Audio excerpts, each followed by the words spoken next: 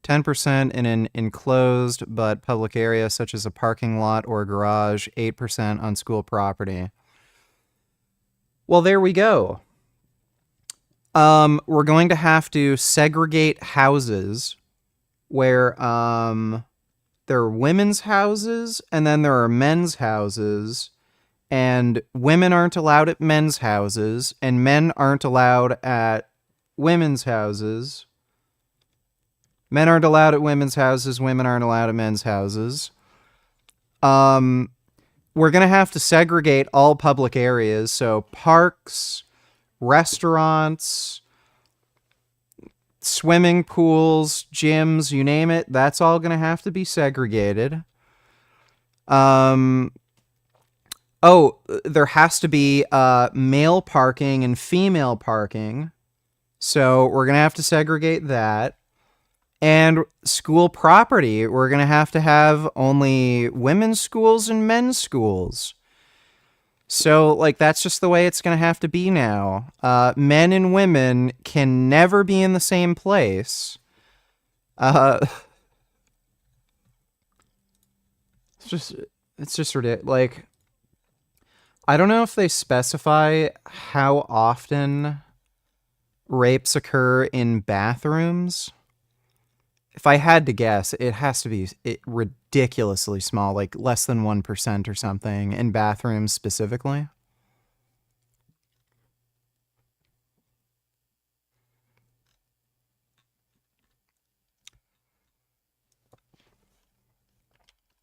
What percentage of rapes occur in bathrooms?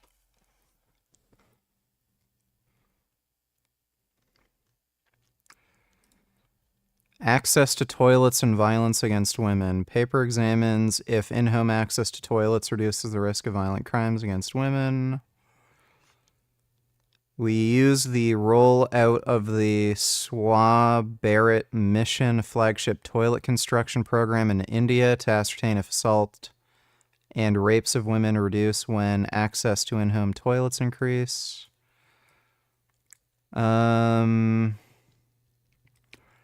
Construction of toilets reduces sexual assaults on women, but do not discern consistent changes in rapes.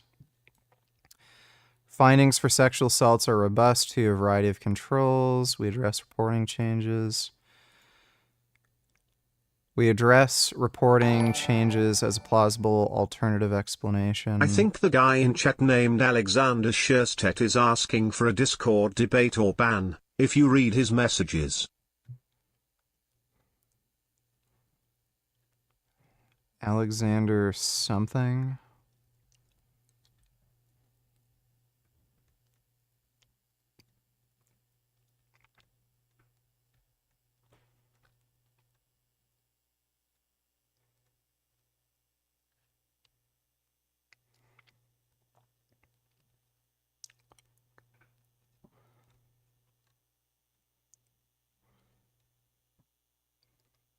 VG would accept teachers shower with kids. Yeah, you're banned.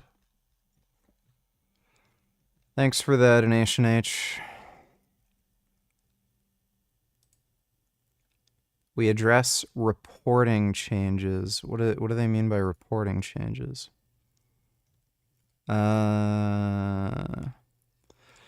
While the proportion of people defecating in the open decreased from 70% in 2001 to 37% in 2013, these numbers continue to remain large in comparison to the world average. Lack in-home toilets can have disproportionately large detrimental effects on girls and women. Da-da-da. Women and girls are often sexually assaulted when alone. In a recent survey conducted by Wash Institute, 10 states in India, women defecating in the open reported a 28% higher rate of sexual assault or rape. So this is literally shitting like in the middle of the road or something. And this is rural areas in India. I don't know if that really is relevant.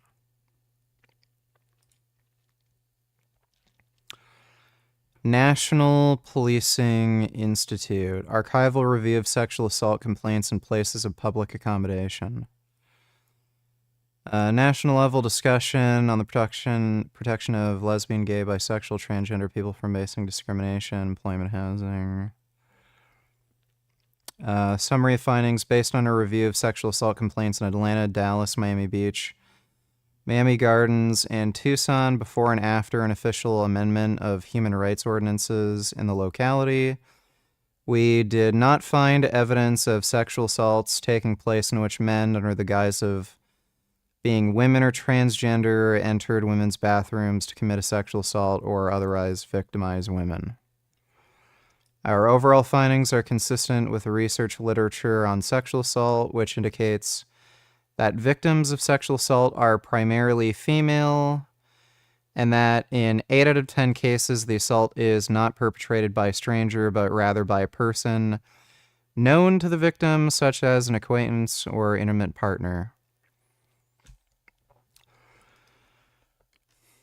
So that's actually a good point. If this woman was so concerned with being raped again,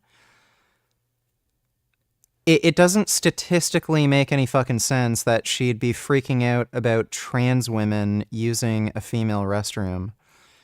She's far more likely to be raped by an acquaintance or intimate partner compared to a stranger, let alone a transgender stranger using a public bathroom.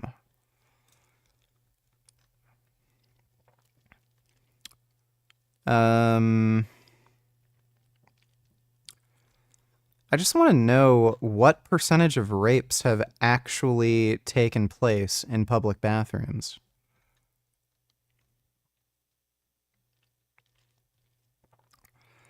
Here's another article. Yeah, child sexual abuse prevention experts in the field.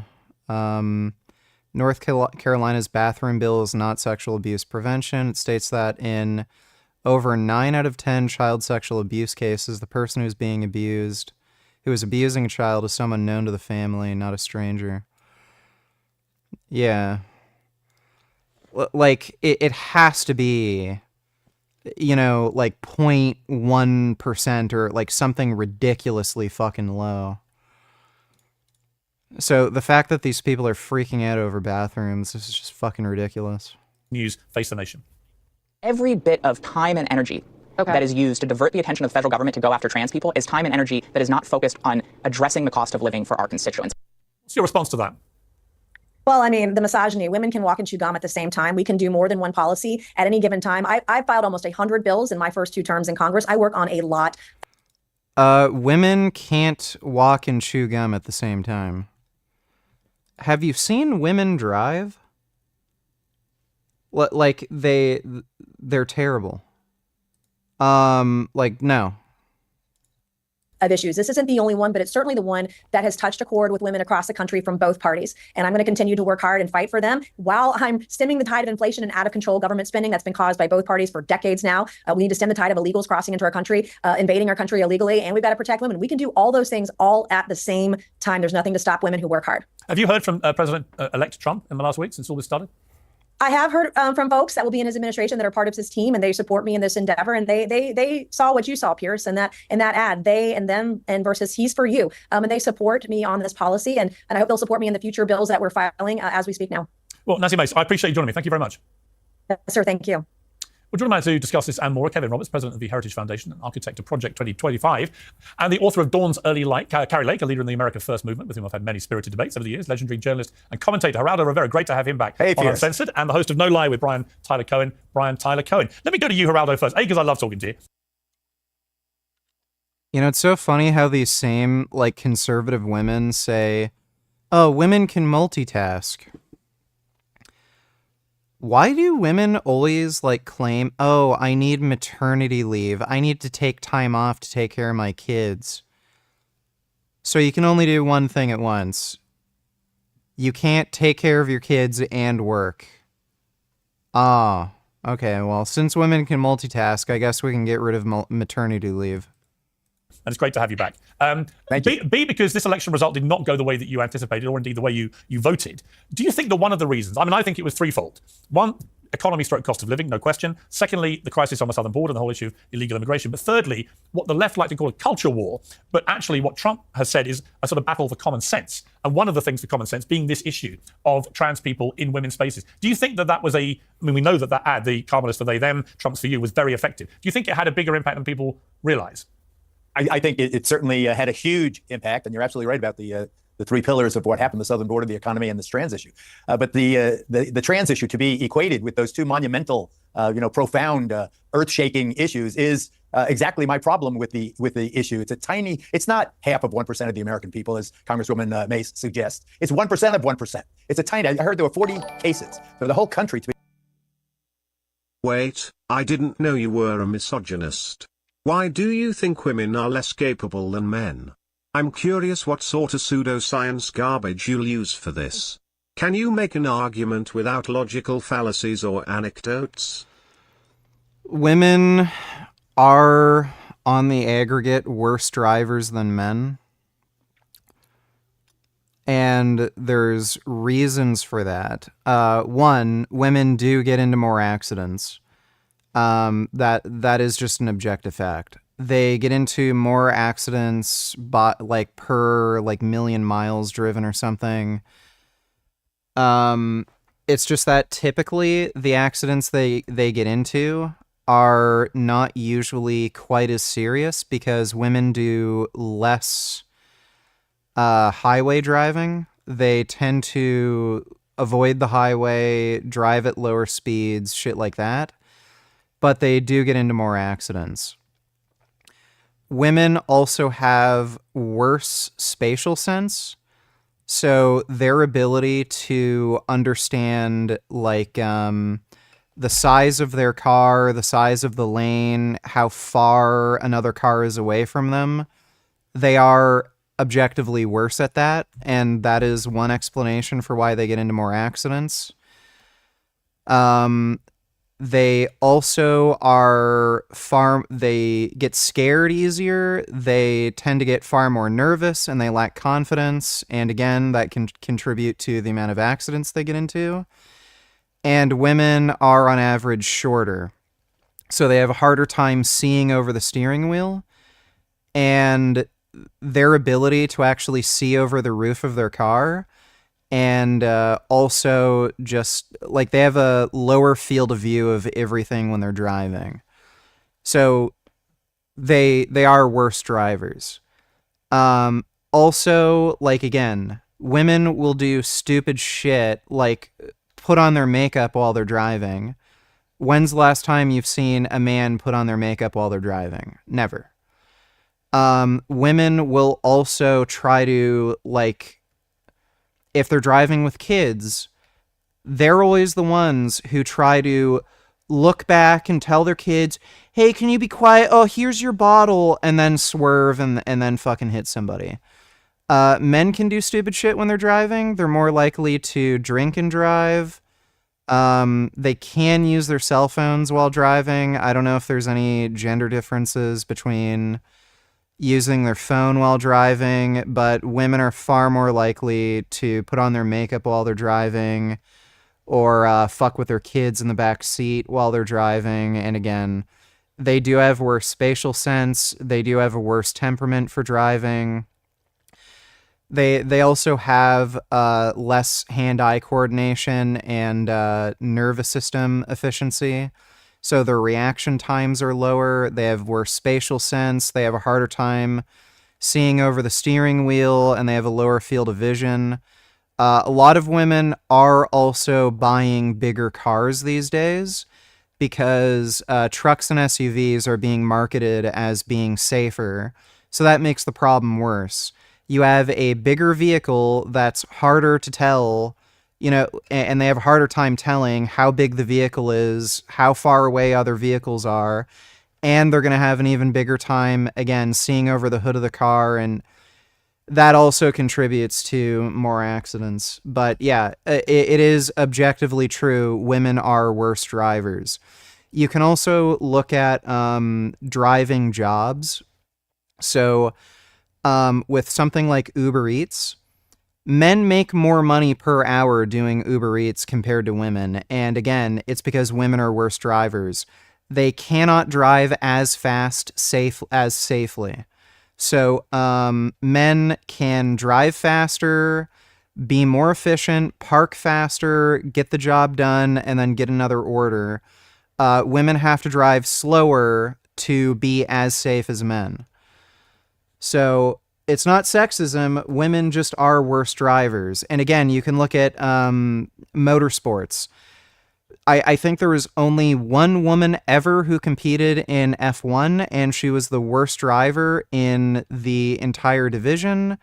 There was like the one woman ever who was in NASCAR, and again, she was either the worst or one of the worst drivers in the entire division. So yeah, women are objectively worse drivers. If they were on an even playing field with men when it came to driving, they wouldn't get into as many accidents.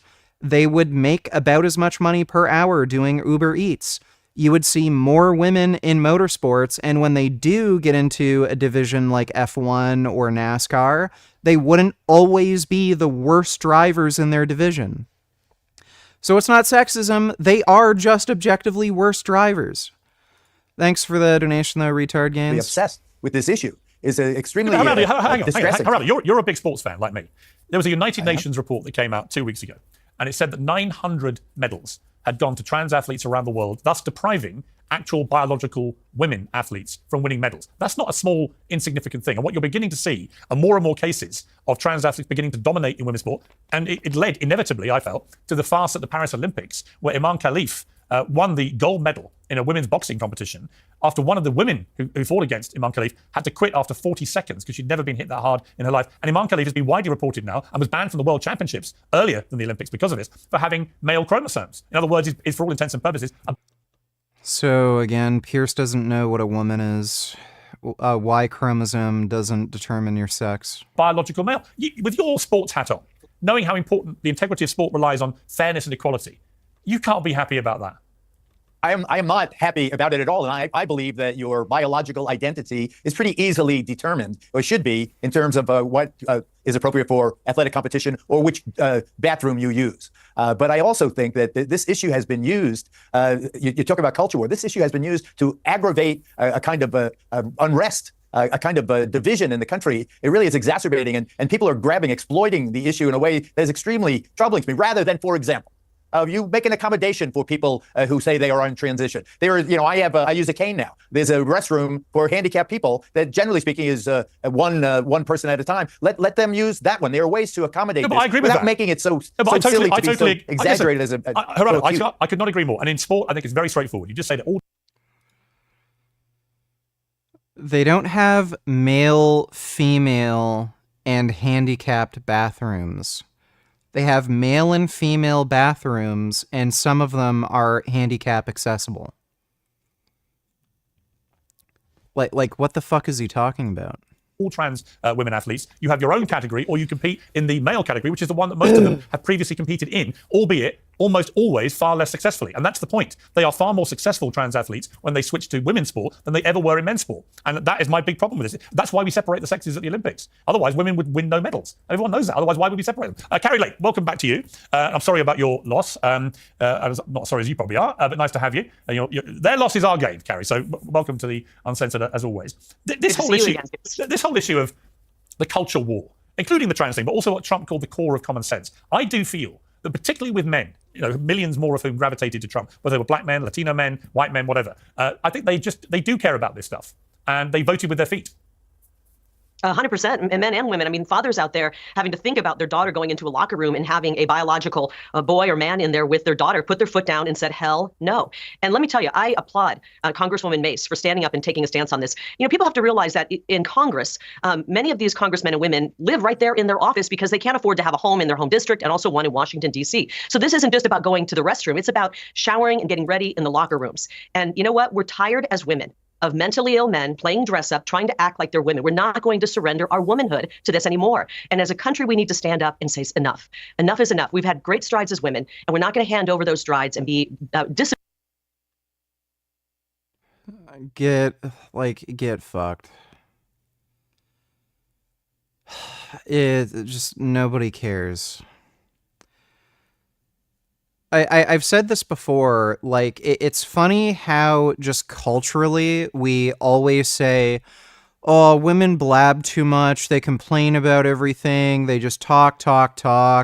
No one takes anything they have to say seriously, women can't be good leaders. But as soon as they mention, I don't feel safe around penises, we're so sorry. What can we do for you? Like, who cares? Disappeared by this transgender movement, and we've got to stop pushing it in our schools on our children. You know, when I was growing up many years ago, I grew up and went to a rural school, and there were no transgender kids. Nobody even knew what that term was. And now today in that same rural school, I'm told there are 12 or 13 kids in the junior high who believe they're transgender. This is being pushed on our children. It's very dangerous. And we just saw this story today, and it brings a tear to my eye because I've gotten a chance. So, like, by the way, this is such an absurd claim to make. So, because there are more gay or trans identifying kids, it's being pushed onto kids. Like, you'll also find more kids that are atheist or anti-natalist or nihilists or stoics. Like, you can find a lot of kids just because of online content who learn about different ways of thinking, different gender and sexual ideologies and stuff like that. Like, does that have anything to do with indoctrination, or do kids just have more access to information now? And because children are sentient and they do, in fact, have critical thinking skills, if they see something online that they identify with and understand, like, they may adopt those, those beliefs and lifestyles. It's just fucking retarded.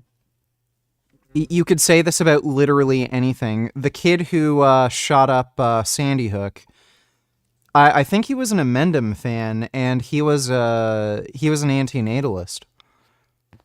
Was that pushed on him? Was he indoctrinated? Like you could say this about any fucking ideology. To meet the father, Jeff, who just lost custody of his 12-year-old son. The courts in California. Like, and by the way, it's so funny. She said, "Oh, I went to a Christian school, and everybody there was heteronormative and Christian." So you're telling me that was pushed on the kids? So she doesn't have an issue with indoctrinating children, only if it doesn't align with her beliefs. Taken away his custody because he wants to protect his son from being sterilized by this crazy movement that is out to get our children. And we've got to stop sometime. This is not normal. It's not the new normal, and we will never accept it. Yeah, listen, I agree. Brian, you and we've debated this quite a lot, actually. I want to play you a clip, because you might be surprised where I go with this, but I want to play you a clip. This is from an interview I did with President Trump in his first term in office about the issue of transgenders in the military, which is rumored overnight that he wants to ban all transgender women from the military. Let's take a look. The cost of the medication is minuscule compared to the overall budget, right? You accept that. The US military spends a lot more money, for example, on giving Viagra to service men and women, or service men, I didn't know than it does actually on medical bills for transgender people. Yeah. And so it just seems to me an unnecessary thing for a guy who wants to be supportive of LGBT rights and the community around the world, that you've taken this action. Well, it is what it is. Look, massive amount. Death of a Rabbit donated $2. Look what I bought, bro. I'm so excited. Am I signed in? No, I'm good.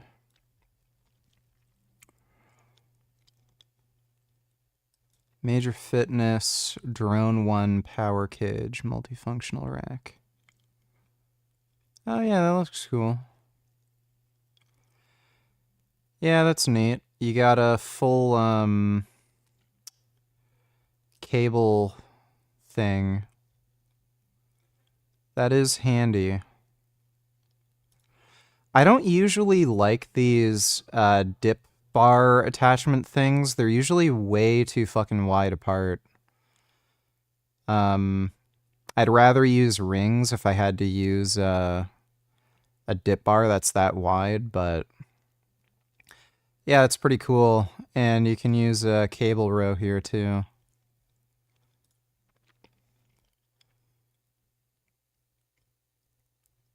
Power rack only. How much is this? Item cannot be shipped. Oh yeah, it's US. I don't know how much that is.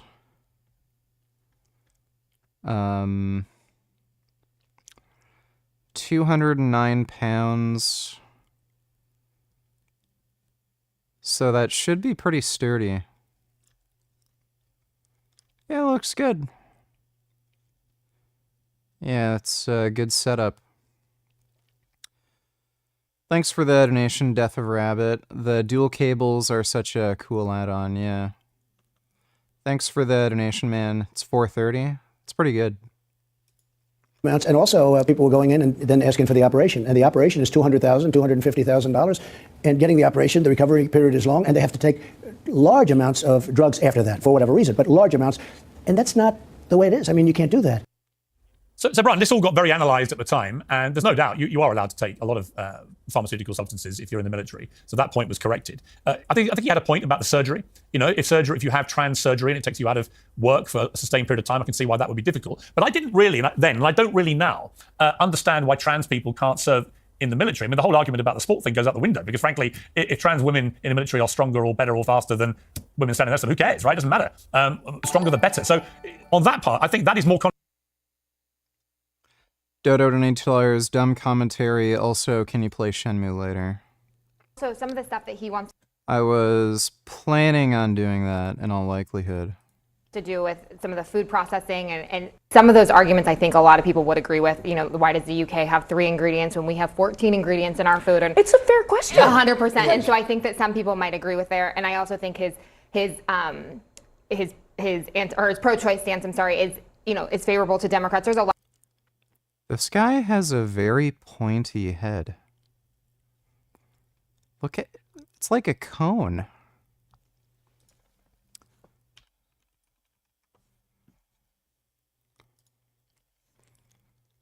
He's literally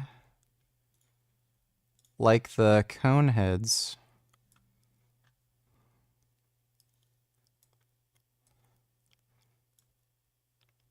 It's very cone-shaped. Bootycom donate $2. Did you watch this? If not, can we watch? She is an ex-Muslim turned Christian evangelist. Haven't watched that yet. We'll watch that next. Thanks for the donation, Bootycom. A lot of things. I actually think Tulsi Gabbard is going to have the hardest thing. I just think there is way too much out there. The intelligence community is extremely tight and extremely tight-knit, and I just think that some of her actions in the past and some of the reporting, I think, is going to trip her up. I mean, national security is the one place where, I covered the whole Trump administration from Capitol Hill. That was one of the few places where you would see them actually kind of push back. I think Tulsi Gabbard, I agree, is going to have the hardest confirmation fight. There is just a long history there of her cozying up to America's enemies, and not just like, oh, are they our enemies today or are they not? But like actually people who are bad, by every single estimation. Bashar al-Assad who massacred his own people and others, and I think there's going to be other shoes that are going to drop. So I think she's going to really, really fight to get confirmed. What kind of position, Isaac, is this going to put Democrats in? I mean, so it's not just Axios that's kind of writing this story. Our friend of the show, David Sanger, wrote this news analysis that's out this morning in the New York Times. Diversity of ideology opinion usually seen as a strength, not a defect, of presidential cabinets. If there is a surprise about Mr. Trump's choices in recent days, it is the range of experiences and worldviews that in some cases lie just beneath the veneer of recently declared Make America Great Again loyalty and loyalty to Mr. Trump himself. It's hard to imagine a few of his picks sitting comfortably at a Trump rally. There is more ideological diversity here than I expected, Michael Beschloss, a presidential historian, noted on Saturday. And if you look at this group, the context of history, there's some potential here for arguments and debates. Beschloss continued, if those debates are allowed to unfold in a civilized and open manner, history shows that such conflict has sometimes led. This video is boring. Did you guys read about Matt Gaetz? So Trump said he's going to appoint Matt Gaetz, his attorney general. And, a lot of people have pointed out that Matt Gaetz is a pedophile. And here's the thing. Technically speaking, Matt Gaetz is not a pedophile. And just hear me out for 1 second. The term pedophile refers to people who are attracted to those that are prepubescent. Then there's something called a hebophile. That's people who are attracted to those in the early stages of puberty, like 11, 12, 13, 14. And then there's something called an ephebophile. That's people who are attracted to those that are in the later stages of puberty, like 15, 16, 17, 18. But I think the reason we don't make those distinctions is because it's very hard to explain the difference without sounding like a pedophile.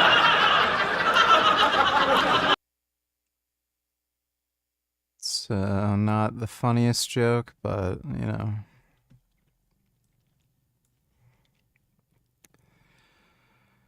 Oh my god, here we fucking go. By the way, this bullshit is like 10 years old. I remember I was having arguments with a friend of mine who was in my fucking Call of Duty clan about this, like 10 years ago. All of this bullshit about, the F-35 design is terrible, it's overly complex, and it breaks down too easily, it's obsolete. No, it's not. By far the most advanced fucking fighter jet. This is the same people who say tanks are obsolete. They're not obsolete. You're just a fucking idiot. Elon Musk he literally copied this off of a fucking blog. They were saying the same shit about the F-35 like 10 fucking years ago. Idiot.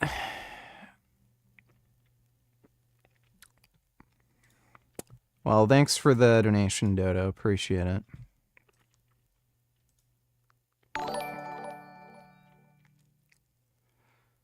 Bend over, donate $2. Let me see. Dum Dum, Yes? you give me gum gum. I give you gum gum? You do Dum Dum, you give me gum gum. Yes, gummy is my gum gum. Thanks for the donation, Ben. Sorry, Richard. Can't watch you anymore. The constant retarded baby talk to your cat is too annoying. Even more annoying than your constant contradictions. Used to dono a lot, but I'm out. Best of luck and peace out to y'all. But Gum Gum is so handsome. He is such a nice kitty. He is so soft and cuddly. And he is a nice boy, and I love him. Thanks for the donation, though, Grey Fag. Appreciate it. Yeah, you're a good Gum Gum. Oh my god. I love my Gum Gum. He can be a little troublesome at times, but I still love him. Because he's my cuddly little kitty. He's also so big and strong and so handsome. And he's so soft and so nice. And he cuddles with me. And he loves to give hugs. And he likes to sleep on me. And also, he has a really nice meow. And he chirps good. And I really like it when he purrs when I pet him. Yes, I love you, Gum Gum. Oh, you're my sweet little Gum Gum. Love you, Gummy. Yeah, you're a good boy. Who has been beaten, chased by mobs, unlawfully jailed, and even stabbed. Can someone call ambulance, please? Somebody call the ambulance, bro. All for the sake of the gospel. This is not Afghanistan or Saudi Arabia, however. It is officially Christian Britain. Her name is Hatun Tash, and what's been done to her has even caught the attention of the British media. Hatun Tash grew up as a Muslim in Turkey and became a Christian after arriving in Great Britain. And as an ex-Muslim speaking out against Islam, she's become a target. Tash told us she's changed residences more than 50 times in the past 4 years because she knows Muslims are looking for her in order to kill her. One man has already been sentenced to 24 years in prison for trying. Because of this ongoing danger, she asked that we interview her from a secret location. Bro, doesn't that just show you how weak and cowardly and pathetic Muslims are? They literally can't even kill a middle-aged woman when they try. Like, these are weak, genetically inferior fucking incels who can't get fucking laid. No women want anything to fucking do with them. They have like a fucking unibrow. They're 5'6", retarded, barely graduate fucking high school. They stink, don't shower. And the reason they love Islam is because they're promised 72 virgins when they fucking die. And, like, you know, that's what they're fucking clinging on to. But Prophet Muhammad promised me 72 virgins. I can't get fucking laid. I'm a unibrowed fucking loser who stinks because I don't know how to use soap. And then these fucking losers can't even kill a fucking middle-aged woman. They're like, it's the most pathetic fucking religion on the planet. It's literally made for fucking incel losers. Location. Tash told us her conversion to Christ began when she learned the truth about Islam and Muhammad. As I read his biography, it was very disturbing to me. So the man you grew up to love and honor suddenly turns out to be like, yeah, not good at all. And decided, yep, I can't be Muslim. Yeah, I know. It's weird that it's 72. There's a few instances in the Quran where the Prophet Muhammad makes up weird, extremely arbitrary numbers. I don't know why it's 72. I don't know why it's not 50 or 100. Who knows? 72. I think he just liked that number. Like, that's really the only explanation. He also claimed the only way to prove adultery is if there's 4 witnesses. Again, I don't know why it's 4. Why not 2, 3, 7? He just made up these numbers. Then she learned about a very different God than the one of Islam. As you dig into it, you get to meet with a God who is not silent or far or distant from you, but you meet with a God who concerns for you, who loves you, he pours out himself on you. And not only that, he just puts himself on the cross and then says, I love you from everlasting to everlasting, repent and come to me. Tash began sharing this message to Muslims at Speaker's Corner in London's Hyde Park, where speakers climb atop benches and ladders and where vigorous debates ensue, often between Muslims and Christians. Her criticism of Islam has sometimes enraged Muslims, and 3 years ago a man slashed her face with a knife. He was never caught. She, however, has been arrested unlawfully more than once. The London police have twice paid her damages for wrongful arrest, including 2 years ago, when she refused to leave the area where she was preaching. Tash was forcibly... Yeah, the UK police are really bad.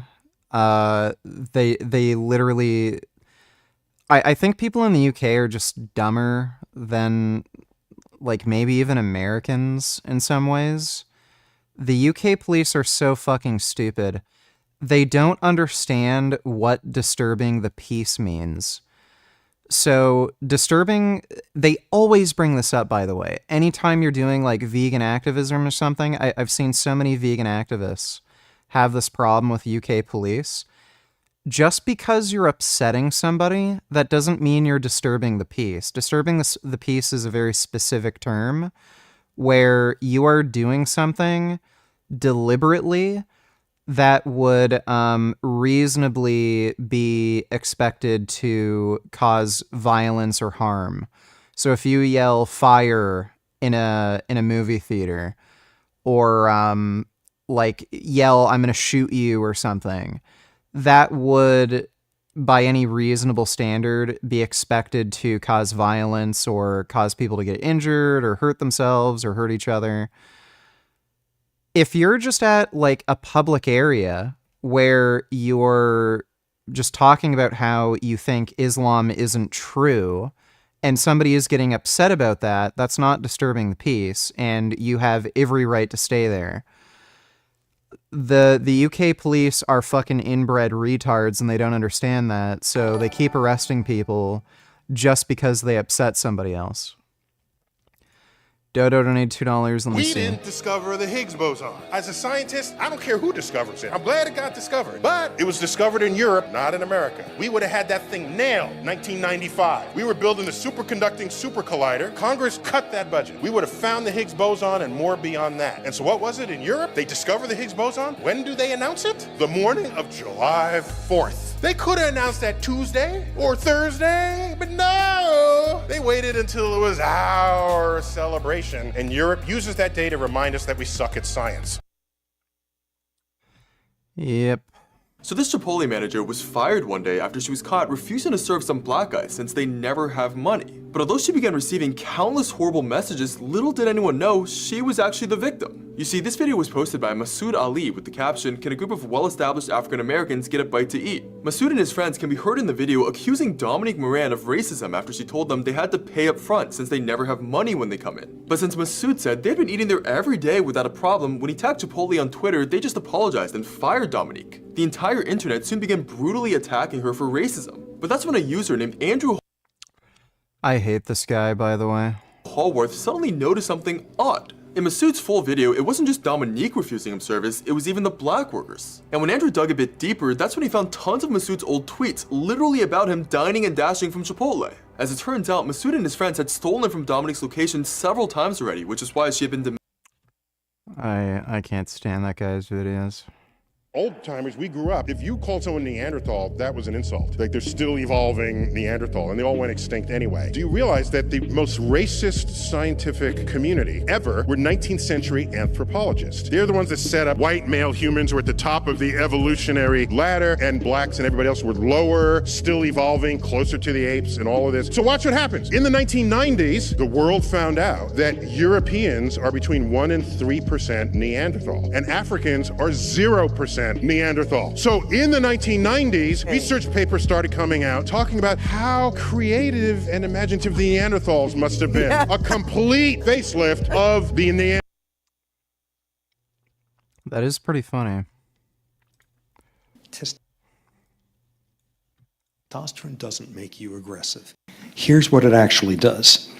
Take 5 male rhesus monkeys, put them in a group, let them form a dominance hierarchy. A defeats B 3 times, B never defeats A. This is the hierarchy. Now take C and inject C with testosterone. Give C like so much testosterone, like every amygdaloid neuron is growing antlers, and that guy just enormous. So now does C get involved in more fights? Absolutely.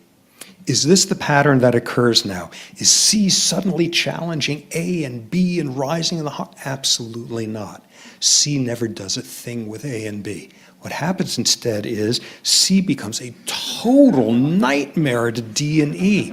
Testosterone does not invent aggression. Testosterone exaggerates pre-existing social patterns of aggression. Maybe. Not sure. You're not gonna believe this. So these cops received a strange call one day that was just completely silent. Although they figured it was a prank call, these officers decided to just go check out the address it was coming from just in case. But when they opened the front door, they were really confused to see just a single cat sitting next to a phone in the living room. To these officers' surprise, this cat had apparently somehow dialed 911 all by itself. But although these officers were still convinced that this had to be some kind of prank, that's when they were shocked to find an old man collapsed on the ground upstairs. As it turns out, this 70-year-old named Oh my god, his kitty helped him. Gary Rothschild had actually had a seizure and fallen out of his wheelchair. Since he had osteoporosis and tons of mini strokes in the past, he just couldn't get back up and had been terrified that no one would be able to find him since he lived alone. But the crazy thing was Gary had actually predicted that this could happen. So 3 years earlier, he had tried teaching his cat Tommy how to dial 911 in a worst case scenario. But since Tommy had seemed uninterested, Gary eventually just gave up and figured it was hopeless. What the fuck? He tried to teach his cat how to dial 911? But little did Gary know, Tommy had actually learned everything all along.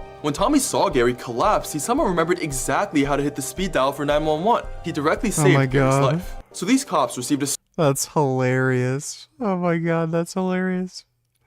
That's one of the best stories I've ever heard. Thanks for the donation, Dodo.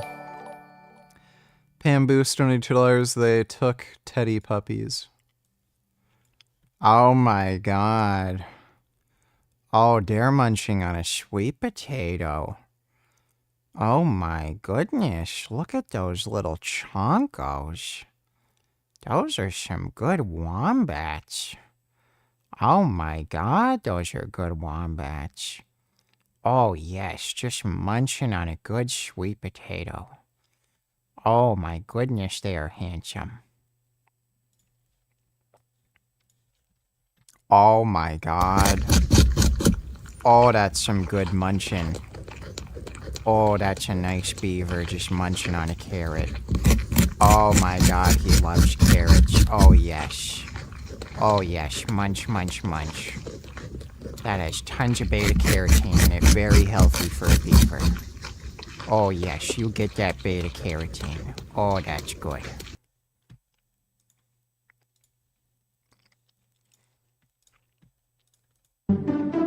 Oh. Oh, is that a Hyrax?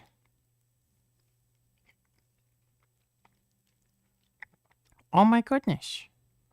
It's a little Hyrax puppy. Oh.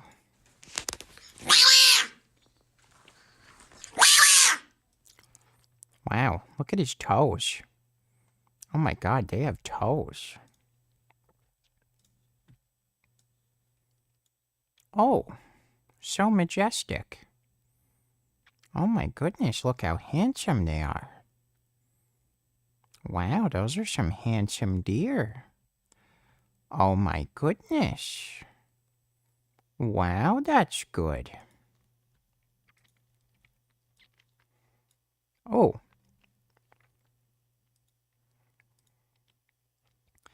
Yeah, that fox does look like a cartoon character. Oh, I hope that little groundhog is okay. Thanks for the donation, Pamboos. Trump justifies executive action tariffing Trudeau's shithole for the same reason he's gonna unilaterally tariff Mexico and China. Do you guys have a fent crisis too? R.I.P. lol. Nah, I don't think Canada has a big fentanyl crisis. Trump announces blanket tariffs on goods imported from Canada, Mexico, China. As everyone is aware, thousands of people are pouring through Mexico and Canada, bringing crime and drug... What? I'm sorry? Thousands of people from Canada are bringing crime and drugs? Right now, a caravan coming from Mexico composed of thousands of people seems to be unstoppable in its quest to come through our currently open border. On January 20th, as one of my first executive orders, I'll sign all necessary documents to charge Mexico and Canada a 25% tariff on all products coming into the United States. And it's ridiculous open borders. Where is he getting the idea that Canadians are trafficking fentanyl into the US? And what is a tariff going to do? You can't tariff fentanyl. It's illegal. Oh, that's hilarious. This tariff will remain in effect until such time as drugs, in particular fentanyl, and all illegal aliens stop this invasion of our country. I don't think there's too many Canadians that are pouring into the US.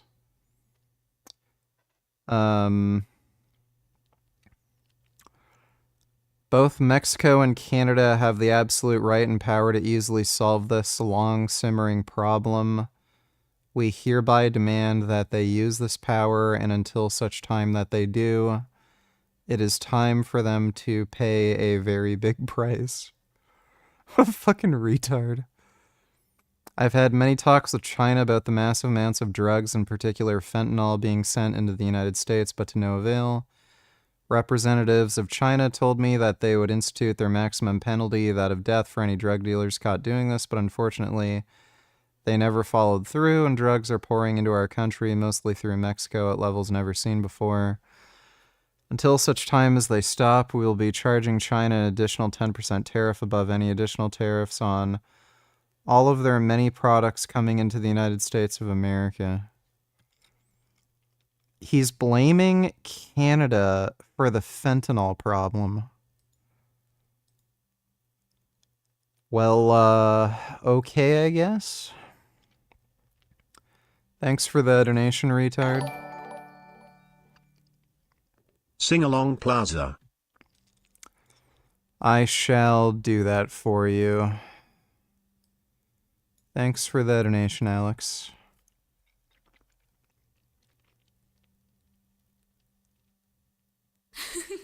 Hey, are you going to sing? Yeah, but it's not a song. It's my life. It's my life. It's my life.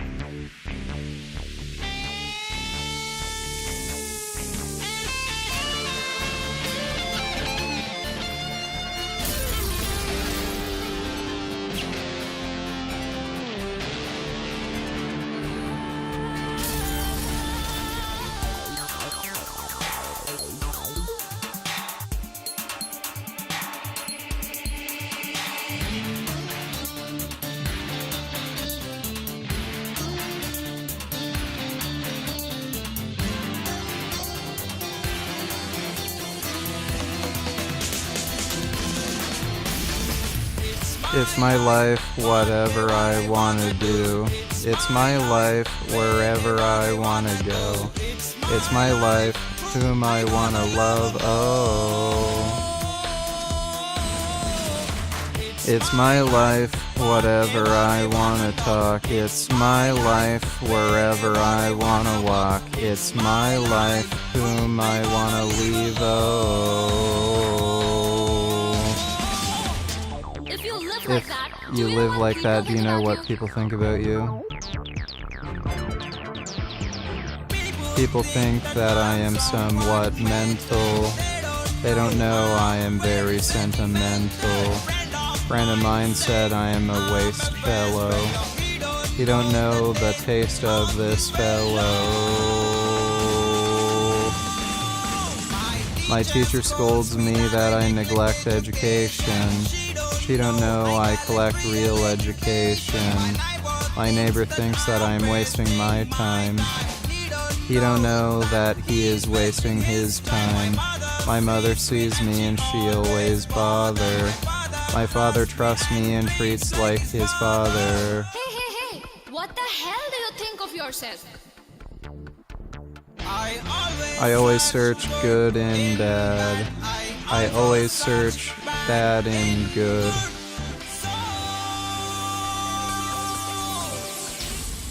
I am a very good bad boy. I am a very good bad boy. I am a very good bad boy. I am a daydreamer. I am a night worker. I am a risk taker. I am a self-blamer. I am a brain eater. I am a heart stealer. I am a mind reader. I am a truth finder. I am a smart cheater. I am a painkiller. I am a good teacher. I am a perfect learner. I am a black backbencher. I am a new censor. I am a kid's lover. I am a soul builder. I am a very anger. I know it's very danger. I am my life driver. I am a routine changer. I am a rules breaker. I start a new chapter. Okay. So, what do you want to convey everyone?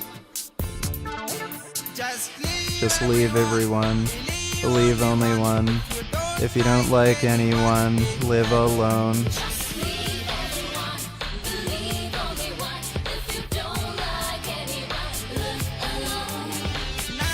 Na na na na na na na na na na na na na.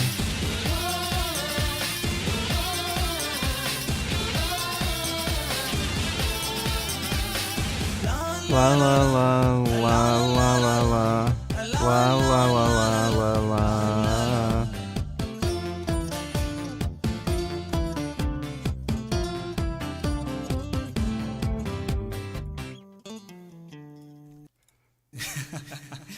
Don't believe me. I'm a true liar. Based song. Thanks again, Alex. Marched through Hyde Park, followed by Muslims celebrating her arrest. She was placed in a police van, strip searched, and jailed. This has not stopped Tash from going to mosque and sharing the gospel daily. I would simply stand in front of the mosques and I say, Muhammad is false prophet, Jesus Christ is the Son of God. Tell me what is your objections. Hundreds of Muslims just stops and then they want to talk to you. Sometimes you get harmed, sometimes it gets dangerous. Sometimes you end up in hospitals. Sometimes you end up in people's house for a cup of tea. It's all very different. So I don't care whether people reject me or not. They need to hear the gospel. They need to accept or reject Jesus. Christian Concerns Christian Legal Center has defended Tash. The trick is that those that have attempted to kill her have been caught on camera. The police know who they are, but they've not been arrested. She is feared and targeted by Muslim groups because she is fearless for the gospel. She loves Jesus so much, but nothing will halt her. And Tash told us she'll continue to preach and continue to challenge Islam. Things are dangerous. Should I choose to stay silent? Like when people are spending £5,000 to buy a gun to shoot you and shoot your loved ones. Gospel is so glorious, it cannot be silent. Lord is the giver of life, so... Well, pretty based for leaving Islam and speaking out against it. It's always baffling to me, though, that these people don't just end up becoming atheist. Like, you discovered one religion was a sham, you'd figure all the others are? Controversial to me. Yeah, I think it puts on full display the extent to which he and the vast majority of Republicans aren't actually in this for legitimate reasons. They're just doing it to stoke panic about trans people because they recognize that as a culture war issue, it benefits them. Look, going back to Nancy Mace, she explains on a weekly basis how she was a victim of sexual assault, including in this very previous segment with you. And yet, and to that point, I feel for her, and I think that's absolutely also awful. But she also breathlessly supports somebody like Donald Trump, who is an adjudicated rapist and who is credibly accused of sexual assault by 26 different women. So the cognitive dissonance at play here, first of all, is incredible. But second of all, with regard to Nancy Mace, with regard to Donald Trump, we know why they're doing this. Nancy Mace is not afraid of Sarah McBride chasing her into the bathroom. She's not. She wants to fundraise off this. She wants to be social media famous. Nancy Mace has more ambition to be famous online than every single member of Jersey Shore. Doesn't mean she's wrong. It means that she's doing this to help herself, and she's not actually concerned about this issue. Yeah, but Brian, come on. Geraldo's point, a politician doing something to help themselves. If that was a criteria for why we shouldn't listen to them, we'd never have anybody to interview, right? So of course, I get it, but that doesn't mean we can't call. That doesn't mean we can't call them. No, it doesn't mean I when can't call you out on the fact that she. I don't think it makes her wrong. So it may be she has other vested interests, but it doesn't necessarily make her wrong. If she was actually looking for a legitimate way forward, she would do exactly what Geraldo did, which is instead of beating the drum about this and vilifying Sarah McBride to the ends of the earth, this woman who has, by the way, operated with nothing other than class and grace since the moment she was elected to her position, she would have actually just sought a solution. But nowhere in the days and weeks of her,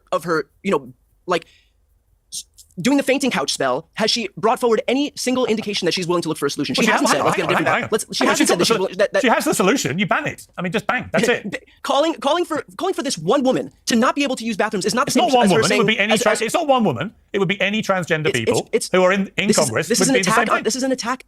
Piers, this is an attack on Sarah McBride. We all know why she's doing this. Don't play dumb here. We know that this is because But I don't think transgender women should be in women's spaces, so I agree with her. She doesn't want to shower with a man while she's at work in the locker room. I don't think Sarah McBride is looking to shower next to Nancy Mace. And by the way, if any of these people were actually concerned, then they would all be beating their chest about what Donald Trump has done. But nobody's concerned about it. Donald Trump is, as far as the courts go, as far as these accusations of sexual assault go, he is to the nth degree more dangerous than anybody like Sarah McBride. But of course, nobody talks about him because it's politically convenient because he's part of their political party. Okay, let me bring in Kevin Roberts from the Heritage Foundation as the president and the architect of the now infamous Project 2025.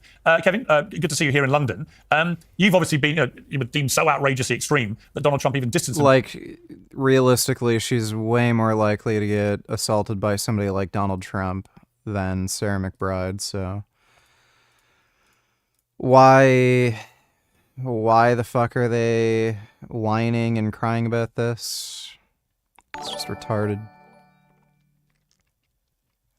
Bootycom donated $2. Let me see. All right, we've actually got some ceasefire negotiations to talk about today, but spoiler alert, I don't think they're going to go anywhere.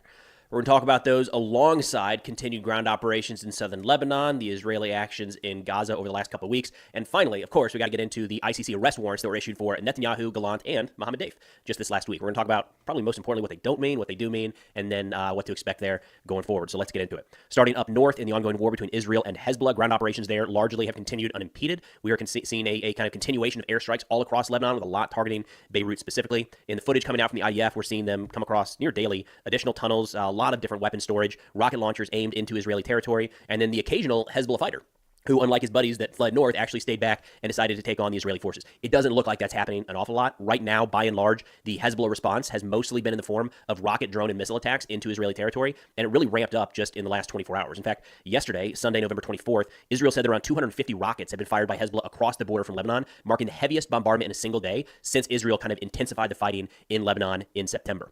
Now, a lot of these were intercepted, and we have some pretty crazy footage of the interceptions actually taking place, but more and more, Hezbollah is finding ways to get some of these rockets, missiles, and drones through Israeli air defense. And just yesterday, there were several people injured inside of Israel and quite a few buildings damaged, both in northern and central Israel, some of them actually near Tel Aviv. Now, this wave of Hezbollah strikes followed an Israeli airstrike on central Beirut on Saturday, in which the Lebanese health ministry said that 29 people were killed. Now, one thing we're not hearing nearly as much about in recent weeks are the elimination of high-value targets in the Hezbollah organization. That's not for lack of effort by Israel. In fact, Israeli airstrikes are near continuous against Hezbollah infrastructure across Lebanon. There's just not that many high-value targets remaining in the Hezbollah organization. There was one eliminated this last week. On November 17th, Israel says they carried out a strike in Beirut and eliminated Mohammed Afif, Hezbollah's chief spokesperson. That's like the highest ranking Hezbollah guy in quite a while. Again, we're seeing some guys, they're continuing to knock out leadership. The challenge is these fighters are having to be elevated from positions where just a couple weeks ago, even, they were relatively low-level fighters, and all of a sudden they're squad, company, or battalion-level commanders. Israel is still eliminating them, but they're unknown, right, and really didn't have a significant presence in the battlefield just, a couple weeks ago. Okay, we just rolled out a new national security podcast called Unclassified. It's here on YouTube, Spotify, Apple, everywhere you listen to podcasts. I'll link it in the description below if interested. Dude, it's so hilarious. They killed Nasrallah, then they killed his replacement, then they killed the replacement's replacement, then they killed the replacement's replacement. They're just annihilating them, dude. Why are they even bothering at this point? I guess they figure they're going to get 72 virgins or something. Myself and a friend of mine, Ben Wheeler, talking, in this case, for about an hour and a half. We'll go in every week, diving into a variety of kind of pressing national security issues. So this week we talked about the escalation in Ukraine, these arrest warrants in Israel, China-Taiwan issues, and then we actually got a little bit into some of Trump's national security picks for his coming administration. If interested, check it out. Let me know what you think. And then continuing on with what I'll call a couple issues in southern Lebanon, I want to talk about UNIFIL for a minute and highlight just some examples from this past week that I think will show the challenge they face, and really this whole situation faces, when we're talking about possibility of a ceasefire and the role that UNIFIL may or may not play. And as a reminder, UNIFIL is the United Nations mission in southern Lebanon designed to, or their goal there is to enforce UN Resolution 1701, prevent Hezbollah from re-infiltrating south of the Litani River. I don't think there's any other way to put it at this point than they failed. Just the recent examples of Hezbollah tunnels being 100 meters outside of the gate to a UNIFIL post, pretty clear. They were not effective at accomplishing this mission. But just this past week, it kind of reached a whole new level. So we had two cases in the exact same day where Hezbollah fired rockets from southern Lebanon, and not only did they impact in Lebanon, they actually impacted in UNIFIL bases. The IDF put out a couple of different statements on this, some analysis of the rocket trajectory, where the rockets were launched from, the time they were launched, where all of them landed, with the exception of a couple that decided to pop up incredibly short and actually cause damage and supposedly some injuries to UNIFIL personnel in Lebanon. Twice in one day. That's solid. But again, a lot of these rockets that Hezbollah is firing, not as many as we see from Hamas or Palestinian Islamic Jihad, but not all of them are in pristine condition, right? Some of them are going to do this, where they're going to fly wildly off track. But that wasn't even the best of it. My favorite issue this last week, it's funny, you have to laugh at this, but it's also kind of sad and kind of shows just the challenges that are going to persist in this region for quite a while. UNIFIL put out a statement, and I think it's worth running through this word for word to kind of give you the whole thing here. They said, yesterday afternoon, a UNIFIL patrol involving French and Finnish peacekeepers, while conducting a patrol in the village of Vidas, faced a denial of freedom movement from a group of individuals with at least one of them armed. Who could that be? We'll have to keep reading. The patrol managed to get around the obstruction and continued along its planned route. About an hour later, when the patrol had just crossed the village of Marca, it was fired upon about 40 times from behind, likely from non-state actors. So we're narrowing it down a little bit. We're getting closer, right? It was armed individuals. Now we've got Yeah, gee, I wonder who it could have been. state actors. They say it is unacceptable that UNIFIL peacekeepers, while conducting Security Council mandated tasks, are routinely targeted. Yesterday's incident serves as yet another stark reminder about the dangerous situation under which the peacekeepers operate daily in southern Lebanon. Sure, yeah, targeting UN staff is bad. Still feels like they could have talked about maybe the group responsible here, but I'm sure we'll get to it here in a second. They say they must, just they, didn't actually go with naming anyone here, must respect the inviolability of UN personnel and premises at all times. Any attack against the peacekeepers is a flagrant violation of international laws and UN Resolution 1701, which forms the basis of UNIFIL's current mandate. No mention of Hezbollah throughout that entire thing. Just an... Wow. Dude. That's just so crazy. They're getting targeted by Hezbollah? And then they don't want to mention it's Hezbollah? Because they want to protect Hezbollah? Like, oh my god. Just, what is wrong with the UN? Like, dear God, dude, what fucking world are we living in? KM donated $2. Sorry, VG, but I want to ask you some very tough questions. What is your favorite color? Probably either green or purple. What is your favorite popcorn flavor? Probably be either just buttered popcorn, salted, or kettle corn. Kind of depends on what mood I'm in. Finally, what is your favorite video game / series? Favorite video game of all time is probably Last of Us 2. Favorite series? Likely either Devil May Cry or Metal Gear. Thanks for the donation, though, KM. Unknown non-state actor armed group that was firing on UNIFIL. That's the challenge here, right? I think that's something you have to keep in mind when we get into the ceasefire proposals. They're kind of circulating right now, and what role is UNIFIL going to play in that? And this was laughable, right? Like, just say it. Just say it was Hezbollah. If it wasn't Hezbollah, say it was somebody else, or maybe make clear that it wasn't the IDF, right? They did everything except say the word Hezbollah in that statement, and it really from my perspective, it really damages their credibility. Call a spade, right? Now, moving into the ceasefire proposal. Dude, the UN's a joke. It's possible. The UN is an anti-Semitic organization, clearly.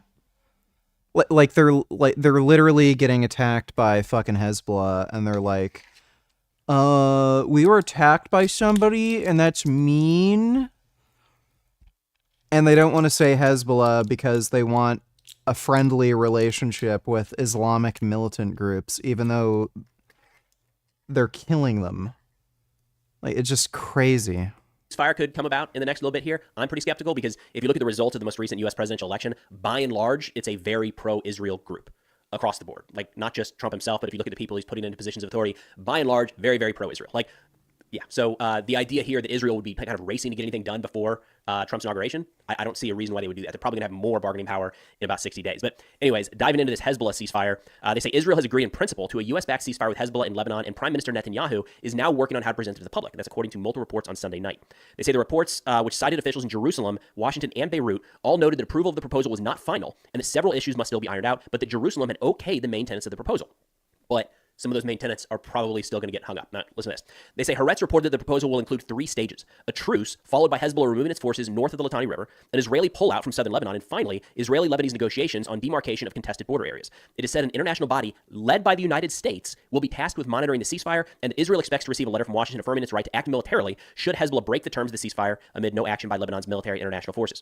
Under the potential ceasefire, the Lebanese army would be responsible for preventing Hezbollah from reestablishing itself in southern Lebanon. So again, real quick, truce, and Israel has to leave, truce, Hezbollah has to remove its forces to north of the Litani River. Israel has to leave southern Lebanon, and then eventually they agree on some demarcation line. Hezbollah does not have the upper hand in these negotiations right now, not by a long shot. However, Israel really has Hezbollah on the ropes. It's hard to imagine that they would say, fine. Nasal, labial, labia folds, donate $2 thoughts. Let me see.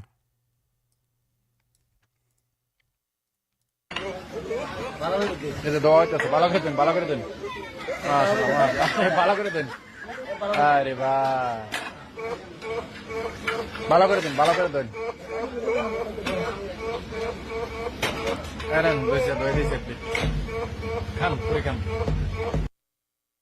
Oh, jeez. This is why polio still exists in India.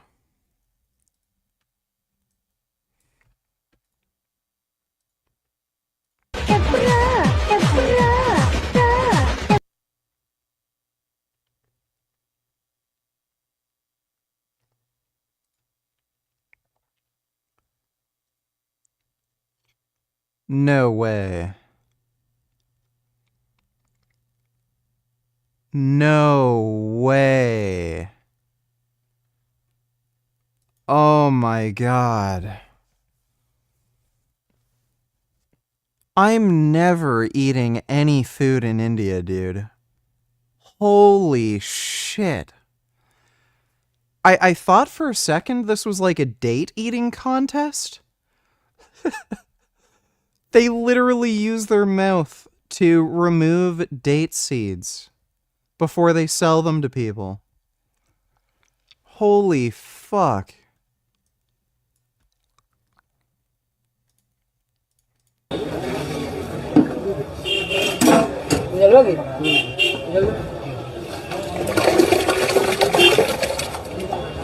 दस piece है Subhash 10 piece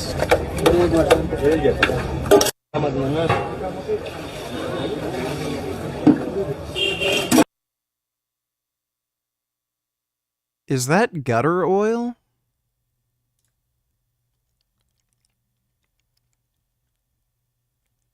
Yeah, I think they're using gutter oil. Holy fucking shit. Last link you gave me is unavailable. Thanks for the donation, nasal labia folds. Fine enough, just move back north, we'll call it a day.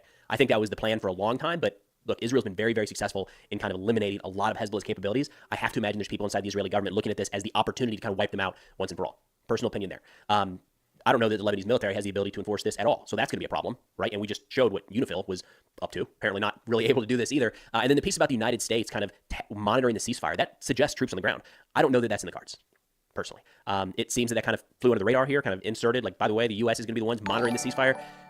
We'll see. My gut tells. Curious to know, $2. Do you think Trump was talking about this on drugs in Canada? Why is BC attractive to drug traffickers? A mountain of meth and other drugs, including cocaine, MDMA, and fentanyl, protected by an arsenal of weapons. Everything from handguns to assault rifles, some loaded and ready to use. Investigators rolling out the haul from a bust that the RCMP calls the biggest super lab in Canadian history. It has also served to deny. British Columbia has always been a big spot for drug dealing in Canada. I don't know exactly why. I think one of the reasons might be because the weather is good there. They don't really experience really bad winters like the rest of Canada. I've heard some people say they don't even really have winter. It's kind of like a cold spring. That's what their winter's like. So it's really easy to grow weed there. A lot of the illegal weed was coming out of BC for the longest time. Also, with just better weather, you know, it's easier to do crime all year round. So I think, and there's a lot of remote areas in BC where it's easy to avoid the police. So I'm assuming that might explain some of why there's a lot of drug dealing down there. And I do know British Columbia is pretty progressive, like to a retarded extent. So a lot of people who end up going to prison for some of these crimes, like they literally get a slap on the wrist. So it's kind of advantageous to do that sort of shit if you live in BC, just because of their sentencing policies. It's also funny how they're complaining about all these guns and everything, and oh, it's so dangerous. The only reason they're like these drug trafficking rings exist is because you try to bust them. How else exactly are they going to protect themselves and their property if you're coming after them? If they just legalized it, taxed it, yeah, they wouldn't have to do this. It's fucking stupid.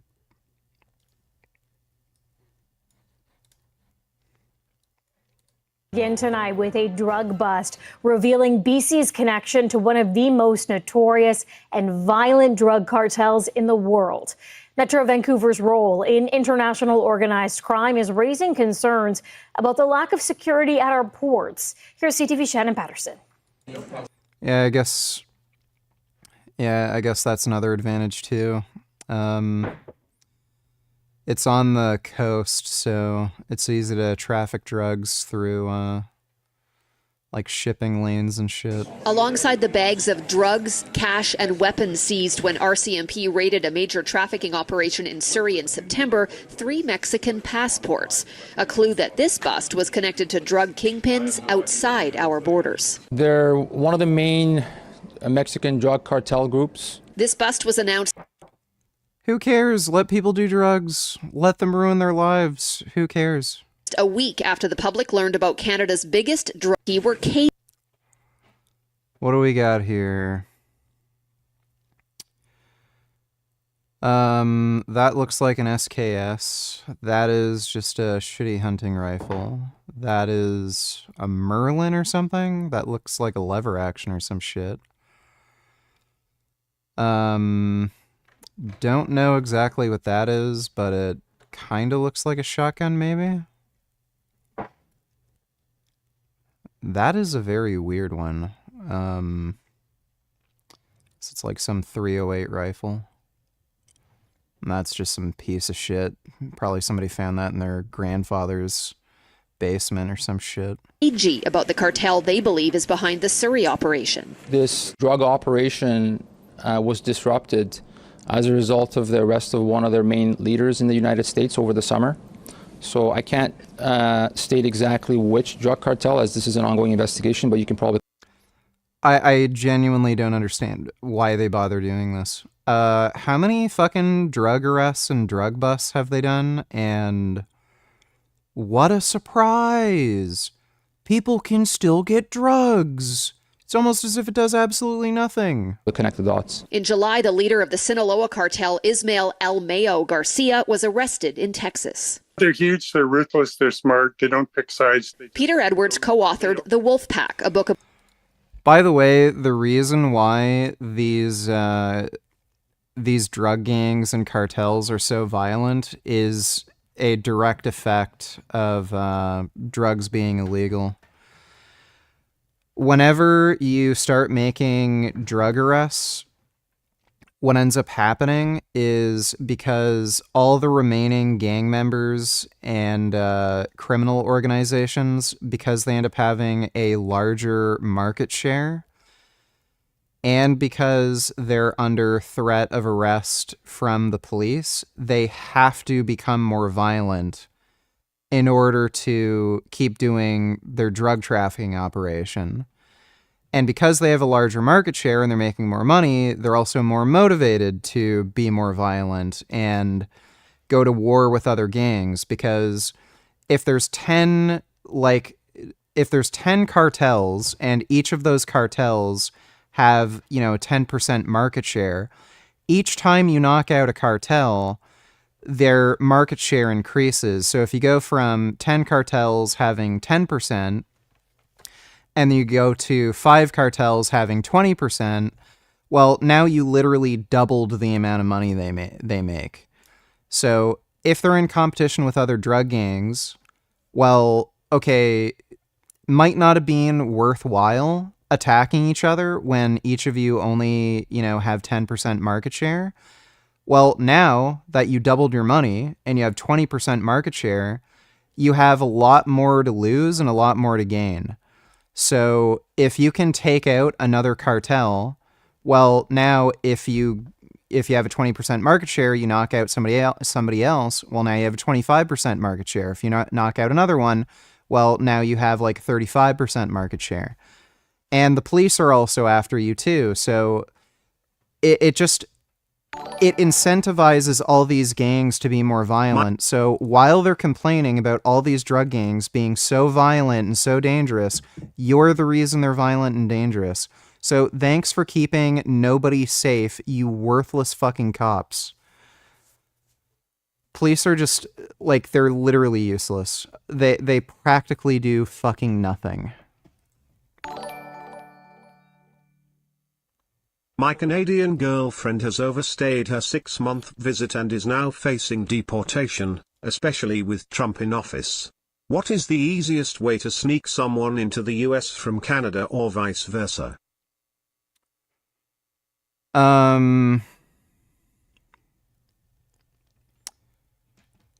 Well, I mean, there's legal avenues in which you can get her to come back. So, for one thing, she could just stay in Canada for a few months and then reapply for a visa and come back in. Another thing you could do is, like, basically create some fake job to, like, hire her as a maid or something.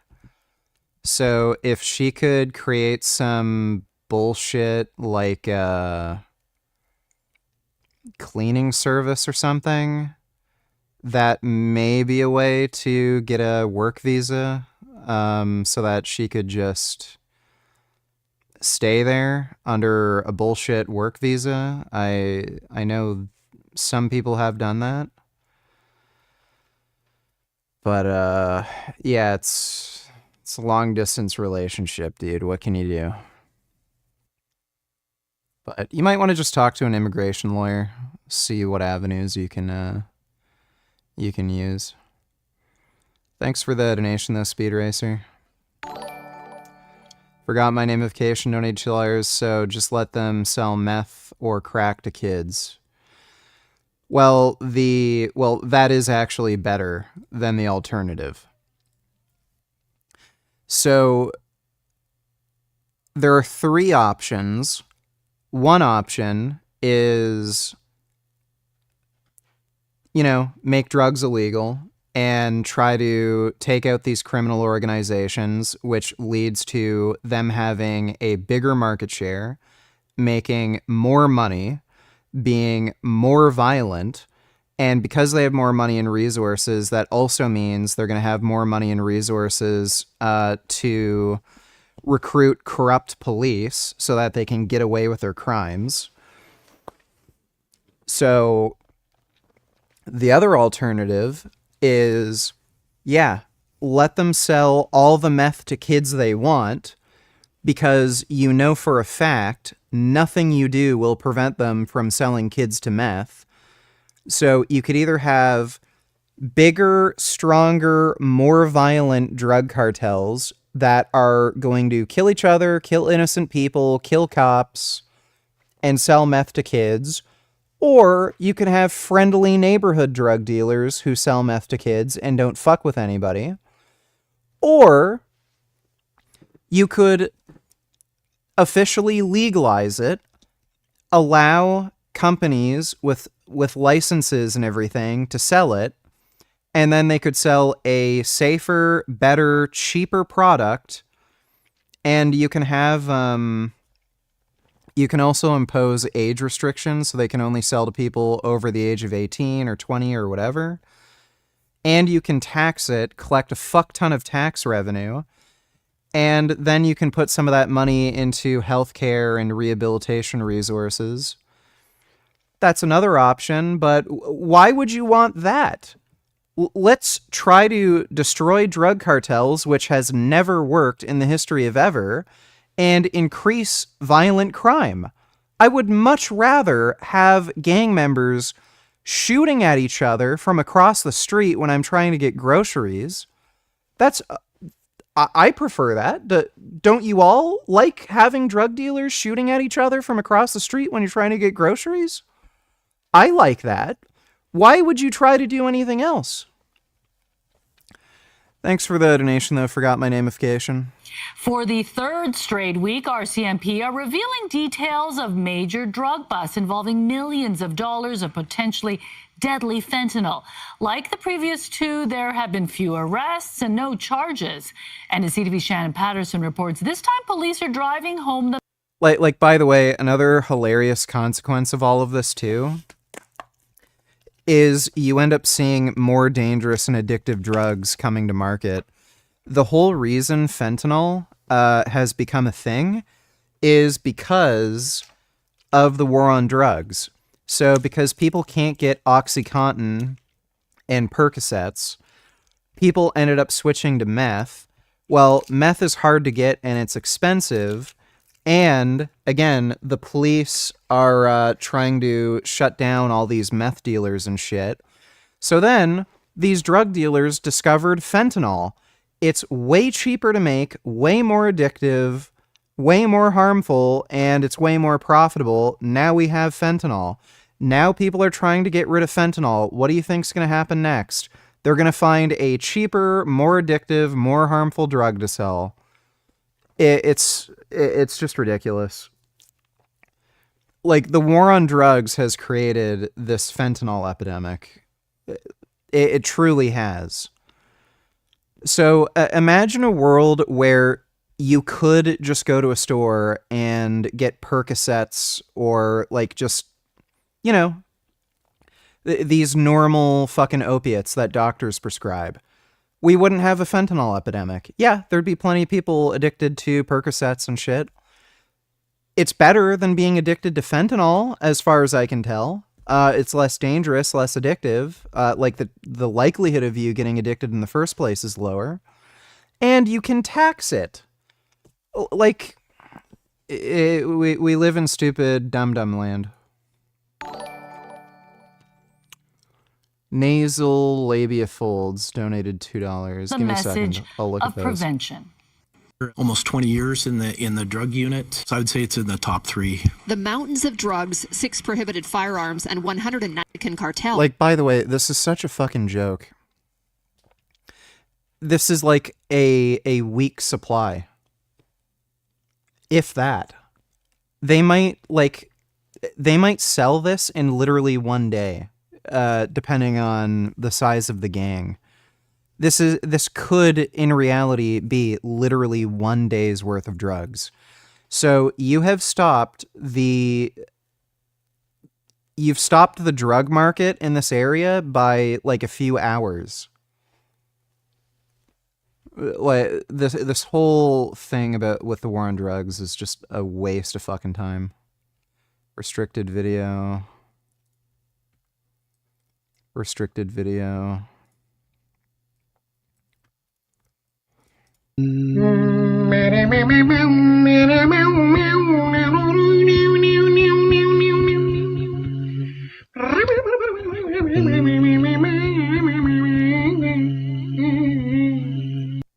They're trying to get this guy's foot disease on their hands. What is going on here? I'm going to translate this. There are people in India who believe to be gods, these so-called gods who are protectors of every nation, who have dedicated their lives to protecting it. He sleeps on the street, never bathes, and rewards the owner of the treat by eating pleas from the treats offered to him everywhere.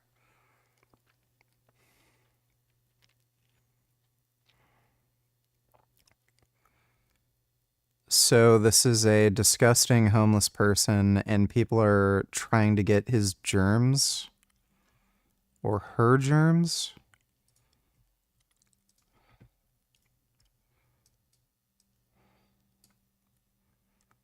I don't know what that's supposed to be, but thanks for the donation, nasal labia folds.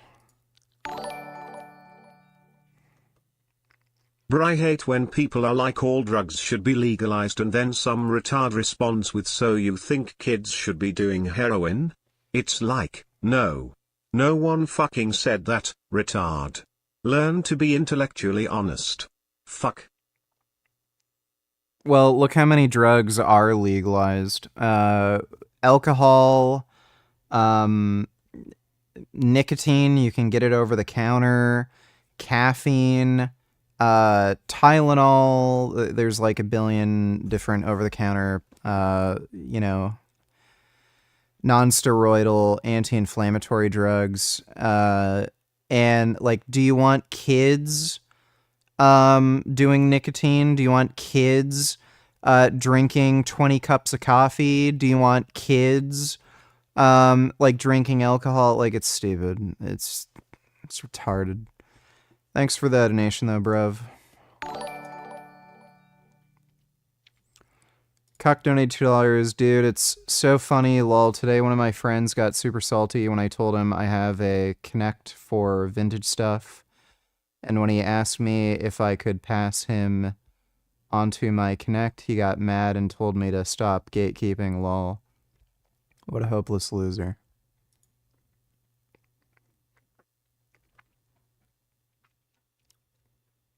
What is a Connect for vintage stuff? I don't know what you're talking about. Thanks for the donation, though, Cuck. Tells me that across party lines, that's not going to be very popular here in the United States. But either way, there are ceasefire negotiations ongoing between Israel and Hezbollah. They're closer now than they've been throughout the duration of this war. We'll see where it goes. Now let's shift down into Gaza, where that war is still very much ongoing. In fact, Israel has continued ground operations just recently in Jabalia, Beit Lahia, as well as Rafah. Similar to what we're seeing in southern Lebanon, there are near daily videos coming out from the IDF showing that they're finding, weapons much lower quality than what they're finding in Lebanon, for what it's worth, and that was expected. That's what we thought we would see. In Lebanon, they're pulling out a lot of newly packaged military equipment. You get down to the Gaza Strip, and there's still a lot of homemade type equipment, things that have been clearly smuggled through tunnels and in pretty rough shape. Nonetheless, a lot of videos of Israel uncovering that equipment. Still a lot of tunnels that are being identified and destroyed or sealed up, and then quite a few operations in the Gaza Strip recently where Israel's continued to eliminate Hamas militants. In fact, earlier this week, an Israeli airstrike eliminated Al-Kaman Abed Eslam Khalil Anbar, who is responsible for fire support in the Islamic Jihad's Gaza City Brigade, and then they conducted another strike that eliminated a couple company commanders of the Nukes force, which were responsible for helping to command the invasion of Israeli territory on October 7th. Now, in turning to the ceasefire proposal in Gaza, this, of course, has been going on for quite a while now. No real progress. I think what people could point to in recent days is that there was a UN vote, Security Council vote, that was vetoed by the United States. But if we just dig into that a little bit, I think it's pretty clear why. So the UN vote just this past week was vetoed by the United States. Yeah, there we go. Anti-Semitic UN, they're demanding a ceasefire, but with no hostage release. Because it was not linked to an immediate release of the hostages that were still held by Hamas. Which, again, regardless of how you feel about this war, I think we can all agree. Right. So Israel has to abide by some sort of UN resolution, but Hamas doesn't. So Hamas gets whatever they want. Israel has to just get fucked. That if Hamas keeps the hostages after a ceasefire, it's not going to end.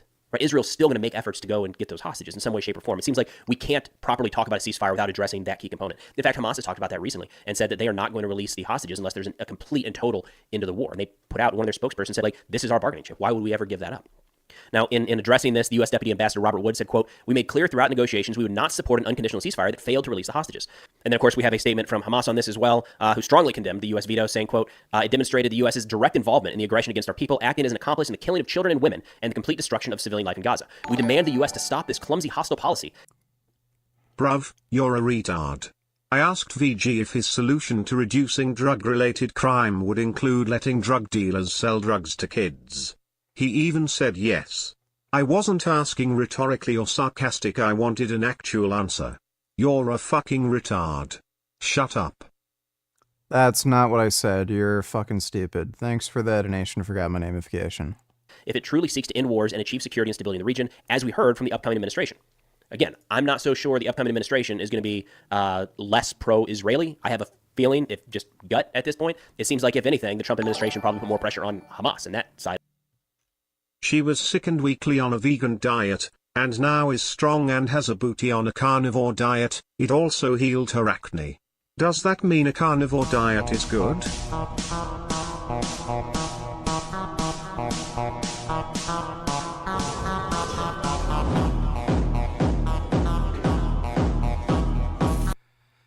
She literally looks the same.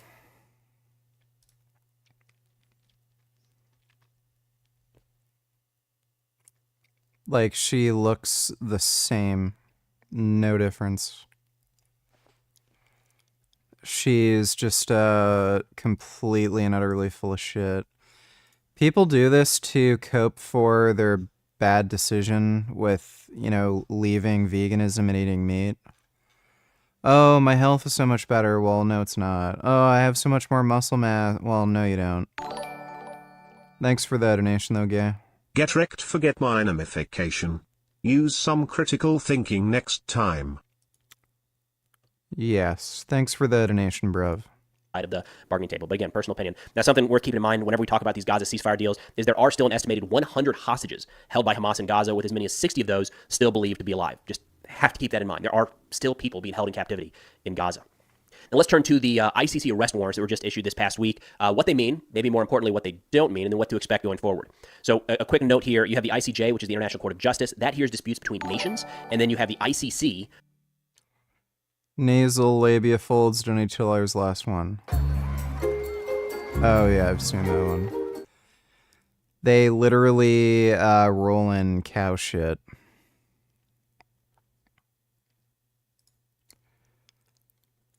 I have no idea.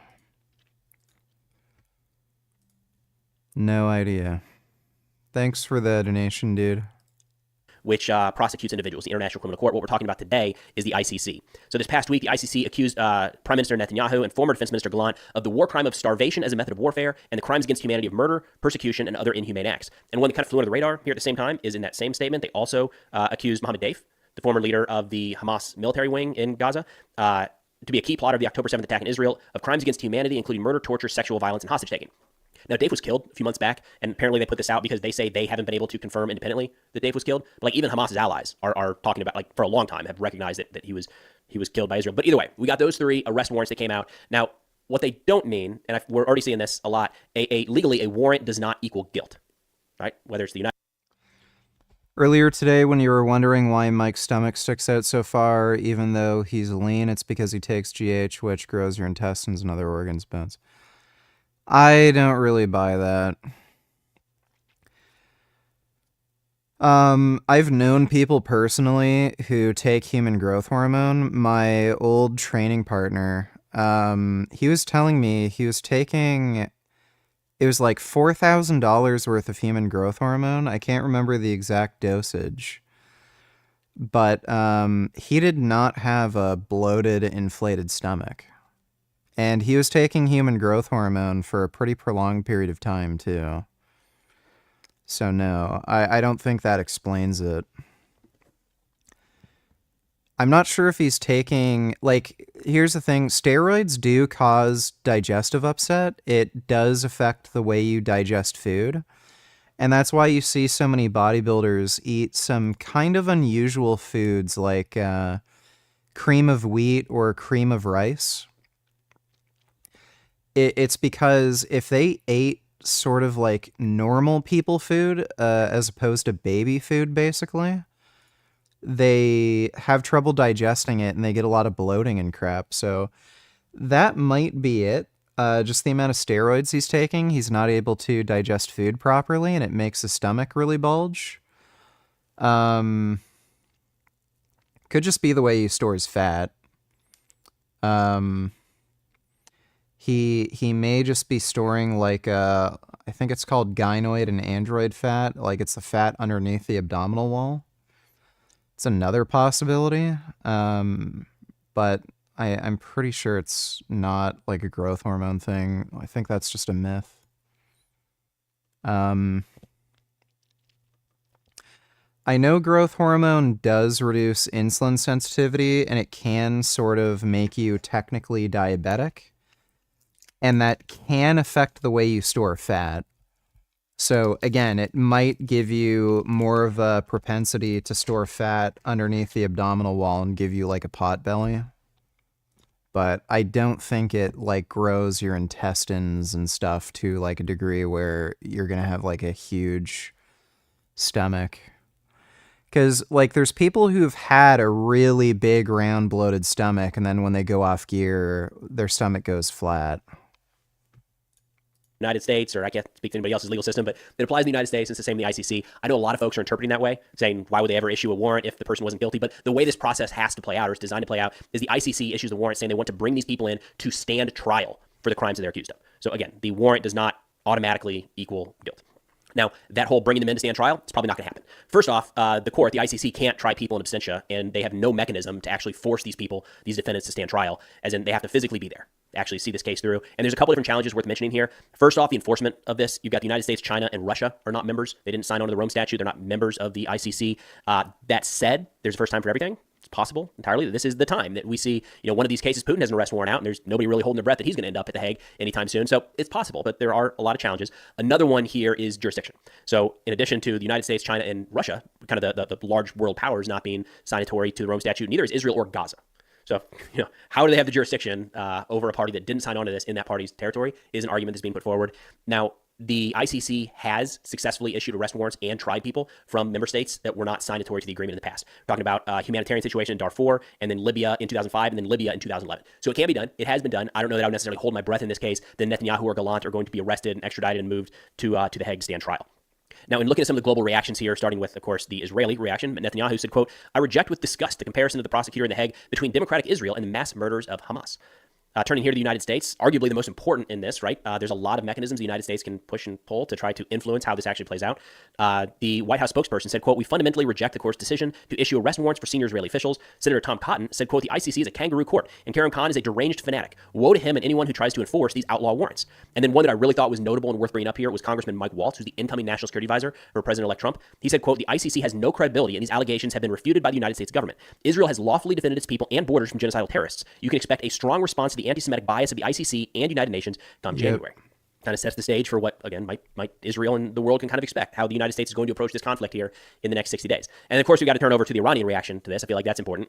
But the Iranian Supreme Leader Khamenei said, quote, "They issued an arrest warrant. That's not enough. Death sentence must be issued for these criminal leaders." So across the board, right? Some say it's too much. You got the Iranians saying it's not nearly enough. Look, I don't want to write this thing off too much. It's still very meaningful. The fact that there's a lot of countries around the world, majority of countries around the world actually, that are signatories to the ICC. So, and there are a lot of countries already, U.S. and Israeli allies, really, that have said they will enforce this arrest warrant and will arrest Netanyahu or Gallant. So I don't want to write it off entirely. There is the possibility. It's going to impact Israel. It's going to impact Israeli leadership. It's going to restrict where they're able to travel and possibly some of the relationships that these countries have with Israel going forward. So I don't mean to dismiss this entirely. I think if we look at the key aspect here of these two leaders actually going to The Hague, being arrested and standing trial, that's probably pretty low likelihood. But there are second, third, and fourth order effects, of course. But that's all I've got for now. Thanks for watching, and I'll see y'all next time. That's a good video. Himself from Project 22 said he never heard of it, which I found slightly unlikely. But you've taken a very strong view about things like LGBTQ rights, abortion, and so on. What many people believe to be a quite extreme conservative view of this. What is your view about where most Americans sit? Most Americans, if they were listening to this discussion, would say that it's baseless and absurd to claim that this is an issue, the issue of a biological man wanting to be in a woman's space as being normal. And it isn't just about one member of Congress. In fact, why don't you go ask the members of the volleyball teams in the Mountain West Conference who literally are under physical assault when a man spikes the volleyball against them, so much so that they, apolitically, Piers, decide they're going to boycott all of these games at the expense of their own careers. Ask Riley Gaines, ask Paula Scanlon, who had to compete against a biological man. Ask Chloe Cole, one of the famous detransitioners, who speaks so eloquently about the pain as a human of going. Is that autistic girl who, Chloe Cole detransition? Is that? Yeah, that's her. This woman's a fucking liar. She's autistic, and she deliberately lied to psychiatrists and her medical doctors so that she could get a gender dysphoria diagnosis.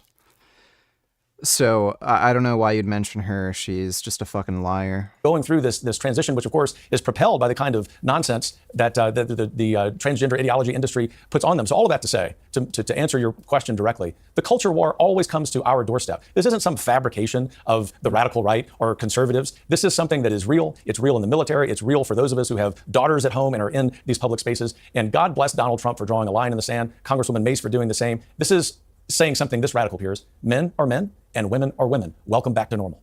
Yeah, I mean, Geraldo, the point, I guess, is that President Trump, with the thumping scale of his win, when you win the popular vote, the Electoral College, the Senate, the House of Representatives, the White House, when you have a clean sweep, you get to do what you want, and you get to do what you said you were going to do. Are you just turn to that election result for a minute, because you had, like me, we had our ups and downs with Trump over the years, but as in the run-up to the election, you were very clear. You could not vote for this guy. And were you surprised that he won in such an emphatic way? I was shocked by the depth and breadth of his victory.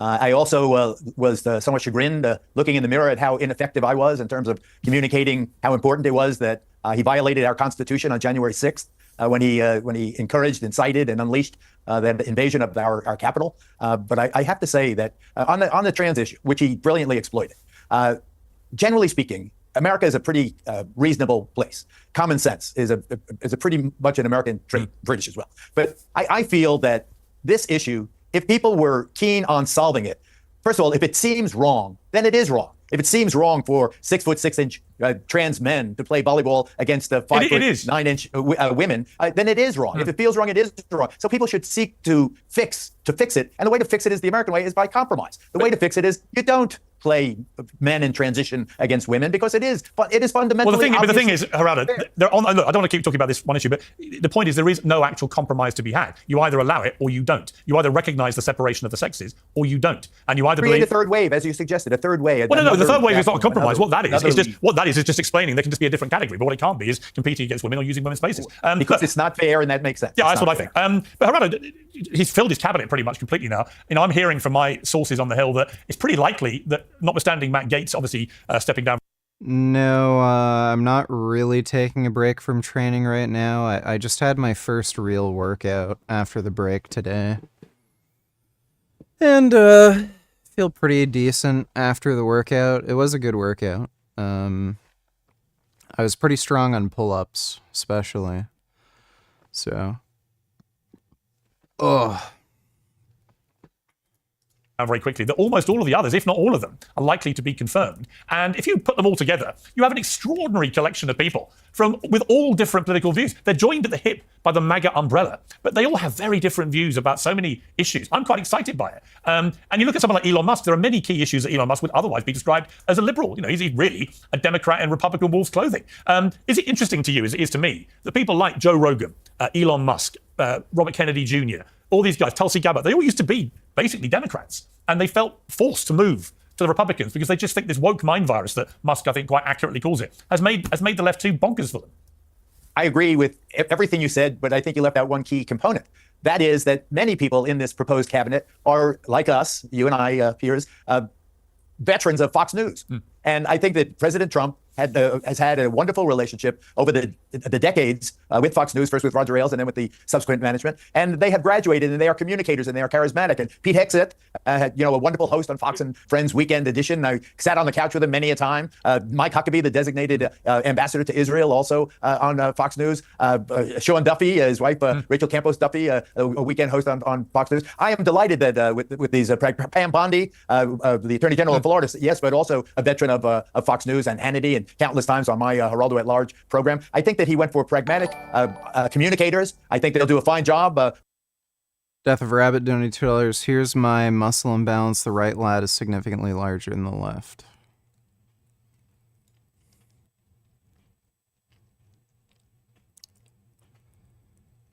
Maybe. Like, it can be hard to really tell sometimes if you have a muscle imbalance because sometimes you can move differently between your left and right side. So if you try to flex your left lat, your shoulder is in more and you don't move the one side as much. So just try to do some unilateral work, so dumbbell rows and stuff, and try to just keep things as even as possible when you're doing shit like barbell rows. But it's not that bad. It's also hard to tell because there's a big shadow here, right? The lighting isn't even. Thanks for the donation, though, Death of Rabbit. Whatever you think of their underlying politics, that doesn't interest me. And in this regard, I care that Major Pete Hegseth can, although he faces a steep learning curve, be an excellent defense secretary. He gets it. He's also a wonderful, eloquent, and effective veterans advocate. Right. Pete gets it. Yeah. I think that Pam and Pete are two excellent examples. Oz, Dr. Oz. Yeah. Well, I think the point is that they're all quite different, I think, to the normal kind of appointees. And Brian, I've just written a column today for the New York Post about The View, the ABC mid-morning show, because it seemed to me utterly farcical that you have a major networks show mid-morning aimed at America, in its entirety, and it's a very popular show, where all 6 hosts, come election day, voted for Kamala Harris. And all 6 of them loathe Donald Trump. And I've done a column saying they love to try and cancel Donald Trump. They've lost spectacularly. He's won against that argument. They should be cancelled. Because actually the days of just mainstream media having 98% of the people on it screaming abuse about Trump and all being brazen liberals or Democrats, they're over, aren't they? I mean, you guys took a drubbing. It's done. Toast. You've got to move back to accepting Trump's here for the next 4 years, and you better get with a bit of the program because the screaming doesn't work. Piers, do you not see any irony in after years and years and years of conservatives and right-wingers and you coming forward and saying that cancel culture is bad, we hate cancel culture, this is the reason that the left is losing, and now you're calling for the View to be cancelled? I'm ahead of you. My final line says, given the enthusiasm with which the View hosts, all of them, tried so hard to cancel Donald Trump, they should maybe take their own lesson and be cancelled, because it's what they would want. Because they're now the ones, they said Trump was out of step with the American people. They said he was just a little representative of a small number of MAGA people. No, actually, that's not the case. He's had a thumping win across the board. Therefore, the View hosts are out of step with the American people. Therefore, they should be cancelled. And I don't mean get rid of the show. I mean, get rid of them and replace them with a more balanced team. Maybe have a few men as well. Me and Geraldo could pop in there. Piers, Trump won his election by a 1.5% popular vote margin in the country. Joe Biden won that by 3 times that much in 2020. The notion that this is some massive repudiation of the Democratic Party and that we have to burn the whole thing down and up from the ashes rise some fees you're in denial. is a joke. Brian, I bet your day even work, by the way. I know you do a bit of work for MSNBC. Let me finish talking. Elon Musk is about to buy you. I'm not in denial about the fact that Democrats have lost. And in fact, I, more than anybody online, I'm sure on the left, has been open to this idea of introspection. What Democrats can do moving forward. But the notion that all of a sudden the Democratic Party is irrelevant when a couple million more people for the second time in this century voted for Republicans in the popular vote over the Democrats. Come on, Brian. If I said to you 2 years ago, Donald Trump will win the popular vote and the Electoral College and the Senate and the House and the White House, you'd have thought he didn't win the popular vote.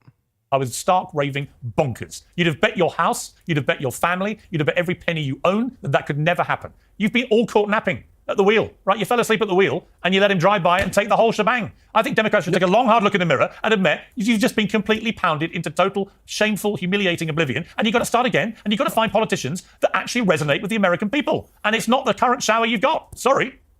So, Piers, in 2020, would you have said the same thing about the Republican Party that lost by a 4.5% margin nationally? No. Well, there you go. That's your comment. No, because I felt the 2020. No, I'll tell you why. Since you've asked, because I felt the 2020 election was effectively a referendum on a once-in-a-lifetime pandemic, which affected absolutely everything. If that election had taken place before the pandemic in 2020, say in February, Trump would have won, I think, by a landslide. So I think that's why I say they're different circumstances. Let me bring in Carrie here. Carrie, Trump's got a remarkable mandate now. I mean, really, I rang him the morning after he won, and even he couldn't quite believe the scale of what was going down in terms of the size of the win. But with that comes a big responsibility. Just look at, so they're still counting votes, dude. Just look at the current vote count. Trump got under 50% when it comes to the popular vote. Now that you're not dieting anymore, working out again, what's your new goal plans? Just maintain current body fat percentage and just lift? Isn't it? You know, people are looking to him now to fix the southern border, to fix the cost of living crisis, to sort out the wars in Ukraine and Israel and stuff. Are you confident that he can deliver on these promises he's made? 100%. He's done it before. I mean, look at the world that he gave us for the 4 years he was in office. He actually was winding down the endless wars, much to the chagrin of the war machine that wanted to keep things churned up. He brought us the strongest economy across the board. Didn't matter if you're Democrat, Republican, black, white, didn't matter your background, what neighborhood you lived in, what zip code, everybody was doing better. He made our streets safer, and he was... Obama was the reason the economy was doing good, not Trump. He was helping improve life for everyday Americans, whether they voted for him or not. I think he's assembling an incredible team, and I have faith that these nominees will be approved, will be confirmed, and he will get to work immediately, as quickly as possible after January 20th. Hopefully they'll get confirmed right away, starting to turn things around. The American people expect it. The American people got out and voted. They gave President Trump a mandate, and I'm looking forward to seeing these confirmations happen and then get to work on turning things around in Washington, D.C., because God knows we've got to turn things around. The bureaucrats have been in control for far too long, and this is a government of the people, by the people, and for the people, and I'm glad that he's bringing citizens in to help in some of these positions. And you mentioned a few of them. I think Pam Bondi is great. I think we've got some powerful women that have been nominated. And, you know, I'm sure that Mark Cuban is curled up in a fetal position right now, seeing all these strong, intelligent women. Well, you know what, Carrie? You know what? There's two things that made me chuckle. One is the sheer volume of women in this cabinet. It's an incredibly diverse cabinet. And secondly, the fact that it looks like all of America now is doing the Trump dance. And to remind people, the Trump dance is from a song called YMCA. Even Geraldo's doing it. YMCA by the Village People. It is the greatest gay anthem in music history. So Trump, the supposed biggest bigot in America, has literally chosen a gay anthem to get America dancing. I mean, if that isn't a unifying thing, I don't know what is. Well, you know what? President Trump isn't anti-gay. I mean, it's a great music. It's great music. You know, I love the song. I love that people are dancing. I just saw there's a Thanksgiving tradition now going around here in America where people are doing the dance with their whole family. And I think it's unifying. I love it's that. fun. You know what? Why not? You know what? A lot of stuff can be solved by dancing. Honestly, it can. If you think about it, you go to a party with your family, And- you've had a and rough it's a old year dance with your anybody family, can the do. music kicks up, YMCA comes on, you all get dancing, and suddenly you're all back in love with each other. I want to bring in Kevin, because there's some breaking news while we've been talking, that the special counsel, Jack Smith, has now instructed a judge to dismiss the federal election interference case against Donald Trump. He told the judge that the case should be closed because of the Justice Department's policy that bans the prosecution of a sitting president. You know, all this legal stuff against Trump is obviously falling apart now. And I felt that was another key, we haven't really talked about this as being a key reason that he ended up winning, in fact, becoming the nominee again, was because of the weaponization of the justice system, which I think is completely inarguable. And the fact that one case they chose to drag him through the criminal court first was over shuffling paperwork over an alleged one-night stand with a porn star 18 years ago seemed to be so ridiculously trivial and frankly pathetic to do that to an American president that actually it massively backfired. And that you saw through the year, actually, I'll tell you when you saw it from when Ron DeSantis was way ahead in the polls to be a Republican nominee. And I interviewed him, I think it was March last year. Forgot my notification, Donny Tillers. Rewind the fucking tape. Why are you acting like I'm trying to straw man you? I only asked you because you said let them ruin their lives. Pretty edgy and gay, but whatever. You laid out your proposed 3 options, and option 2 included letting the friendly continued. Oh my god.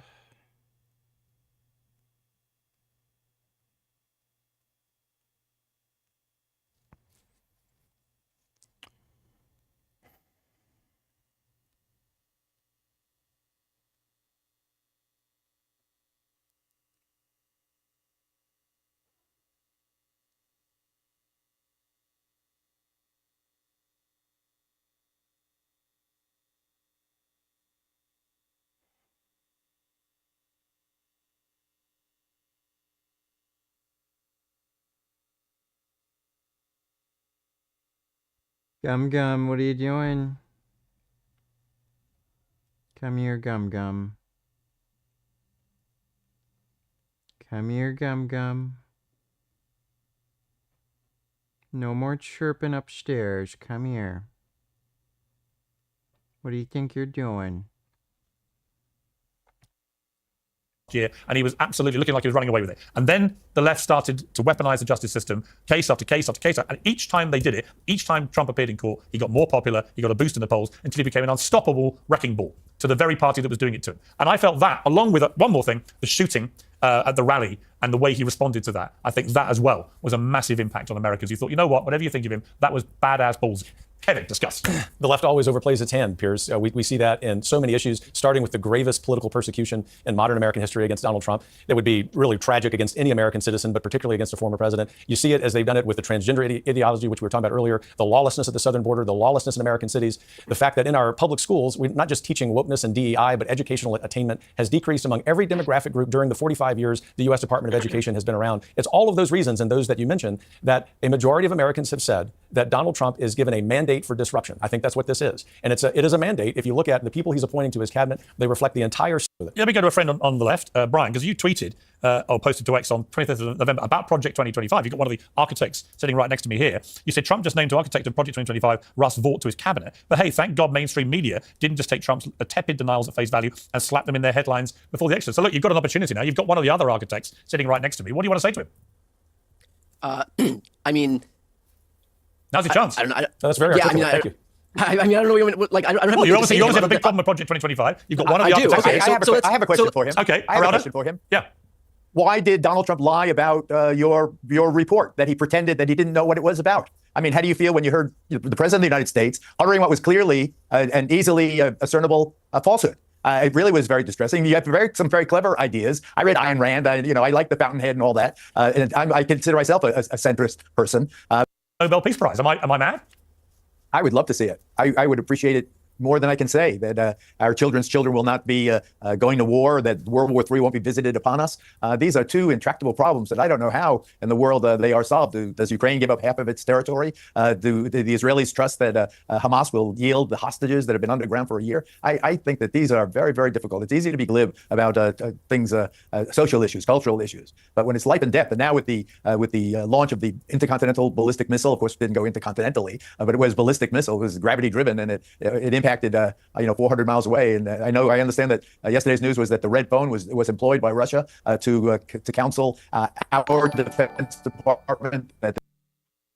Hitler had assassination attempts performed on him, but never mind that, right?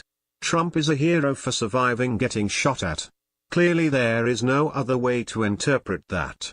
SMH. Well, and the guy missed, and that cut on his ear was probably from a piece of broken glass. But thanks for the donation, Tyler.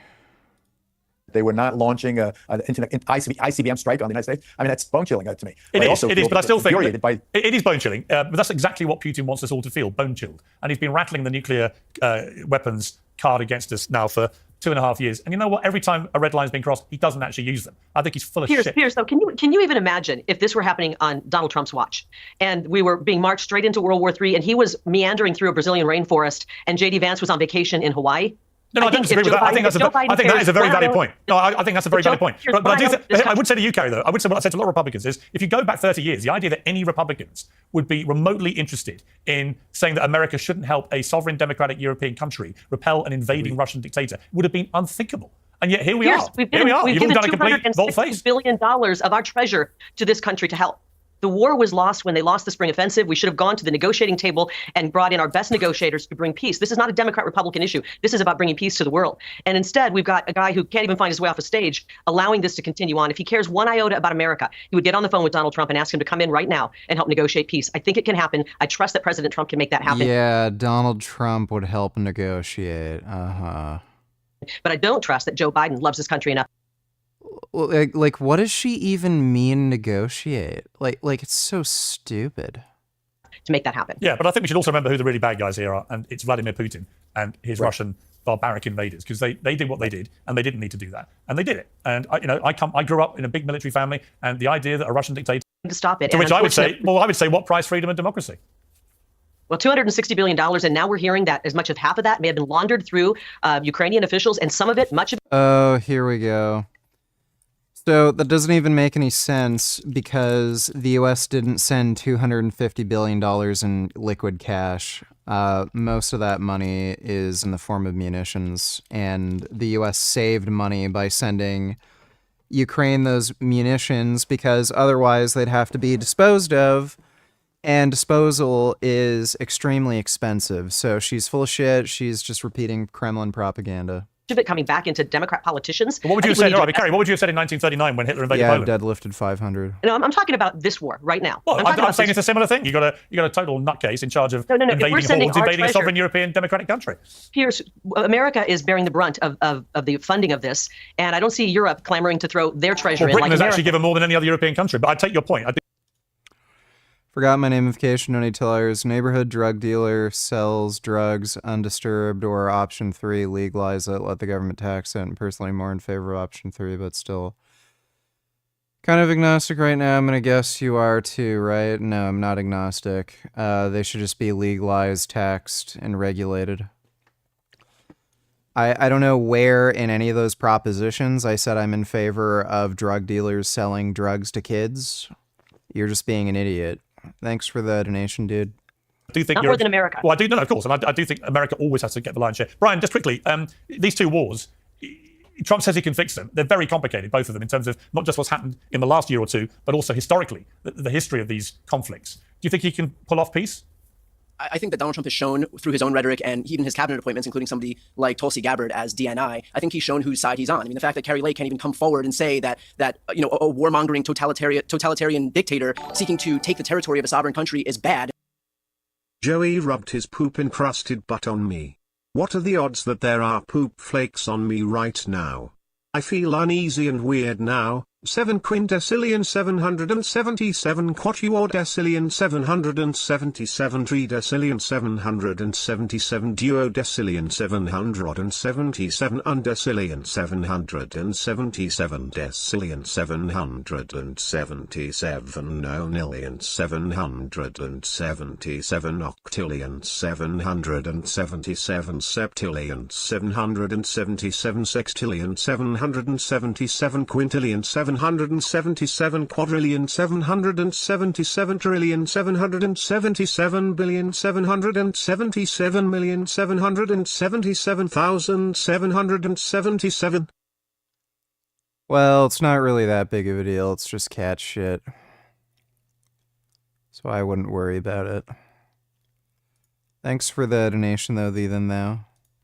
And just waving your hands around about money, and that's more important than protecting the sovereignty of a free country, especially one, by the way, who is aligned with China, and they've got territorial ambitions as well, including Taiwan, and we have a vested interest in terms of our economy of having Taiwan be a free state. The fact that all of these people can't take a clear-eyed view of this because they're so aligned with, I don't know, whether it's Putin and that axis of evil, whether it's just focusing on making the U.S. more like the illiberal state that Russia is. I'm not sure which one it is. I get why they see a lot of Putin in Donald Trump, and so they're putting on full display which side they're on. So do I think that they're going to seek peace for in deference to democracy in the world? No, I think that Donald Trump's already shown which side that's where liberals go wrong when they compare Putin to Trump. It's like with all that Nazi stuff. It was so. Yeah. It's so but I didn't call him a Nazi. It hurts me because I didn't call him a Nazi. I said no, you didn't. There are authoritarian leanings between totalitarian. Putin and Trump.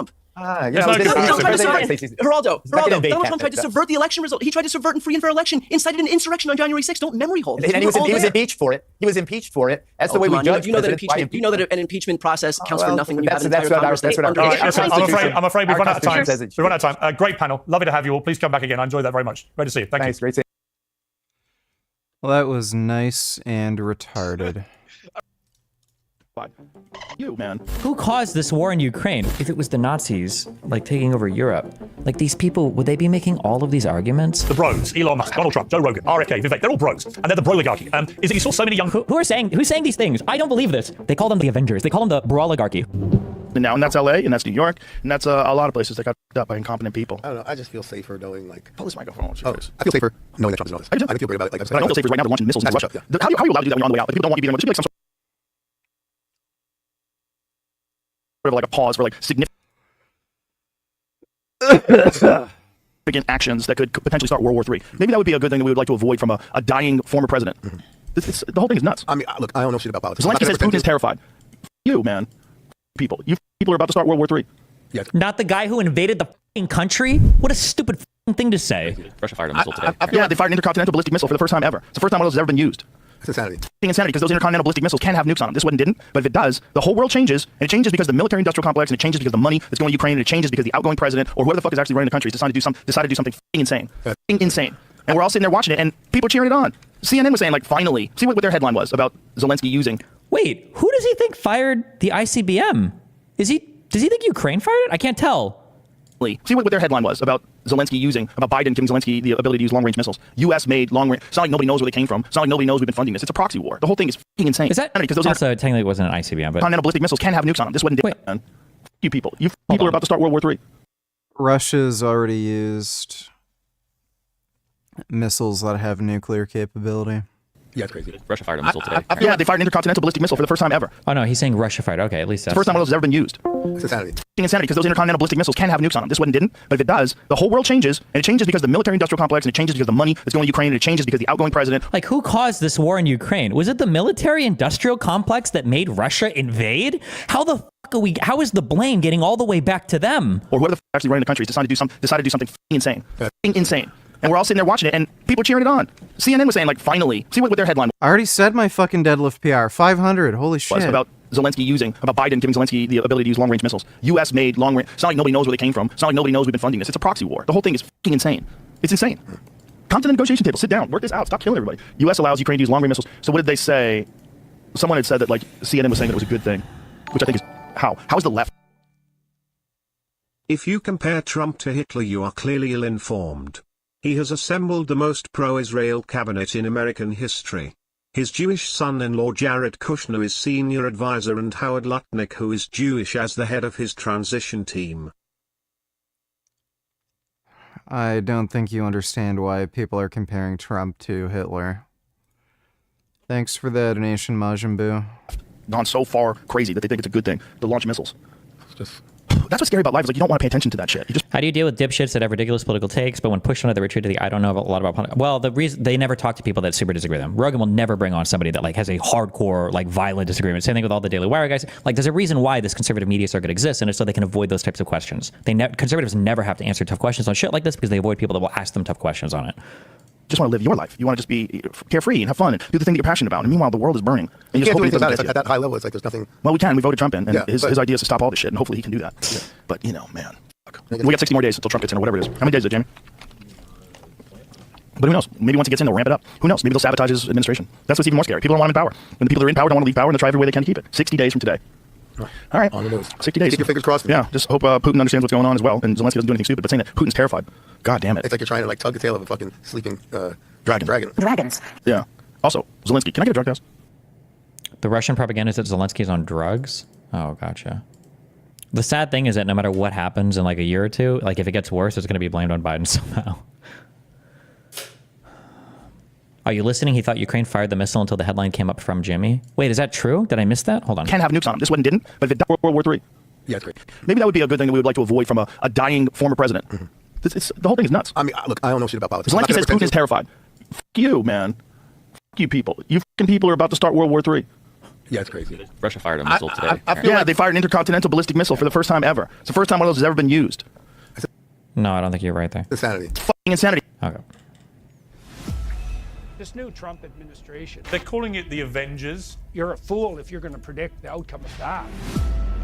Yes, and that the war will come to a rapid end. I'm stopping me. Well, the last time I interviewed the world's most famous psychologist, and people love you. Like preserves. They just have the weird, or something like that. The weirdest name for everything. I don't think they actually use any of this shit, but they'll do it when Americans are around. Like, oh, these are so good. Ugh. Acting. Well, look, I mean, if you have any sense and people are paying attention to what you're doing, you're happy. Oh, digestives. I'm sorry. That's what they. Only got into a 365 max squat because I have the knee problems. Call them not preserves. I call them digestives. Would you like some digestives, mate? Like your time you couldn't do that. But he wanted to address that right off the top. Right off the top. Yeah, well, I did do it, though. I did do it. I tweeted out something today that I called. So you're going to make fun of Peterson crying? She interviewing your father several years ago. Let's take a look at this. You know, one of the things that you write so beautifully, and your stuff is so fun to read, but you write about Trump. Quote, the way that you build a truly vicious nationalist movement is to wed a relatively small core of belligerent idiots to a much larger group of opportunists and spineless fellow travelers whose primary function is to turn a blind eye to things. We may not have that many outright Nazis in America, but we have plenty of cowards and bootlickers, and once those fleshy dominoes start tumbling into the Trump camp, the game is up. When you talk about fleshy dominoes, Chris Christie comes to mind. Yeah, exactly. Wait, is RFK an intelligent person? Is this real? Wait, why do these guys have such a good understanding of how this works? It is true that your big worry for people like Trump is a dumb fuck.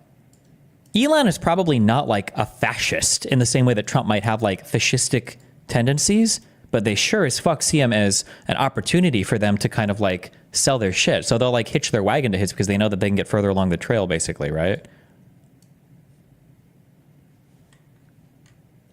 RFK later concluded Trump was not Hitler because Hitler was interested in policy. No secrets, Jenny Tillers. Have you seen this article already? No. UN's anti-Israel genocide Piers. Alice said Israel's campaign in Gaza doesn't meet the definition of genocide. She was fired. Huh. United Nations long ago lost credibility as a moral arbiter, but its assault on Israel is hitting a new low. On Wednesday, UN will refuse to renew the contract of Alice Weremu Diritu, the Kenyan who is the special advisor on the prevention of genocide. Miss Ndiru is an accomplished mediator whose UN bio describes her as recognized voice in the field of peace building and violence prevention. Served in that role since 2020, and her tenure is being marked by careful study of humanity's worst crime. She is being dismissed because she has stood firm in her belief that Israel's war with Hamas isn't genocide. 2022, her office issued a guidance paper on when to refer to a situation as genocide. Can't read the rest of the article, but the UN's an anti-Semitic organization. So they fired somebody who disagreed with their narrative that Israel isn't committing a genocide. Big surprise, right? Yeah. Hezbollah has been trying to kill UN peacekeepers, and then they won't admit Hezbollah is trying to kill UN peacekeepers because they want to act as though Hezbollah is just protecting themselves. Like it's crazy, right? They're literally trying to defend Hezbollah, and the UN's just a joke. Thanks for the donation, though. No secrets. True.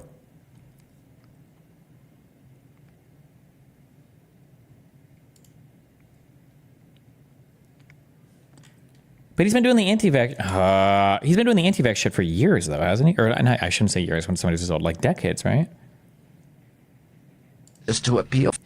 The easiest thing for a politician to do is to appeal to fear. And you can see that every statement that Donald Trump makes is fear-based. Every statement he makes. No, we have to be fear of the Muslims. We have to be fear of the black people, and particularly the big black guy, Obama, who's destroying this country, who's making everybody miserable, and only one person has the genius and the capacity to solve these things. I'm not going to tell you how I'm going to do it. Just trust in me, vote for me, and everything will be great again. And of course, that is a really, that whole thing is seductive. Like a carnival barker. Yeah. But carnival barkers make a lot of money. And, as the most. So RFK Jr. isn't a complete retard, and he's just cynically trying to make a relationship with Trump to advance his political career. Famous carnival barker of all time said, P.T. Barnum, you can fool, let me paraphrase, a lot of the people a lot of the time. But you can't fool all the people all the time. And I think that's, and the way, and there's a strict, easy formula for doing that, and that is to blend fear with these hyperbolic promises about. It's funny how nobody close to Trump actually likes him. Welcome back, defenders. Literally nobody. Before I was under. All right, I'm going to get to introducing you now, Sumi. And then I'll introduce Lyle. So we've got two guests today. So, Sumi, you're an elite competitive powerlifter. You hold state, national, and world records in, I'm going to try not to butcher this, 3 federations, the USPA, the RPS, and the WRPF. You got it right. Perfect intro. Yes. Awesome. Thank you. And Lyle knows everything. If there's anything that's off, he'd be able to correct. So yes, you nailed it. Excellent. You're like ridiculously strong. Thank you. Like your performance at your most recent meet was nothing short of insanity. Like you hear about powerlifters going 9 for 9 in competition and calling that a good thing. Well, Sumi went 12 for 12, and you might be wondering how that's even possible. As I understand, when you are going for a record on the squat, bench, or deadlift, you get an extra attempt. And she did just that on all 3 competition lifts. So she went for a record and succeeded on the squat, bench, and deadlift. And your numbers were phenomenal. Like, okay, 112.5 kilo squat, 87.5 kilo bench press, 177.5 kilo deadlift at a body weight of like, I wrote it down. I think I weighed in at like 112 or 113 pounds. So I don't know what that is. 50-ish and change. 50.8 kilos. I bragged in the last installment with Lyle that I was good at metric imperial conversions. It was a lie. I got it wrong. Anyway. And, that's in the masters category, right?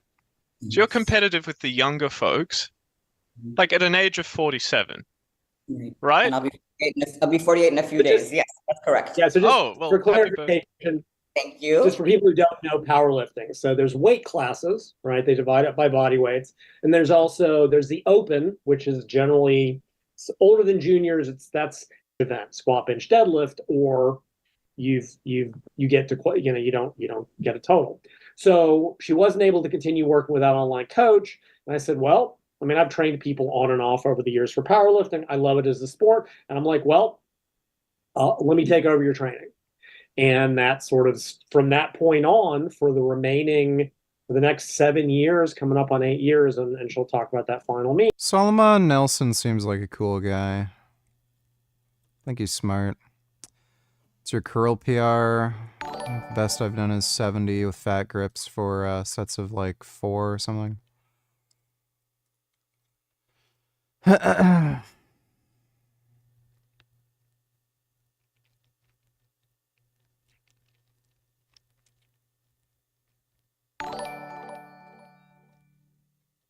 Hey vegan, how do you work out your back at home?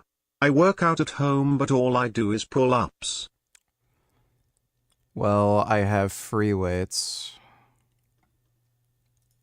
So I do the same exercises I do at the gym. You know, with barbells and dumbbells. Thanks for the donation, Lobo. Forgot my namification, donated $2. Oh no, sorry, I wasn't asking if you're agnostic, just whether you support option 3, that's all, believe it or not. Not trying to straw man you, yeah, I support option 3, obviously. Thanks for the donation. I handled every bit of her training, every bit of the coaching. Not initially, but eventually, I was at the gym with her 6 days a week, overseeing every single where I coach very hands-on.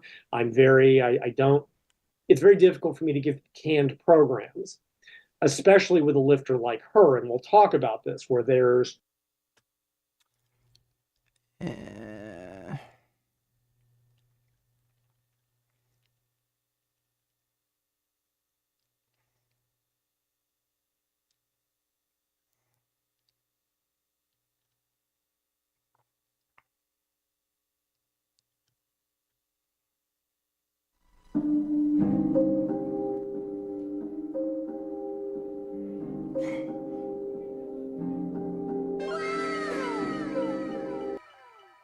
Why don't you curl more than 70-pound dumbbells? Why don't you curl more than 70-pound dumbbells?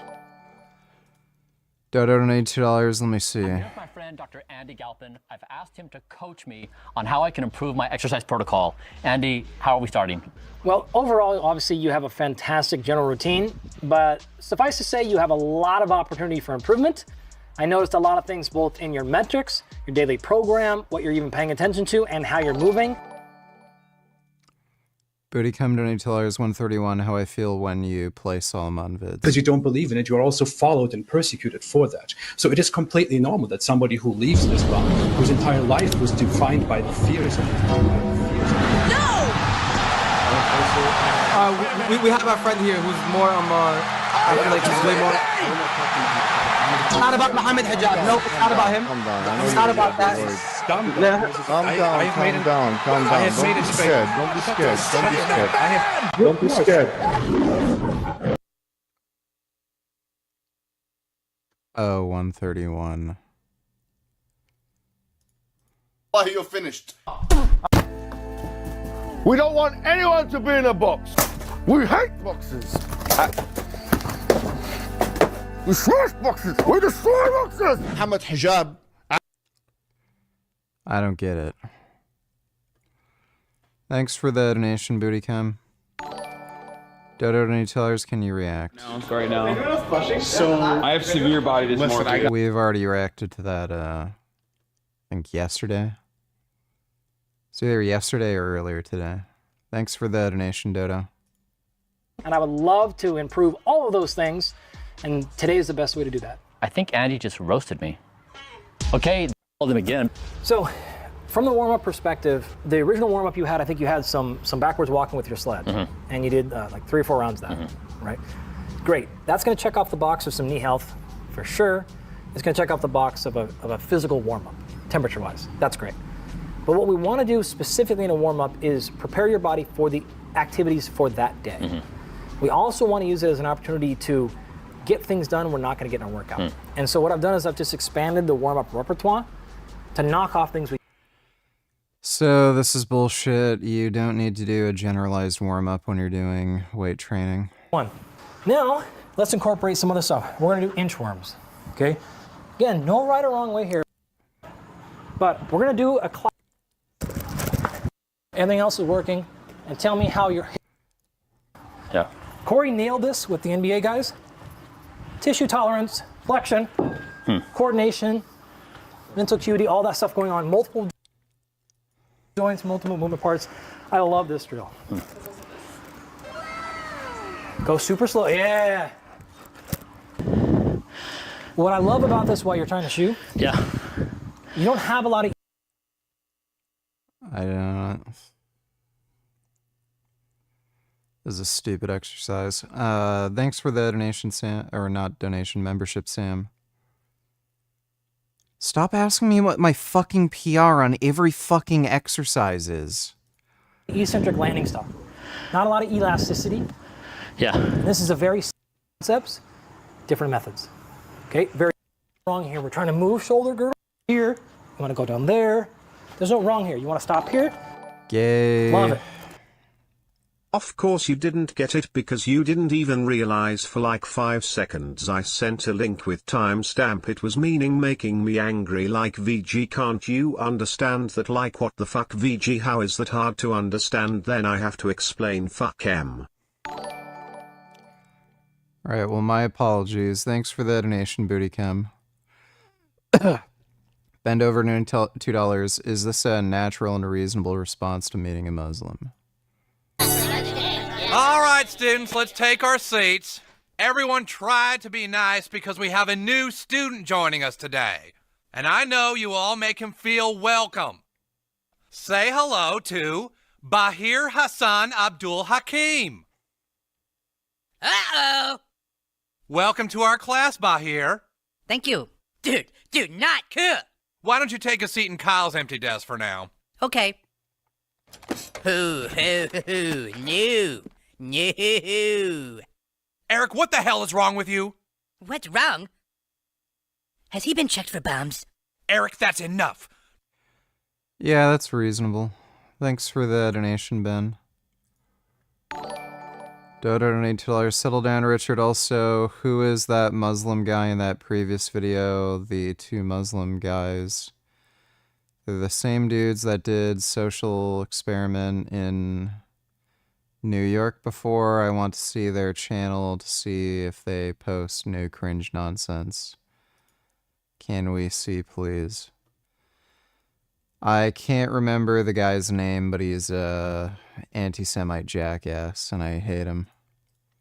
Thanks for the donation, Dodo. Now we're gonna Okay, go. this is great. This drill for you is to work. Back up. Okay. Hold on the bars. Just yeah. On. Heels gotta stay down. This dude sucks. Complete the circle. I do it too. Is this still a warm-up? Can you give me a stopwatch? Okay, great. Go one side. Good. Yeah, up. Relax. Sit through. Now we're in our Turkish windmill. get-ups are fucking pointless. But I'm not gonna make it that easy. Okay. We're just gonna be interactive. Got a timer going? Yeah, it's on. Eyes closed. Yes, that's fine. This is all a warm-up. This is fucking stupid. Don't leap. But it's a big extent. We're going from your core to your toes and transferring core flexion, hands, lats, triceps into a full. You're supposed to do that with a medicine ball. Through. And stuff. I don't know why you do that. There's no point in him doing that. This way. Rotational exercises are fine. Fine. Yep. Yeah. Now we're loading the position right. Good. Stability. Control. Okay. I want to do 2 rounds of those, so 6 different exercises. And then the 7th exercise is always a rotational movement. A goblet squat. It also reduces through. Let's go hold it up at the chest here. Yeah, and just. Wait, what? He's getting him to do a goblet squat? Isn't he, like, strong enough to, squat more than that? So working towards here. Okay, same thing, 5 to 8 reps, because we're gonna go heavy here. He's not And you will even notice, doing... in this case, your left oblique going bonkers. Yep, rotate down a little bit more. There's, Yep. like, again, Hands this up. is a completely pointless exercise. Up here, cock there, internal rotate. Yep, boom. Keep your left shoulder on plane at all times. Oh Go ahead my and go god, down. this is Foot just here. pathetic. Right glute is on. These are the type of workouts that get you absolutely nothing. It's just a complete fucking waste of time. Ripping sore from. Nordic curls are Okay. good. Over and you can also be a little closer together. More stupid stability Yep. exercises. This guy's a garbage trainer. Booty Cum, donate $2. Ali Dawa and Muhammad Ajab. There you go. Dono, vegan gains, text to speech. That wasn't who they were. Thanks for the donation, Booty Cum.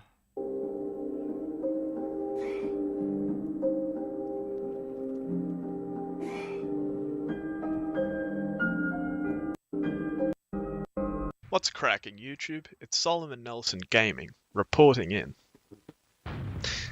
The clip from the beginning of this video is an overhead press PR I set a few nights ago.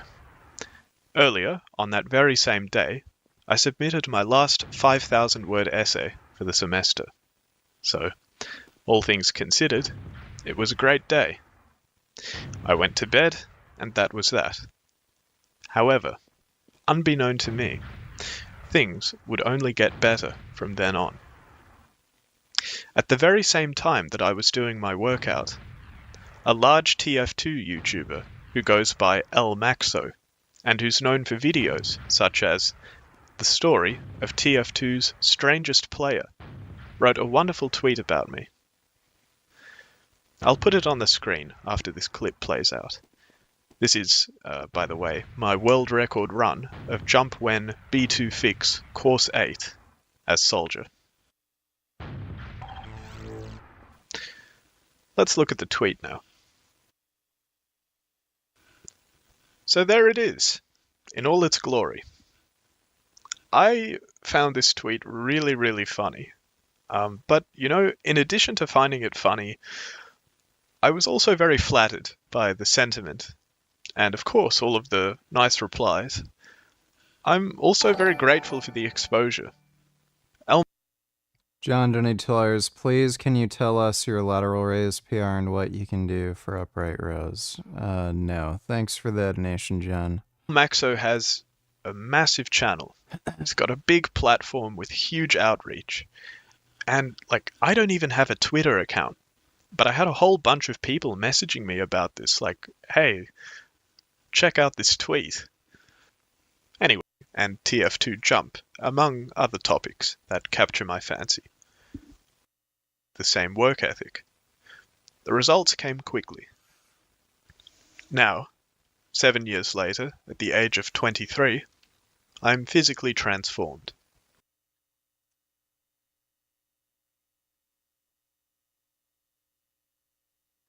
Ian Hersey Ali, welcome to the show.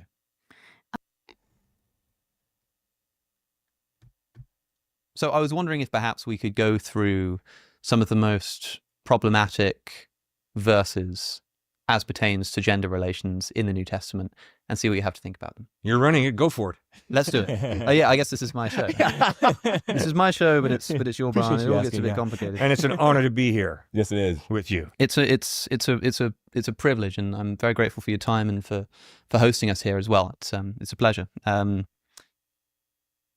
think we should start perhaps with what I think is maybe the most problematic, because it's problematic on various levels, which is 1 Corinthians chapter 14, verses 34 to 35, if you're following along at home.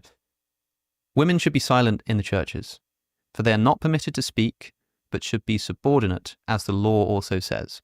If there is something they want to learn, let them ask their husbands at home, for it is shameful for a woman to speak in church. Thoughts? Context. Worship services have denigrated into shouting matches, into total chaos. Why? Women are abusing the new freedom that they have, and Paul says, stop it. Also, women are trying to teach and they've not gotten an education, which is tragic because they weren't allowed to go to school. But women who have an education are to teach. That's why Priscilla taught the great teacher, preacher, Apollos. So it's fascinating that Paul also writes there, right there in 1 Corinthians, when women pray and prophesy, they're to have their heads covered. Well, what's the matter with you, Paul? Are you schizophrenic? Don't you remember what you just said? Are you contradicting yourself? No, he's not. He's addressing two different situations, I believe, there. Chaos and worship. John donated $2. Well, since you don't want to talk about your lifting PRs, I have to assume you're a lot weaker nowadays since you cut, and are you angry about that?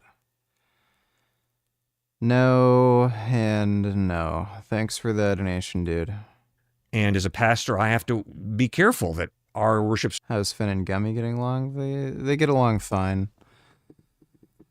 Gummy tried to play with Finn, but then, like, Finn just growled at him and he stopped, so they just kind of hang around each other just fine. Service? I need you to gape me, Richard. I've been trying to get higher and higher because the thoughts just keep creeping in late at night. I've tried prostitutes that say your classic catchphrase, keep making those gay boy pound me in the ass games, help me. Help. I don't know if I can help you with that, but thanks for the donation, Bootycam. Bend over to $8. Why do I always find these sounds from Mario Kart 64 funny? That one was one of my favorite Mario Kart games, by the way. Fire! Here I go!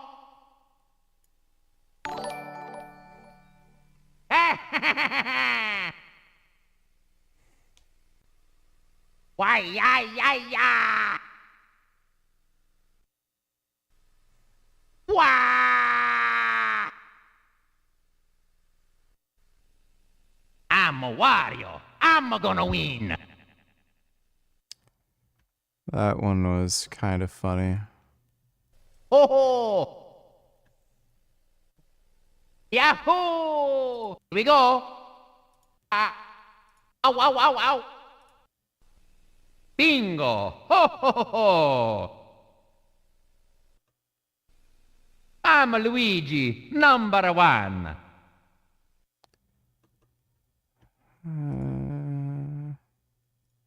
Is that from 64? Fire! Yeah, Mario Kart 64 was probably the best one. Thanks for the donation, Ben. John donated $2. Your displeased demeanor says otherwise. Now, what's your lateral raise PR? Tell us. That's the least you can do. I'm not going to tell you my lateral raise PR. Thanks for the donation, though, John. Don't deteriorate into chaos, because we have some very emotionally charged people who can just rip the shreds out of a worship service with chaos and disorder. And so, no, you're not going to speak at this time because of order. But then women were allowed to pray and prophesy. But before raising objections, I don't know, Stuart, if you agree with that analysis, if you have anything to add. No, that's where my mind goes. Not directly related to this passage, but we have at minimum one, maybe two. Vegani Villainy donated $2. Can you tell me what you mean by you support option 3? If you weren't following the conversation, then I don't care to explain. Thanks for the donation, dude. Fascinating discourse between two ancient Roman emperors talking about a Christian disciple who's a female, and mathetes in the Greek is teacher. Don't worry, I have a final solution. Yeah, I bet you do. Thanks for the donation, John.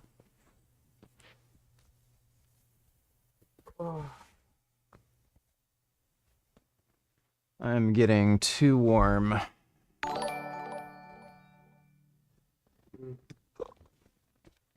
Oh.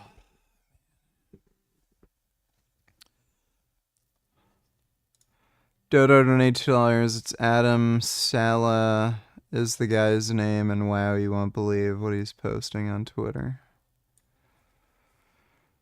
Well, yeah, of course he'd try to be friends with Tate because he's an attention-seeking asshole who has no morals.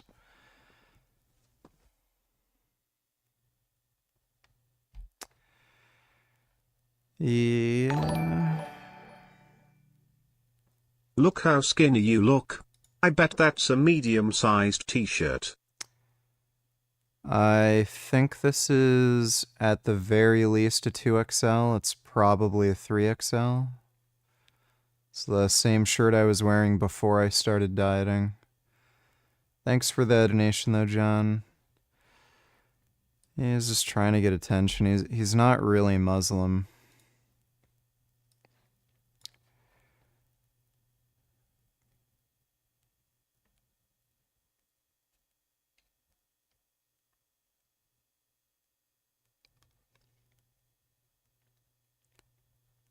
I don't know what any of, like, what that... I don't know what the context of any of that is. Thanks for the donation, Dodo. Teacher. And so they are scoffing over this discourse of theirs that we have this ancient manuscript saying, can you believe that Christians actually have females teaching? Mm.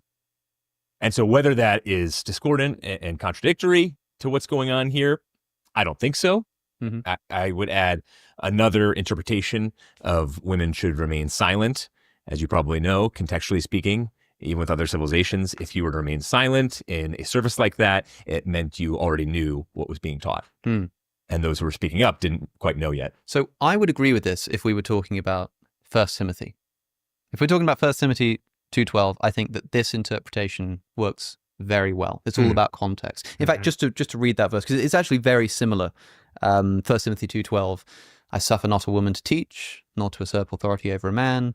Rather, she should remain silent. For Adam was formed first, then Eve. And it was not Adam who was deceived, and so on and so forth. So women shouldn't speak in churches, this kind of thing. Now, there's so much about that verse, which I think you can apply this kind of sort of critical scholarship to. The word for authority. I suffer not a woman to teach, nor to usurp authority over a man. It's almost like the authority and the teaching sort of go together. It's almost like by teaching, assume authority, and particularly authority that they don't have. In fact, the words that Paul uses there in the Greek, I think it's authentine. John donated $2. Why did you end up moving to your new place? Also, why don't you ever post workout vlogs or motorcycle vlogs anymore? The Bioneer video you did the other day was really good, and I hope he responds to you and you guys have a back and forth like your past. He's going to pretend that I don't exist. That's what everybody does. And he's a fucking retard. I don't really have an interest in talking to him. I think he probably has narcissistic personality disorder. He lies constantly in practically every fucking video he makes. He also knows practically nothing about fucking training. The guy's one of the most ignorant asses I've ever fucking come across. We moved to the new place because we wanted a house. Rent here is a bit cheaper. We're paying more for rent compared to our apartment, but compared to the square footage, we're saving money kind of thing. And, yeah. Thanks for the donation though, John. Oh yeah, and I'm not doing the motorcycle vlogs and shit right now because partly because I don't know where my camera went. I lost my 360 camera and I've been dieting and shit and staying indoors mostly, so it's not like I can make much content. Thanks for the donation though, dude. Bend over, donate $2 based on you and fact checking.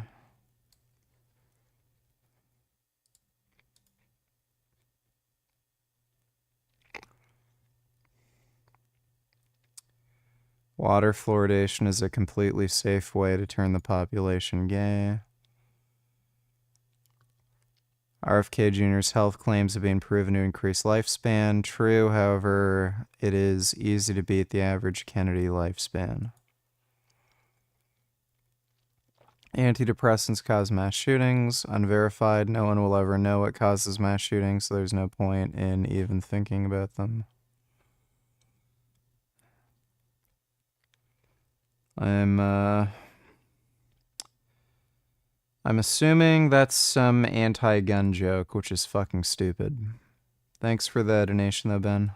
I don't know how to pronounce it. Authentine is this word for authority, which in other contexts tends to mean seizing authority that you don't have, that you shouldn't have. And in fact, Paul uses a different word to say authority elsewhere.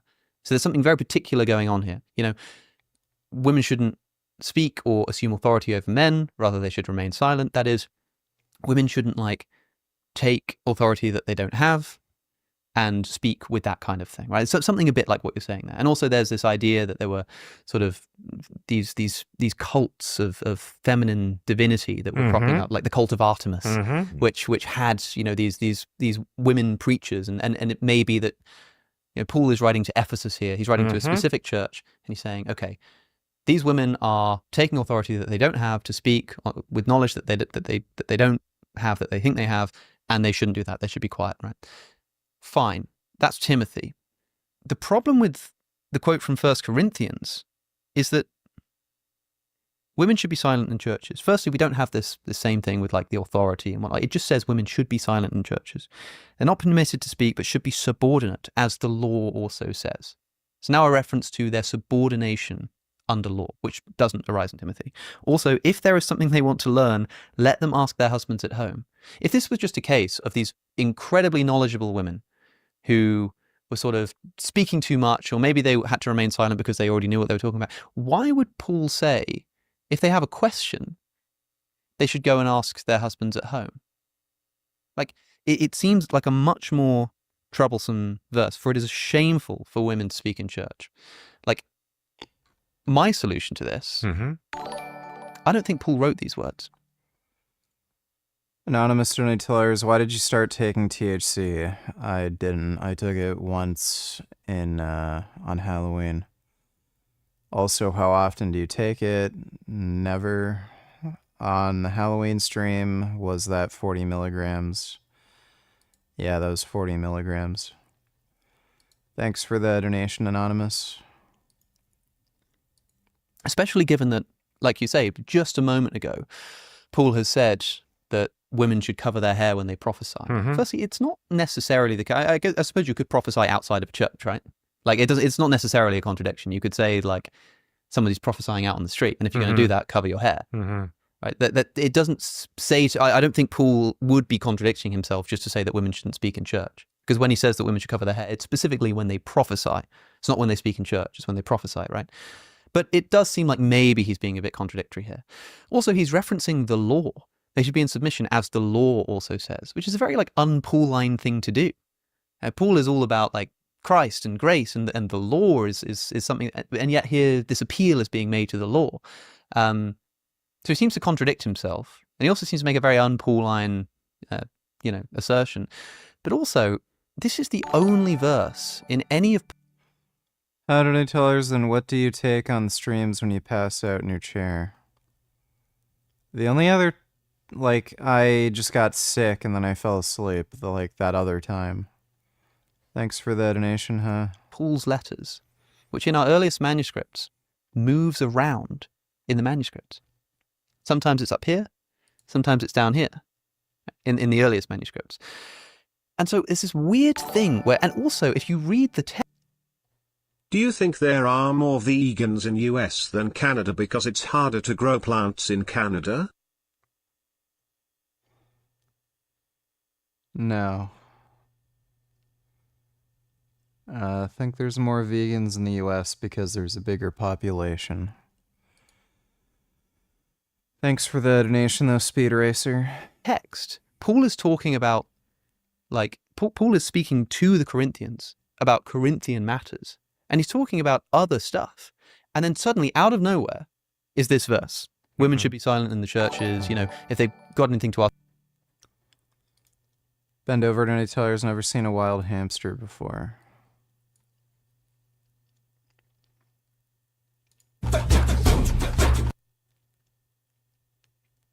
Aw, poor little hamster. Wow.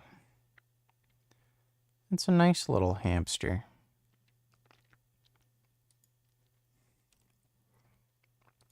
That's a nice hamster. Thanks for the donation, Ben. Donate to Lyra, so you haven't taken any drugs this year besides THC one time. I did mushrooms, but that's it. I haven't taken any marijuana or marijuana extracts in quite a long time. Thanks for the donation, huh? They should go and ask it at home. And then it's right back to talking about to the Corinthians on a completely different subject matter. So it seems to me that Paul didn't write these words. These words found their way into Paul's letter, even though he never actually wrote them. And there's some interesting scholarship to suggest that that might be the case. What seems to have possibly happened here is that a scribe who's copying out Paul's letter sees him talking about like women prophesying and all of this kind of stuff. And so he writes in the margin his own note, like, yeah, but women should remain silent. It's a disgrace, you know, they should go home and ask their husbands. And as these manuscripts get copied, it finds its way into the text, which is not an uncommon thing in the ancient world for that kind of thing to happen, for something to find its way into the text like that. That would also explain why it moves. Donate to Lyra's, no MDMA or illegal substances. What about that? No, I haven't. Thank you. Around. It would also explain why it contradicts something he said a moment ago. It would also explain why it's not very Pauline. And the funny thing is, he's probably saying that because he's read it in Timothy, even though arguably Paul didn't write the entire letter of Timothy, right? And so, in other words, my solution to this, my salvation of Paul here is just to say, well, he didn't write those words. And interestingly, that allows me to absolve Paul. I might say, no, Paul is this. What's your bench PR? JK. Well, that's very easy to find out. But thanks for the donation. Forgot my namification. Radical feminist. He gives women more rights than anyone else in the world, but at the cost of undermining our belief in the scriptural legitimacy. I mean, given the fact that this verse moves around, and it's the only one that does so, given the fact that it seems to contradict what he's just said, given the fact that it's a very un-Pauline assertion, don't you think there's some reason to think that maybe Paul actually didn't write these words? It's a very difficult question you're raising, and I appreciate it. But I like what Mark Twain said. Mark Twain said, it's not the parts of the Bible I don't understand that disturb me.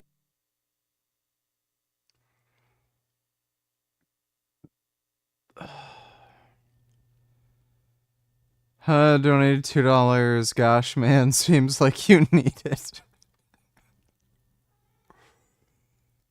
You sure you aren't withdrawing from some kind of drug? You seem agitated. Yeah, I wonder why. Thanks for the donation, dude. Me. It's the parts of the Bible that I do understand that disturb me. And to be honest with you, I have a harder time with 1 Timothy 2 that you said did not present as big a problem to you. But when you read that kind of literature, you begin to understand some things are going on here that I'm not sure I understand. For instance, at the end of 1 Timothy 2, he says, women will be saved through childbearing. Yeah, right. Oh my goodness, what are you telling me, Paul? That women are going to be saved by having babies? No. But obviously Gnosticism taught the physical, bringing children into the world is dirty and inferior.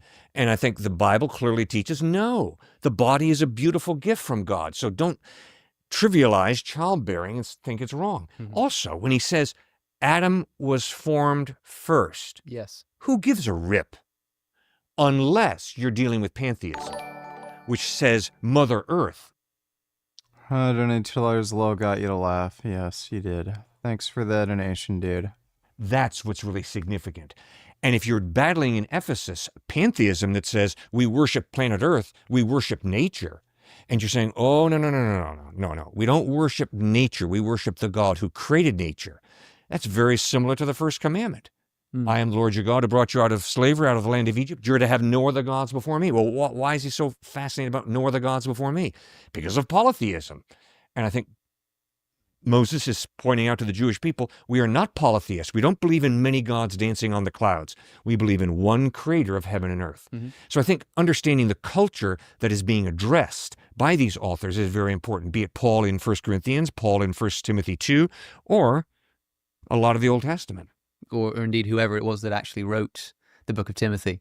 Watch the full conversation with Cliff and Stuart by clicking the link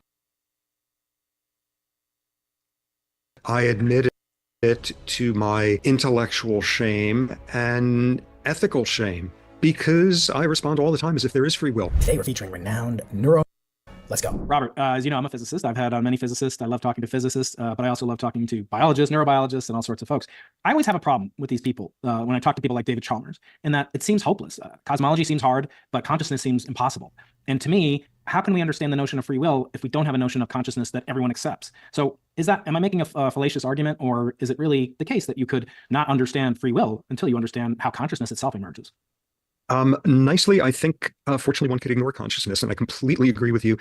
Once a decade, I force myself to read a review paper on sort of neurobiology of consciousness and see with great relief that, like, it still isn't making any more sense to me, and I don't think it's making any more sense to the people working on it, because it's such a damn intractable problem.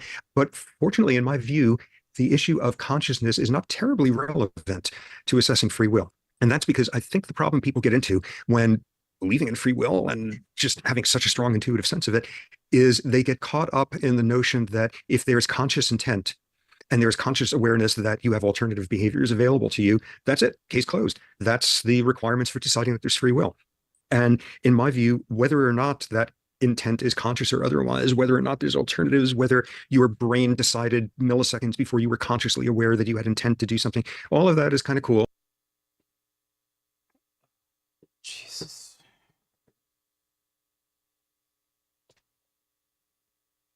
Give me a second. I'm gonna go give Gummy some more food.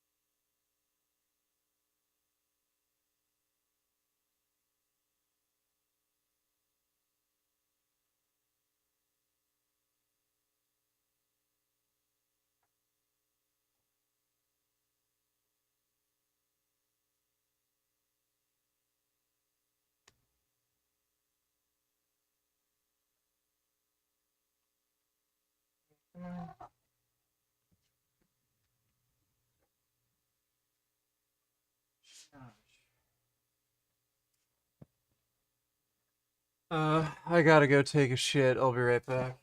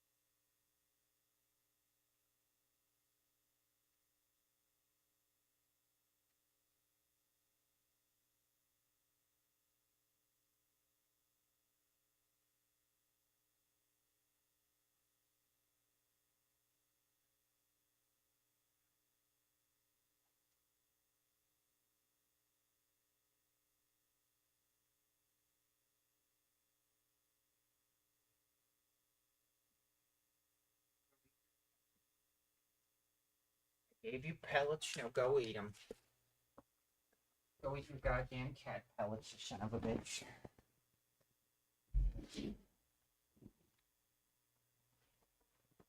Oh.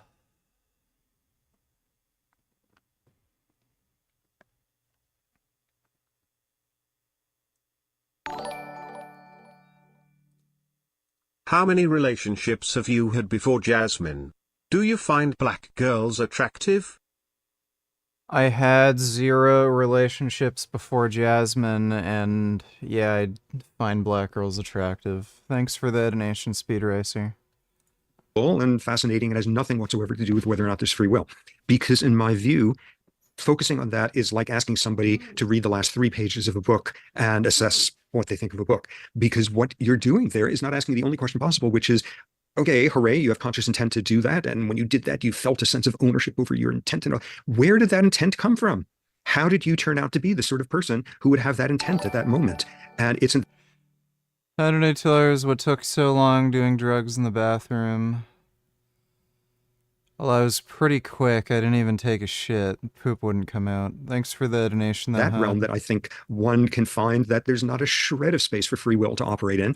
And all we are the outcomes of all of those priors that made us the sort of person who would have that intent in that moment. And the trouble is in that moment, it's so tangible and we're so conscious of having that intent that we have to have done that freely. And that doesn't begin to address the issue. How do you become that sort of person? You mentioned person, and throughout the book, I can't help but wonder, because I have a lot of respect for my consciousness colleagues. It's hard not to when you talk to people like David Chalmers or Philip Goff.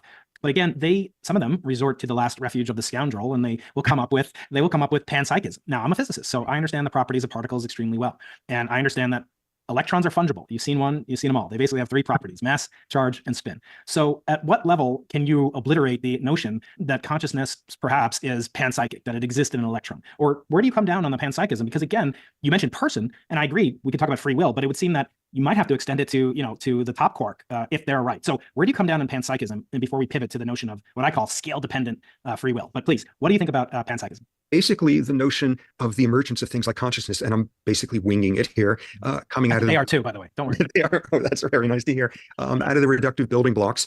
Clearly, that's the case. Clearly, we haven't a clue how things like that work, and where you're now supposed to hand wave and say things about, nonlinearities and non-additivity and such.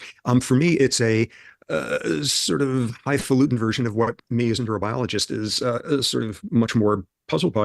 An equivalent, yeah, we kind of know a lot about how a neuron works. We know a fair amount about its constituent parts. We know about what makes its ion channels open and close down to the X-ray crystallography level. And we know a fair amount about what comes out at the other end, like language and longing and behavior, whole organism behavior, or even the behavior of like 100 million neurons at a time in one part of your brain. And how you go from the lower level to the upper level is this hugely challenging problem. And the way you wave your hands at this point is to just say things like neural circuits. It's neural circuits and neural circuits, yeah, obviously, but that's the great explanatory gap right now. We can tell you what one neuron does, and we know a fair amount about systems level neuron, but like making the leap in between. And I sense it's a similar problem here. Somewhere at the end of the day, it's quarks all the way down, and somehow thus that's got to be relevant, but it's not a level I can make the slightest headway with. Hey there, fellow magicians traveling into the impossible. 'Tis I, your favorite astrophysicist, Professor Brian Keating. Today's been really heavy on the brain surgery and brain science, not the rocket science that I'm an expert in. But I know you're enjoying this incredible voyage into the mind and into the question of free will versus its absence and my influence. Only about 18% of opinion of your free. If you do suppose, as these thinkers do, that these inanimate objects that I call fungible are participating in the consciousness project, then it must be that at some level you go from indeterminism. I don't think you would argue that quantum processes themselves are not deterministic, right? I mean, you mentioned in the book both the classical version of everything is chaos, you dispose of that, but you also talk about determinism in the context of quantum mechanics. So do you accept that quantum mechanics, do I understand you correct, that quantum mechanics is indeterministic? I mean, we can't know the outcome of the famous double slit experiment as you go through in the book. So given that, if these panpsychics are correct, that electrons are participating in consciousness project, then at some level you'd go from, the atomistic notion of the fundamental building blocks of nature that are indeterminate, and then somehow you get to determinism. So is the key word, the kind of organism? I mean, what is in other words, I'm curious to know, what is the fundamental building block of free will? Like, what objects have free will? And it could be as complicated as a human being, it could be a paramecium, but what level of complexity is the first one to achieve the ability to not have free will? They might want to clarify their positions a bit more, because you can deny the existence of free will and also not believe in determinism. Assuming everything's like random or something. Well, in your nomenclature. Well, I guess we've got a living system argument here, and before we know it, we're going to be splitting hairs over whether viruses count as living and whether one is looking at a metaphor of sort of drive or literal versions of it. But in terms of sort of the crowd that argues that quantum indeterminacy is the way in which you can squeeze some free will out of the system, first off, I am not a physicist. I'm incredibly ignorant in this area. Second, my opinion that quantum indeterminacy is indeed indeterminate is almost entirely a result of my reading like Physics for Dummies type books and seeing that most people in the business agree with the Copenhagen interpretation. But essentially, I conclude that while immensely cool, and thank God I'm not trying to figure out how that stuff works for a living, that ain't where free will can come from. And I think I essentially see it sort of three arguments for that. The first one is the scaling up problem, which is the notion that the indeterminism of a quantal event on a subatomic level, the notion that that somehow is going to bubble up enough to form your moral backbone, is ludicrous. And here we get into sort of all these notions of the brain tissue. Oh, that's nice. Gummy took a nice fat shit and he didn't bury his shit in the litter box again. I don't know why he does that when he's downstairs. When he's upstairs, he doesn't do that. She was being moist and collapsing sort of quantum sort of structure, and it's just not going to bubble up far enough. It's not going to bubble up far enough because even if somehow all the quantum events in one neuron sort of happen to all go in the same direction at once in the same way, one neuron has virtually no voice in what's going to come out, just the sheer numbers. Ooh, it may have something to do with the interactions between a neurotransmitter and its receptor. And there's a guy who argues at Dartmouth that that's the fundamental. There's something called glutamate receptors in the brain, and they're really important. That's all you need to know about them. And under one circumstance, magnesium blocks up the receptor, and you have to kick it out with all sorts of fancy electrophysiological changes in the neuron to open up for cascades of consequences. And ooh, maybe the magnesium is subject to quantum indeterminacy, and that could somehow invade the whole system with fascinating implications. And like your average synapse has hundreds and hundreds of these receptors, and your average neuron has 10 to 50,000 of the dendritic spines that contain these receptors, and your average brain has 80 billion. And it's just He's asserting dominance on you. Thanks, Gummy. Richard was rude today and didn't tell me his lateral raise PR. I love you, Gummy Gum. All right, well, maybe I deserved it. Thanks for the donation, huh? Zeros out the wazoo, and the odds of any of that manifesting anything is vanishingly impossible. The second one is the reason why this can't make sense is the one that Sam Harris attacks so efficiently, which is this is a mechanism. If somehow things did bubble up to the level of influencing macro brain stuff that could sort of manifest in behavior, this is a prescription for randomness. And like every card-carrying compatibilist philosopher out there saying it's a deterministic world, it's saying quantum stuff, randomness is not the stuff you're going to build your moral philosophy out of. Or as Sam puts it, if that were really the case, we'd spend all our time saying, oh, I have no idea why I just said that. In terms of the influence of randomness. And I always elaborate on that saying you wouldn't actually be able to see that. You would just make gargly sounds with your voice because the movement of your laryngeal muscles would be random as well. So the randomness problem and using randomness to explain like the fundamental things that make us who we are. People like Daniel Dennett come up with like a real unconvincing circus trick, which he says, ooh, we use the randomness to generate possibilities. And we then consciously choose among them and make sure we don't do something silly. And instead we pick the most rational one, which makes no sense whatsoever. The third way in which quantum indeterminacy isn't going to get you free will is sort of the Hail Mary that people sort of pushing this do at that point, which is, okay, the stuff that bubbles up improbably all the way to the surface and is random, that somehow, and here's the word that comes in, you can harness this indeterminacy in a top-down sort of way to then shape it into your free will. And I think I'm being polite when saying there is not a whole lot of neurobiological reality to these models that suggest that somehow your macro level can reach down and get quantum indeterminacy. Johnny Tillers, what would you do if someone broke into your house while you were sleeping? I guess I'd wake up and kill them. Thanks for the donation, huh? To work to your own benefit for wealth and pleasure and all of that. Yeah, it doesn't work that way. I want to pivot to what I call the minimum viable consciousness, or minimum. And I'm sorry to be so obsessed with this, but I'm just a simple astrophysicist, Robert. I can't grasp, when they think about, what's it like to be a bat, And by the way, I want to come up with a book, What's It Like to Be Thomas Nagel, written by Aaron Batt. So that's my next book. But you and I have something really extraordinary in common. We both studied intensely baboons and baboon behavior. I have 3 brothers and I have multiple sons, and I've been studying baboons all my life. Are baboons sort of the quantum of in a system of assessing free will? I mean, it seems to me if you start off with human beings, there's so much variation and there's so many variables to assess and control, it's impossible. Even if you did have the ability to say, let's look at the free will of a person in Pyongyang versus a person in Santa Cruz, you'd get perhaps different observable data evidence. What is the minimum viable entity that could or could not exhibit free will? Is it a baboon? Well, given that I don't think anything can generate free will, it's sort of easy to sort of decide that doesn't apply to baboons or applies to anything else down there. My view is the commonality among all living things, including primates and apes and us, is that we're nothing more or less than biological machines interacting with environment. How do new tellers when you go to jail with Canadian laws? Not necessarily. Thanks for the donation, huh? And what I try to do in the book, I devote one really like in the thicket sort of chapter to taking on sort of the false assumption a lot of people make when you say, oh, there's no such thing as free will. And they say, that's ridiculous. That can't be, because if that were the case, nothing can ever change. And what I go through is an analysis of how things change on the level of how an aplysia, a sea slug, which is like famous in neurobiology circles, how an aplysia learns to do something new. And like amazing Nobel Prize winning work has shown down to the molecule, down to the gene, down to the promoter, down to the transcription factor, exactly what's going on when an aplysia learns to retract its gill in response to a stimulus that previously it wouldn't retract it to. And this is amazing and quite literally down to the molecule. And then how about when somebody learns to be a white supremacist because of how they were raised, or somebody learns to like this type of music, or somebody learns to stop being a white supremacist? What's going on? And it's the exact same genes, and it's the same molecules, and it's basically taking people. But Sneed, how would you kill if you hurt yourself by sneezing? I'll just try not to sneeze. Thanks for the donation, huh? Through here's the machineness of how behavior changes.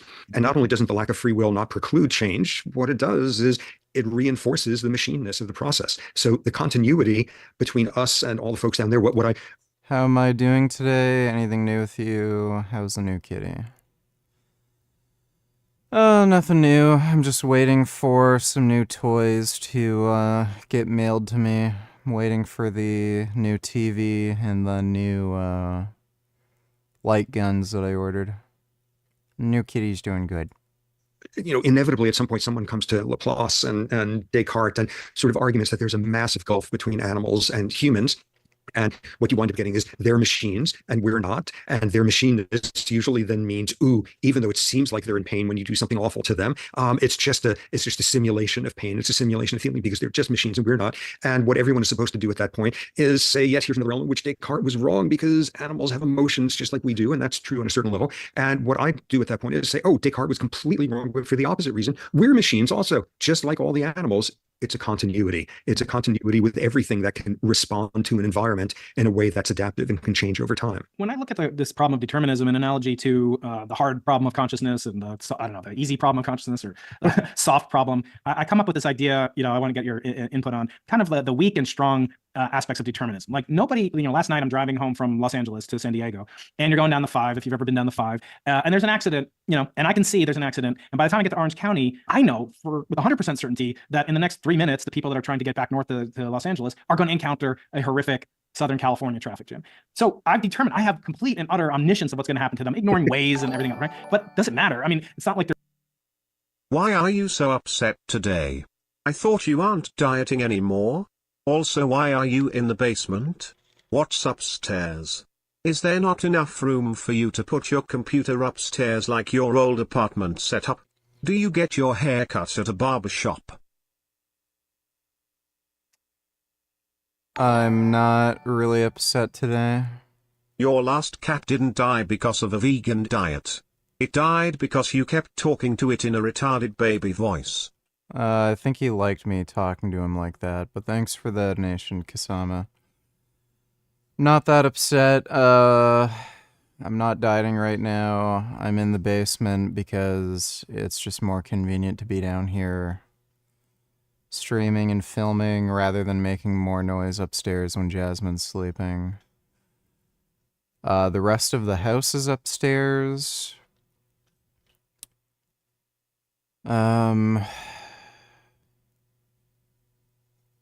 I cut my own hair. Thanks for the donation, huh?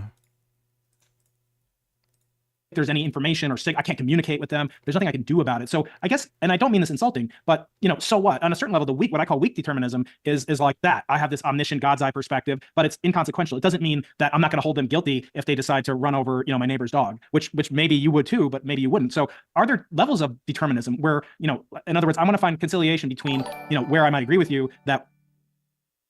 Wait, so you fed your cat a vegan diet? Isn't that strange? Cats are carnivores. How can a cat possibly eat non-meat?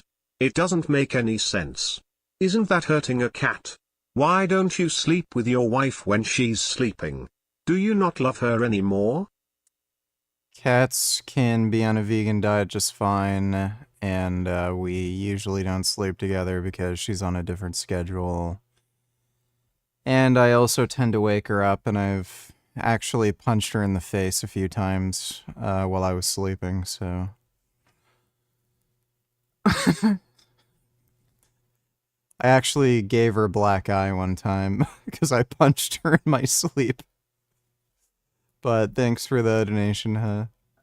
Everything is, certain things are determined without having to buy the whole book. As you say, this sounds crazy. You actually say this in the book. Which light guns did you get? I'll show you. Actually, wait. I should open that up in a separate tab. All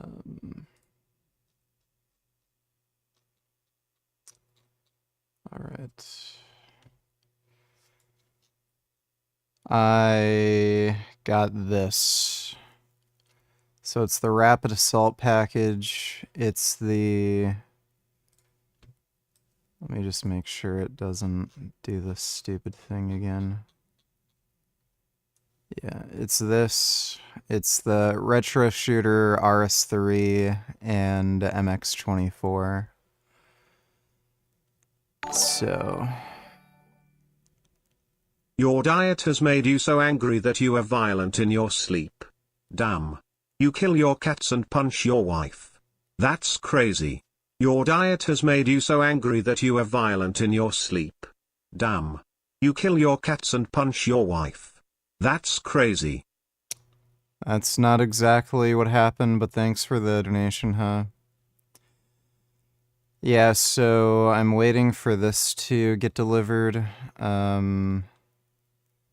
The pre-orders end today, technically, and they're supposed to be shipping them out at the beginning of December, so hopefully in the next week or two I get these in. I really want to play House of the Dead and Time Crisis with these.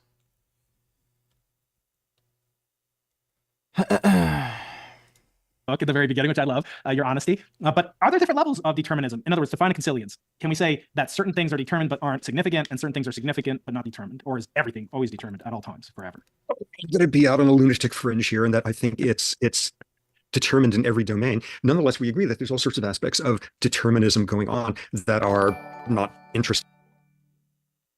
You always have context for your bad actions to make it okay.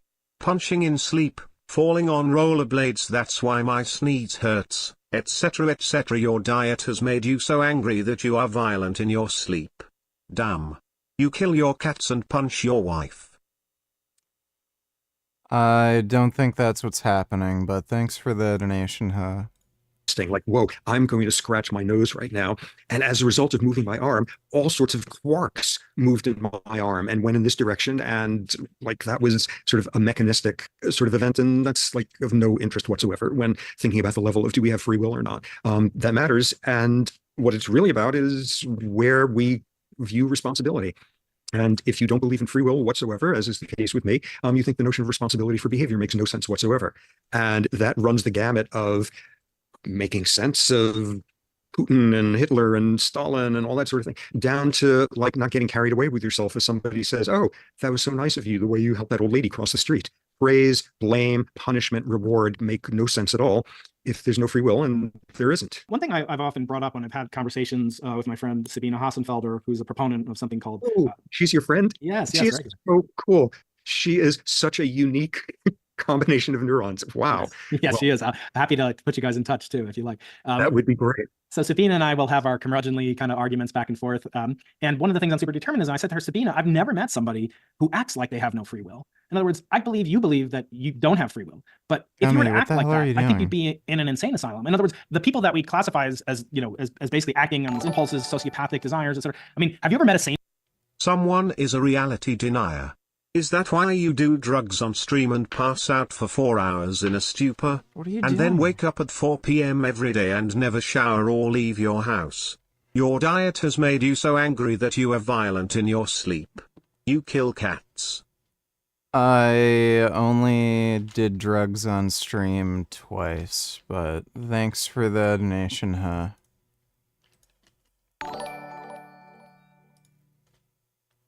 Doggone lover, donate $2. Hey, have you ever been an incel, and for how long, and how much water do you drink a day? Don't lie to me. I don't know how you're defining incel, but I've never identified as an incel. Like, yeah, I had trouble like getting laid in high school when I was only trying to date girls in high school. But never had trouble with girls outside of high school. Thanks for the donation. Oh yeah, and how much water did I drink? I don't fucking know. I drink when I'm thirsty. Thanks for the donation, dude. Thug donated $2. Hypothetical vegan activist protests against animal exploitation, and carnists react spitefully and double down on purchasing more animal products, making even more animals be exploited and slaughtered. Is the vegan activist justified, and are they responsible?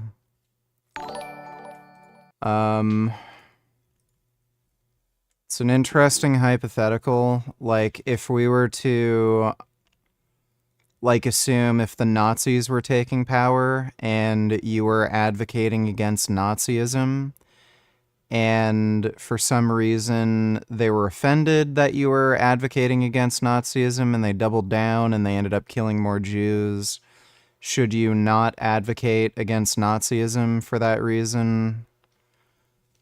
Like, in my view, the right thing to do is the right thing to do, regardless of how people act. You don't have control over other people's minds. So, if the right thing to do is to spread good ideas, regardless of how people react to those ideas, I think it's a good thing to still do that. And no, I wouldn't hold you responsible for other people's actions, because that would just be stupid. Thanks for the donation, dude. Only twice? That sounds like every drunk driver ever. Only 2 drinks, officer. Wow, you're not fooling anyone. You kill cats, punch your wife, and stink.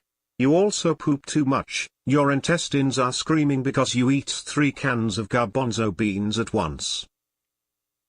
I only eat 2 cans of garbanzo beans at once. Thanks for the donation, Huck. Gummy, what the fuck are you doing?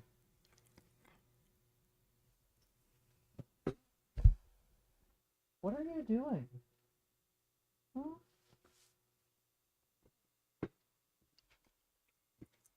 Thanks for the donation, though, huh? Only twice? That sounds like every drunk driver ever. Only 2 drinks, officer. Wow, you're not fooling anyone. You kill cats, punch your wife, and stink. You also poop too much. Your intestines are screaming because you eat 3 cans of garbanzo beans at once. Again, I only eat 2 cans of garbanzo beans at once. Don't try to hide from my donations, Richard. Don't try to hide from my donations, Richard. Don't try to hide from my donations, Richard.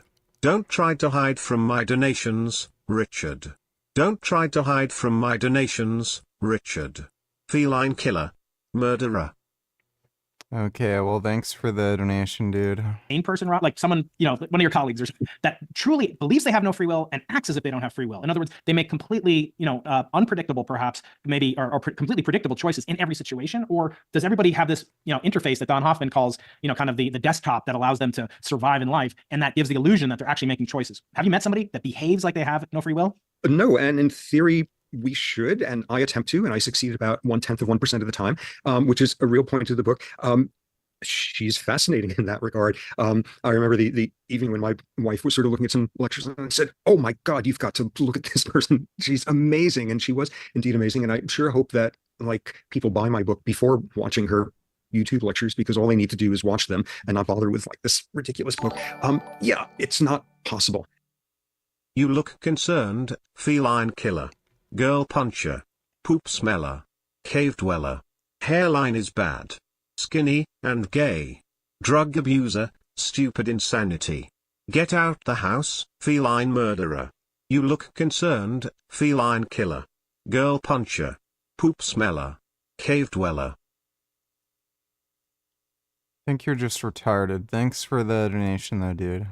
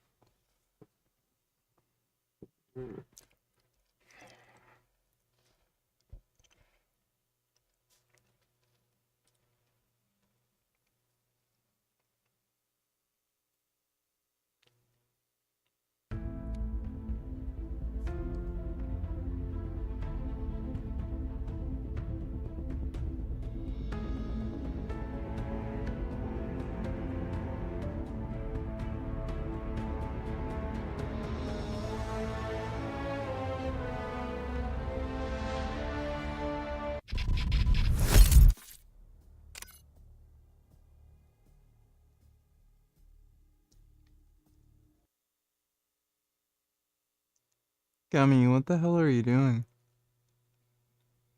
He gets so rowdy at night, dude.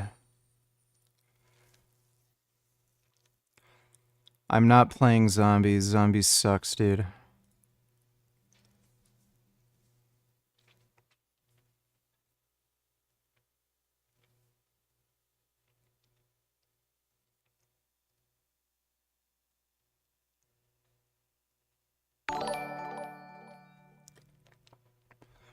Son Goku donated $2. Let me see.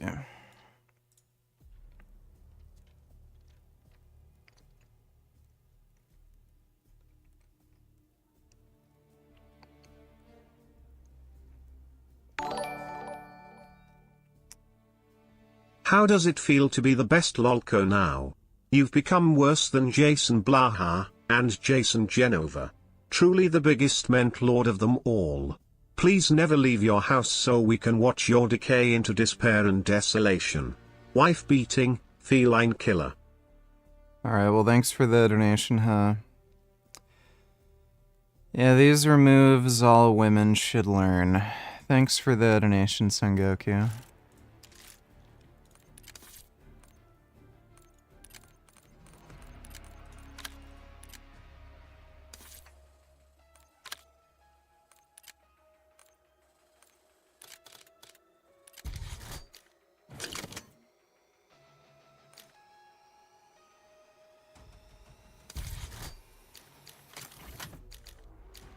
Oh, good.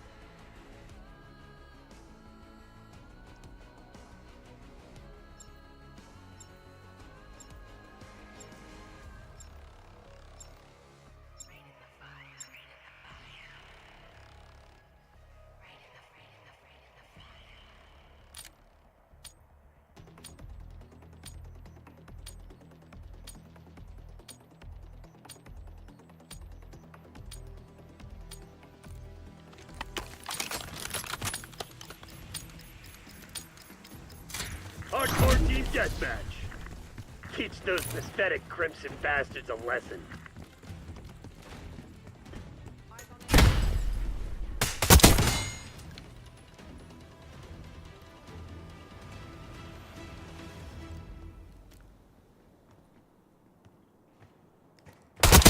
Shot was good.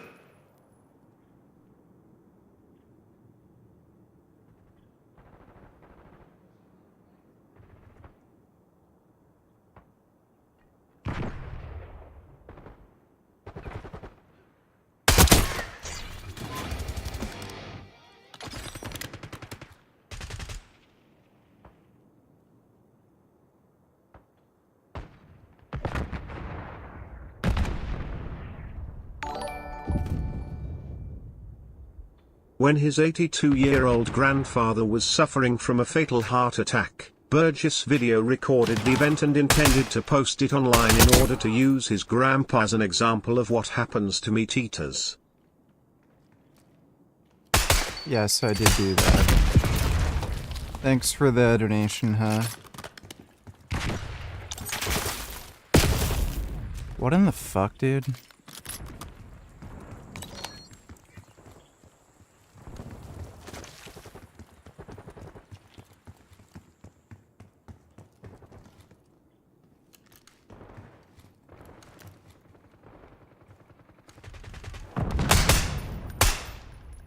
Fuck.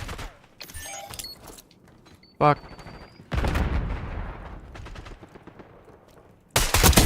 Swag. Shit. Action. Reaction, genius. Oh, give me a fucking break.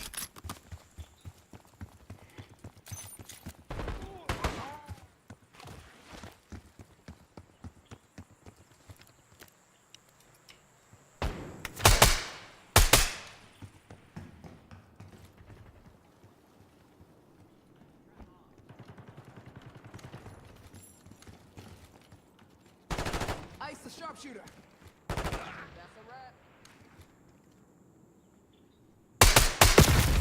I hit him. I literally hit him. You could even see the blood coming out of him. Oh, this game is so fucking...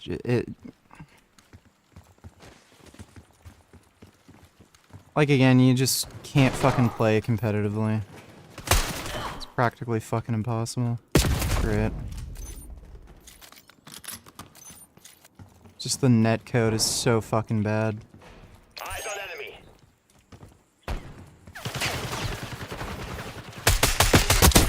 Sniper's gone. Push up.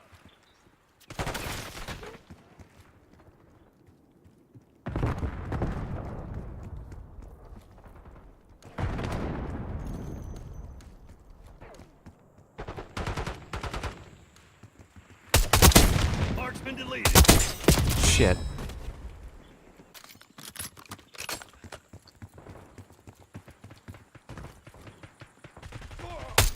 Taking a shot.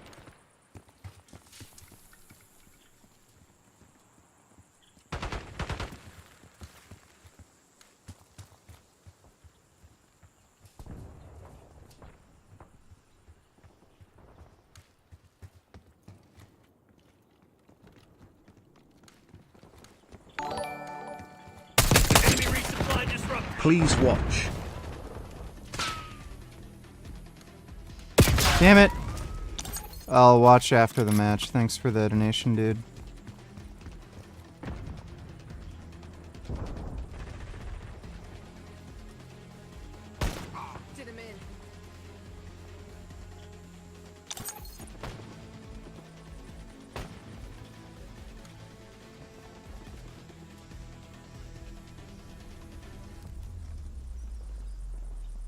Eyes on.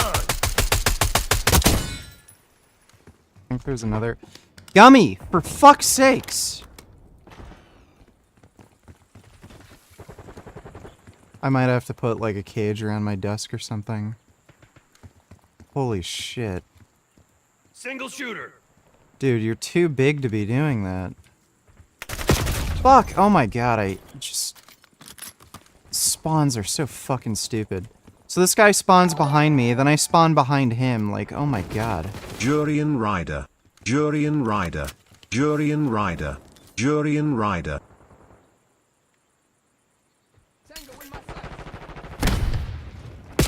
Fucking great.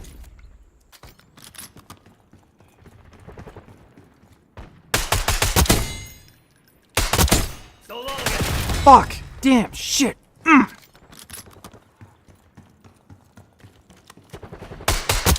No more sniper.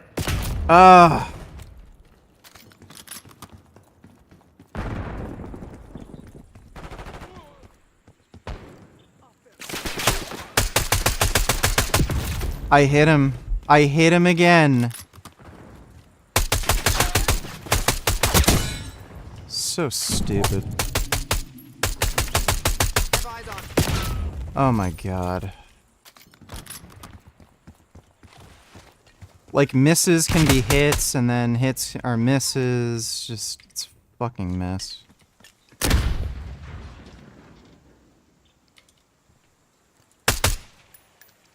Gummy, stop fucking around on my desk. Holy shit.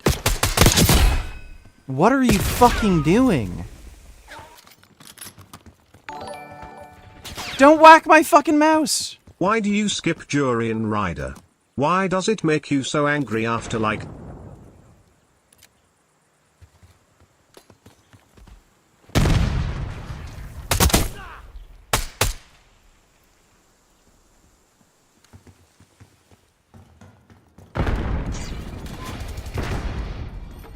Fuck.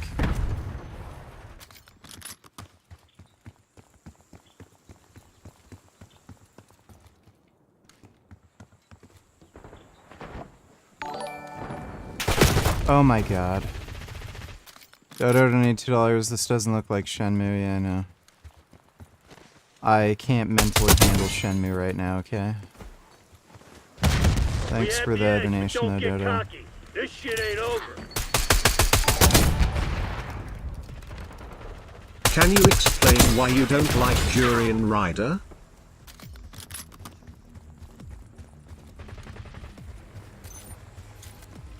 You people are fucking relentless.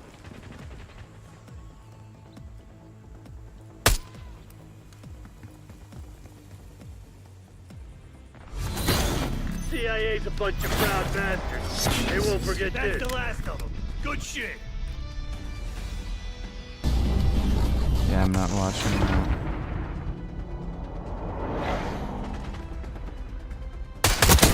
Center mass. In your fucking dreams.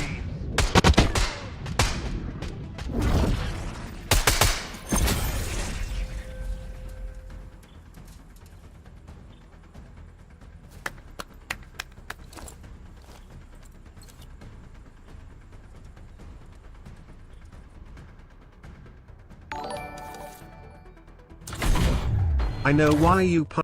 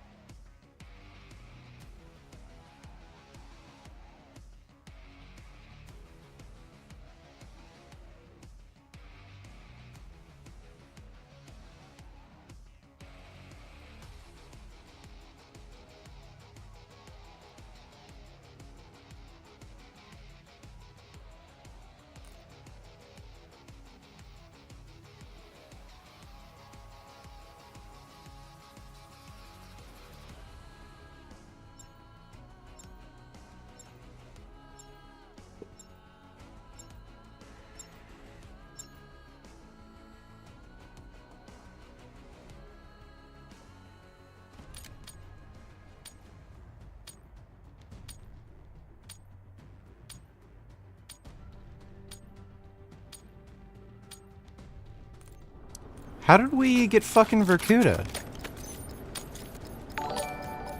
Hardcore team deathmatch. Work quick and clean. No witnesses.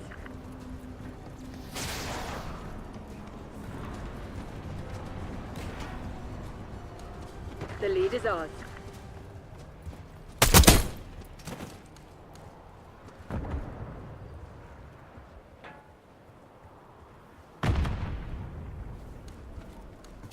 Ah, fuck you. You're falling behind, Crimson. Are you technically a cuck since you married Jurian Ryder's side chick?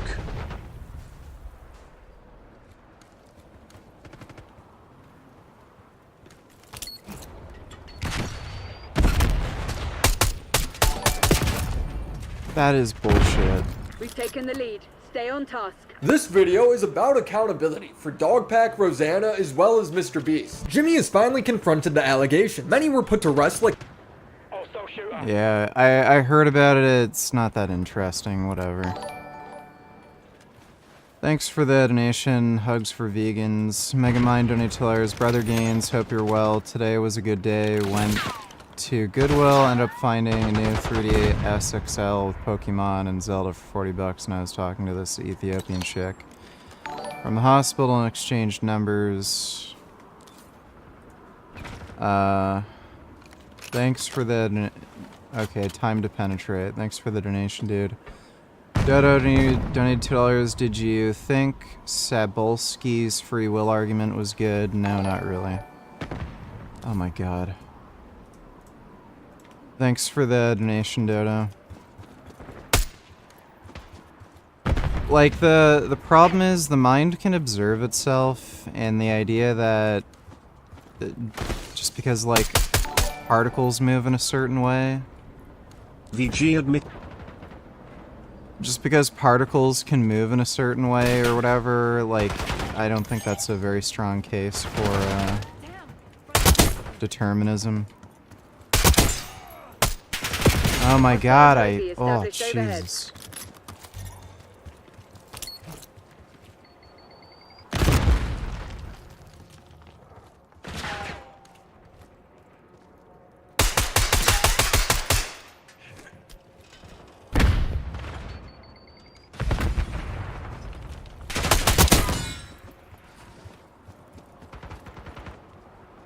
You gotta be fucking shitting me.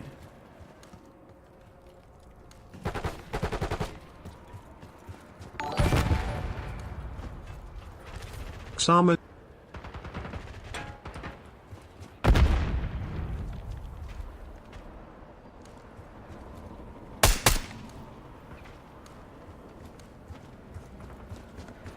Ah, fuck!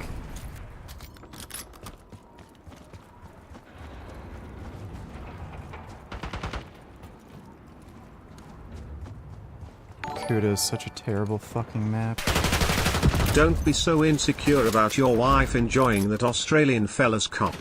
You're clearly not satisfying her. Fuck you. I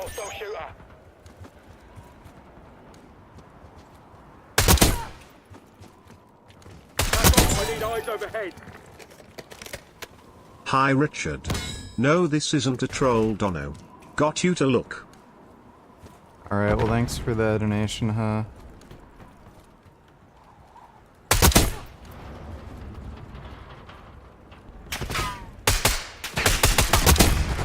Enemy care package above. That's 5. We're winning. Damn it! They've taken the lead.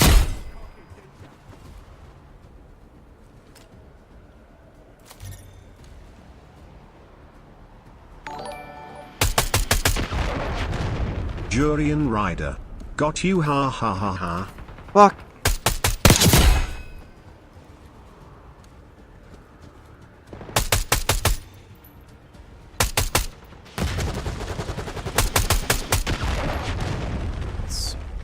Got contact.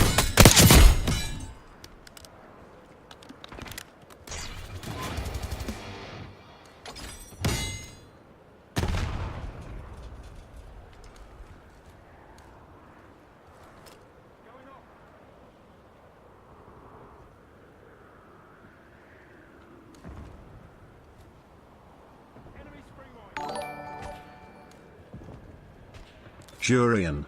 Ha Oh, shit. I fucking hate you. Where the fuck did this asshole come from?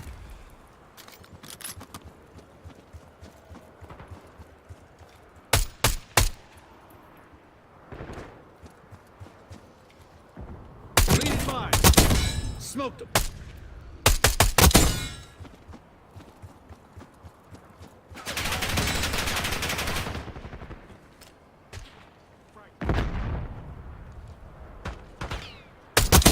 Clean kill.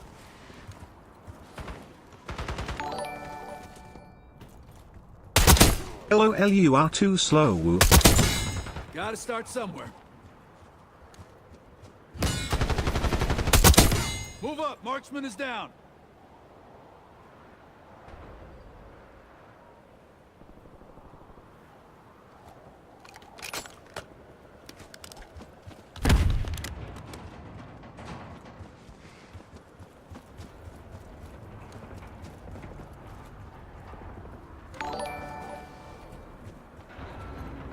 How come you're okay with talking about Trump, who is a rapist, but won't talk about the Australian rapist man? And how do you know the allegations were correct if he wasn't convicted?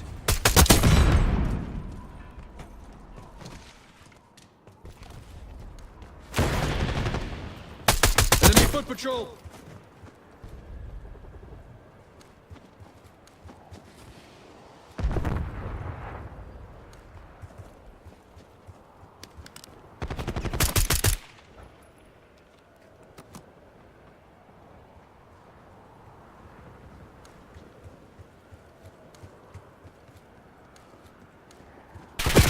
God damn it. What a pussy. Fuck you, bitch.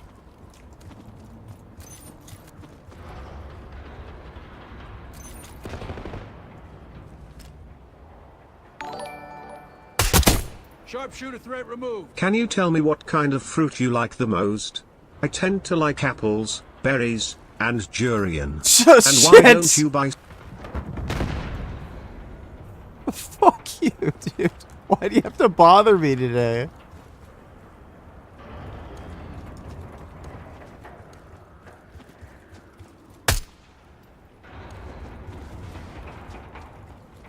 Damn it. I knew it. Fucking spawns in this game are just so fucked. Threat clear.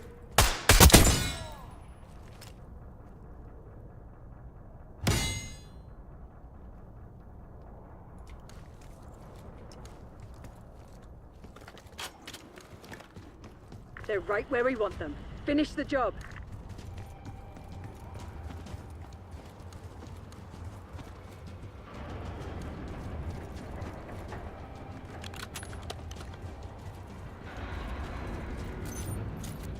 I think some of them are rage quitting.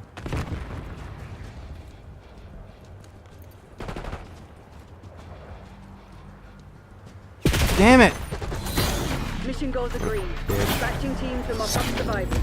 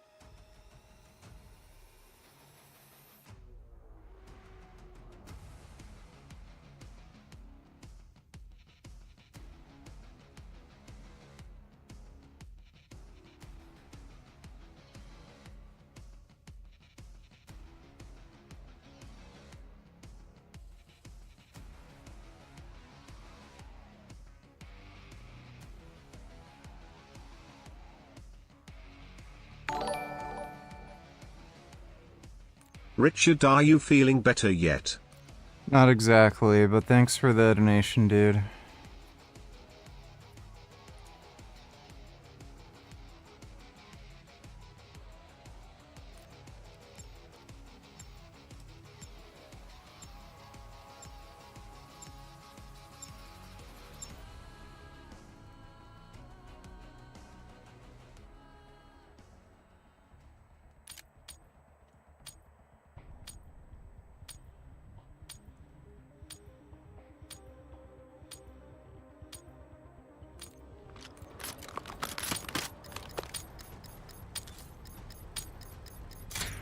Hardcore team deathmatch.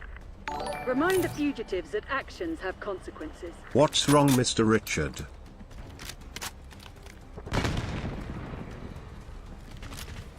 Why is it saying we've detected something in your stream belonging to somebody else? That's weird, I'm playing fucking Call of Duty.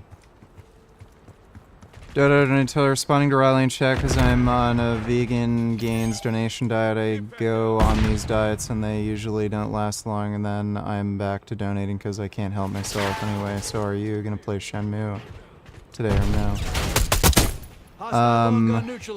No, we're probably not gonna play Shenmue tonight. I just can't mentally handle it right now. Thanks for the donation though, Dodo. Is it just... okay, it's TVM. Oh my god, F.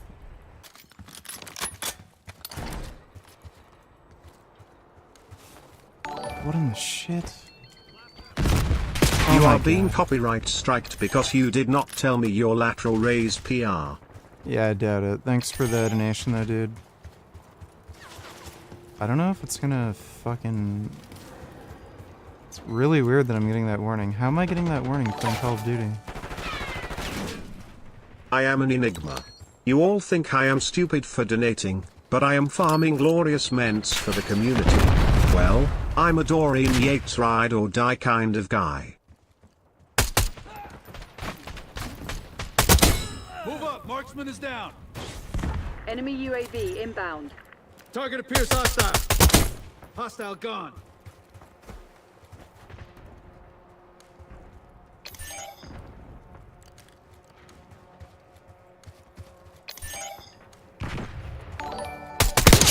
Hostile long gun neutralized. I'm something of rider myself, you know?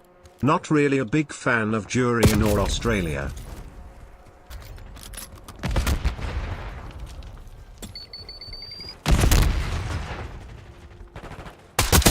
Confirming kill.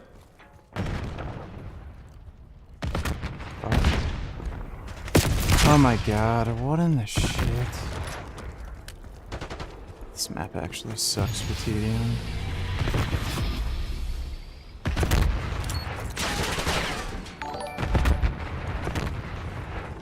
Richard, did Dorian Yates ride a bicycle like you?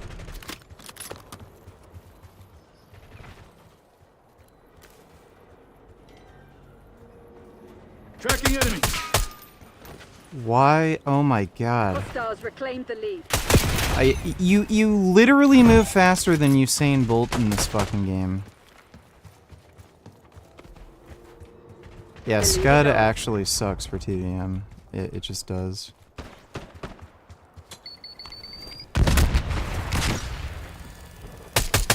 Yes, don't destroy their equipment. Why would you ever want to do that? Engaging mover.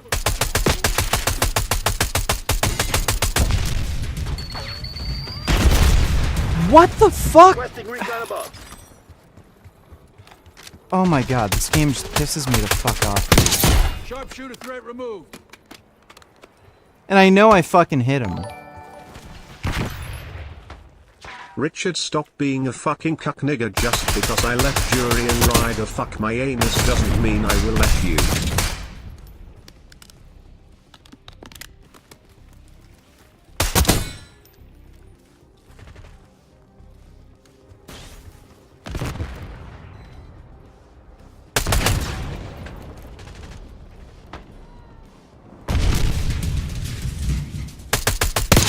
Good effect on target. 5 of them. Hostile long gun neutralized.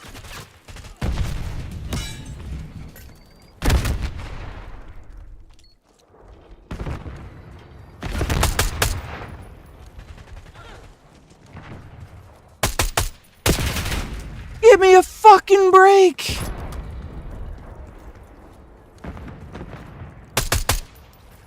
Like, these deaths are just baffling.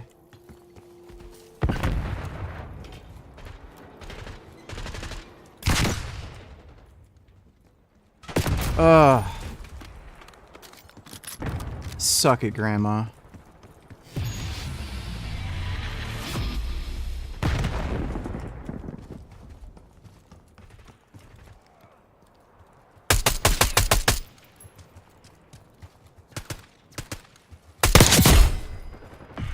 What a shit. Oh. Oh my god, I hate that! That one dude on the other team is fucking annoying. I actually hate him.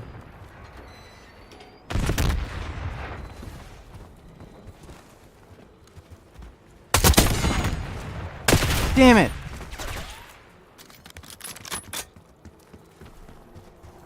He keeps just going there and fucking setting up the stupid thing. Oh my god, it's so annoying.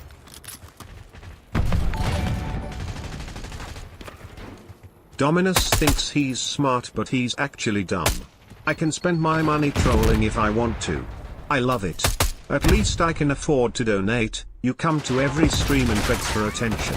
Also, why aren't you mod anymore? What happened, loser? Get fucked.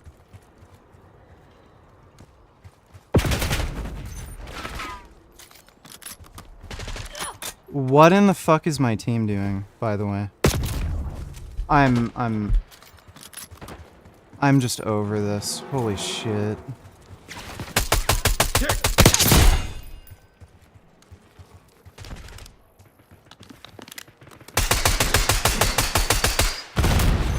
What the fuck? Like...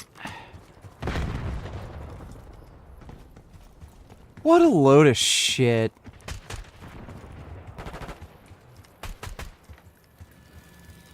Enemy trophy system disrupted.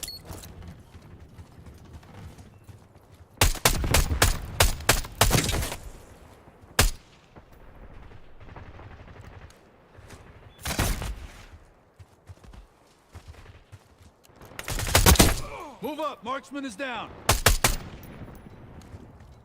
Fuck you. We're ahead, but stay alert. Marshall's people are no fools.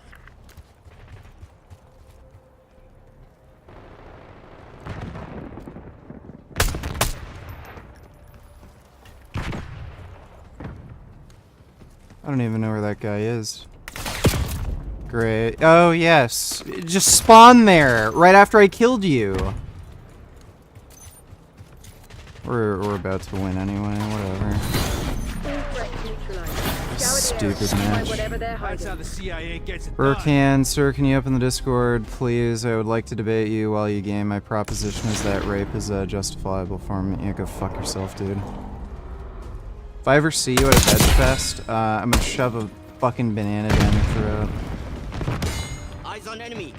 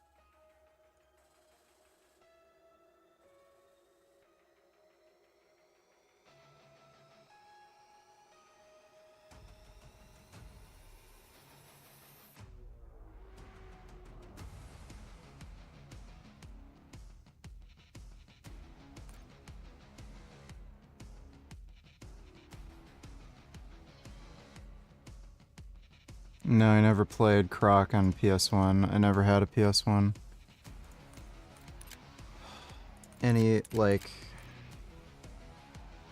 Anything but Scud.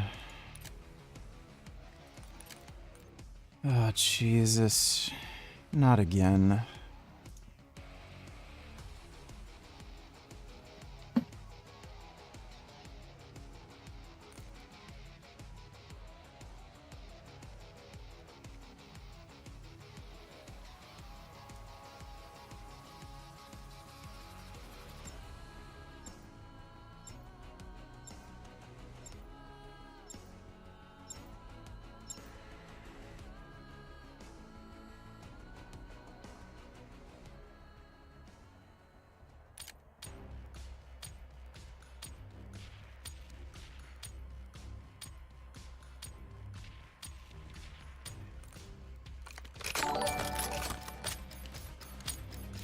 Dominus, I don't hate veganism. I donate to troll Richard specifically. Why did it take you 5 minutes to write a response? Brain dead.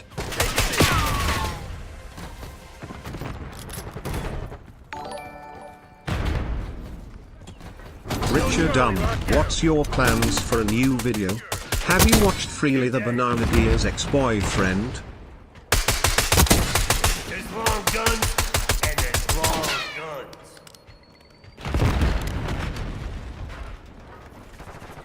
We're losing Charlie. What in the shit?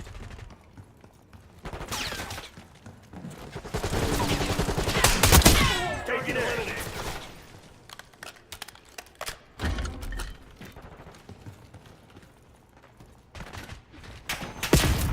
Wow, where? How in the fuck did I get shot from there? They're taking C.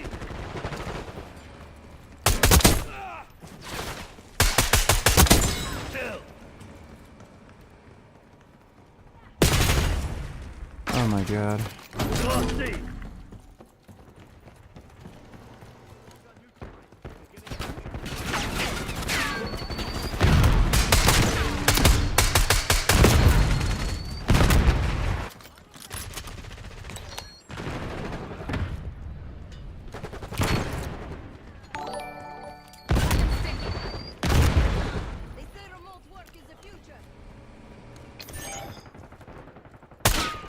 Securing Charlie. Cover it all done work. Losing B. Did a guy shoot me when his back was turned? There we go. I have donated like $120 today. I love trolling Richard. Julian Ryder. Well, at least I'm getting paid for this shit. Thanks for the donation, dude. Oh my god. Enemy spotted.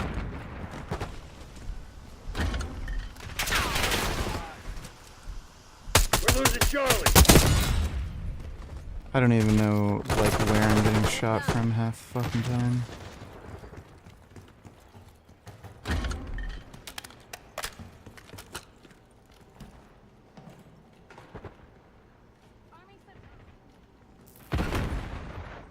Spotted hostile scrambler.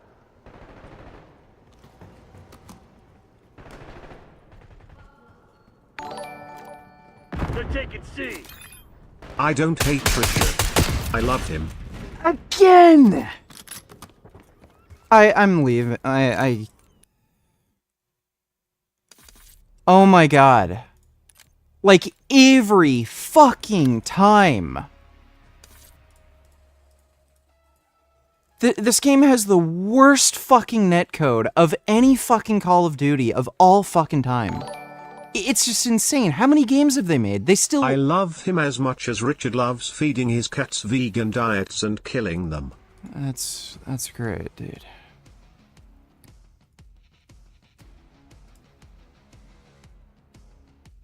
Shit.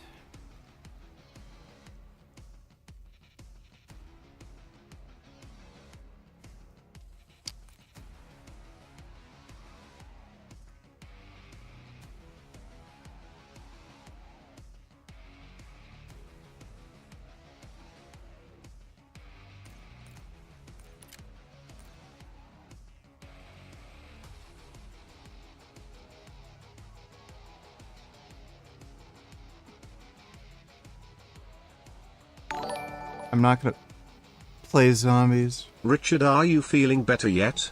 You look stressed. No. Not feeling better yet. Thanks for the donation though, dude.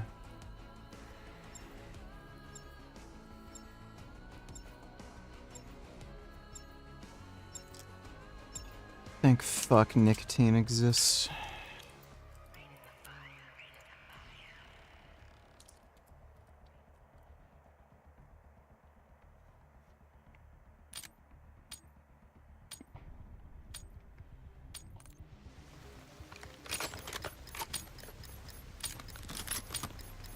Hardcore team deathmatch. Eliminate all threats.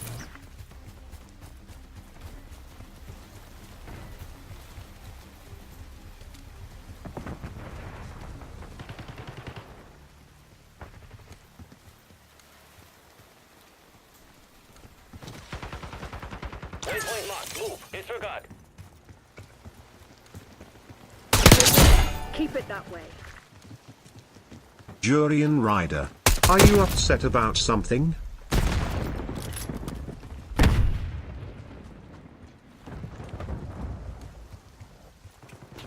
They've taken the lead.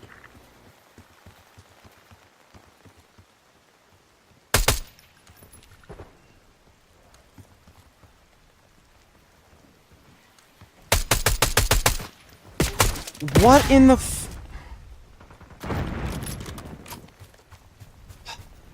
If that happens one more fucking time, dude. Body drop.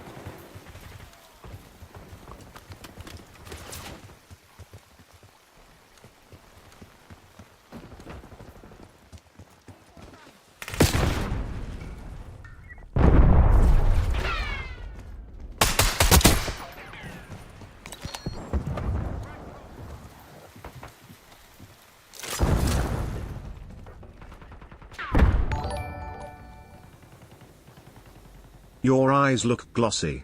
Are you okay? Don't cry.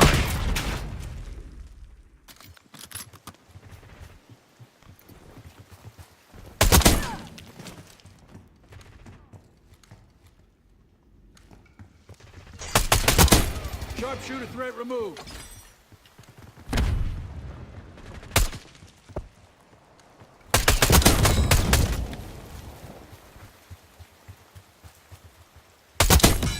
See you never, asshole. That's 5. Damn it.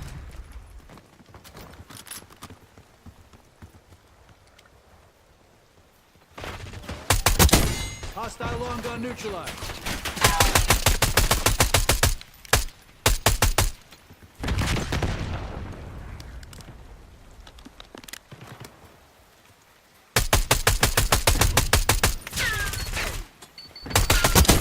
Sharpshooter threat removed.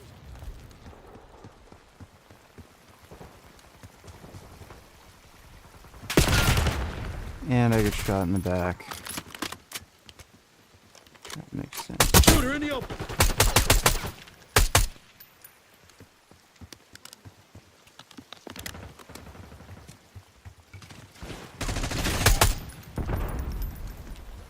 We've claimed the advantage, now hold it. Flashbang out. John has donated. You caught John. LOL. Jurian Ryder XD.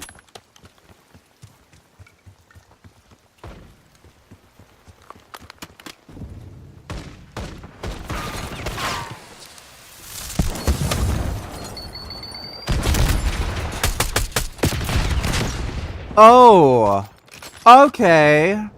So I shoot the guy, and then he doesn't even look at me, and then he kills me.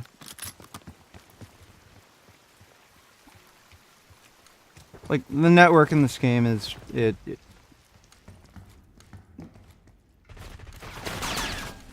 what's the point of even playing, right? Like, half the time, it just doesn't work.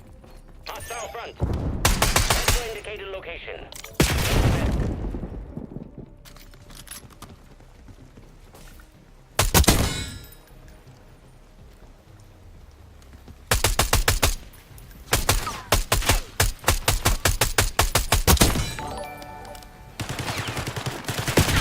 Richard, why do you play COD? You aren't very good at it.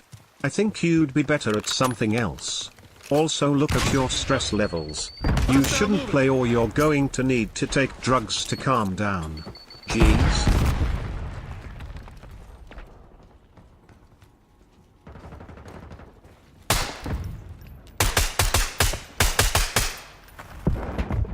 Stun thrown. EKIA.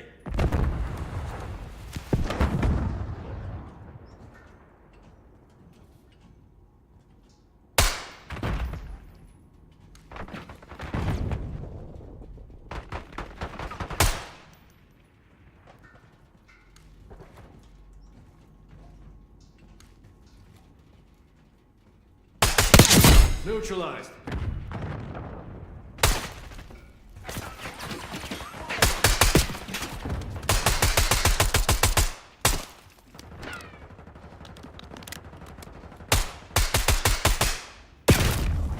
Great. Jurian Rider. Jurian Rider. Jurian Rider. Jurian Rider. Jurian Rider.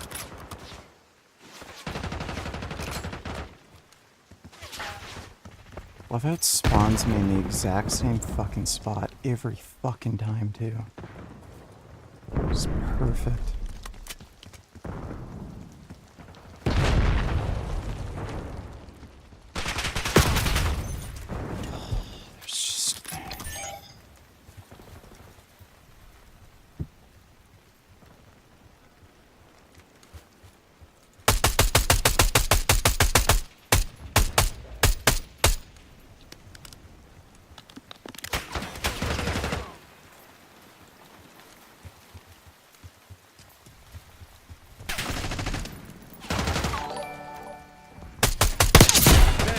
Why are you so mad?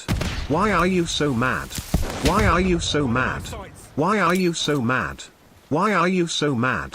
Why are you so mad? Why are you so mad? Why are you so mad? Why are you so mad? Why are you so mad? Why are you so mad? Why are you so mad? Why are you so?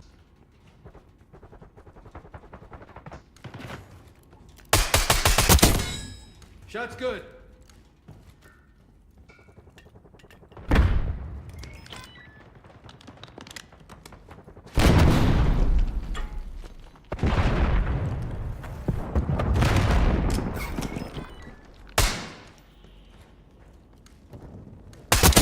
Tango frag.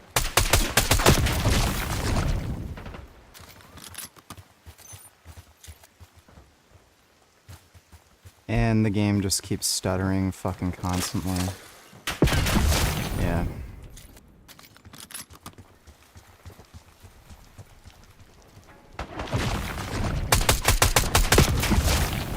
Oh my god, why is it stuttering so much?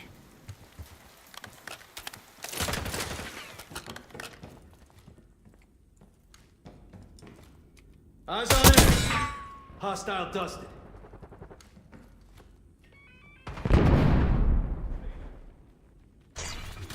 Hold the line, Crimson. This is ours to lose.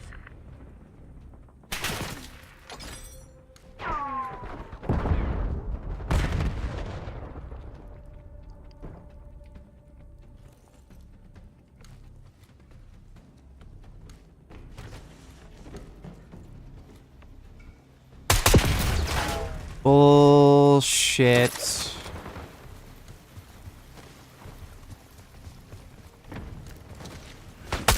Target set. Area pacified. Move to the LZ. Helo's on the way. Good fight, Crimson. Mission success.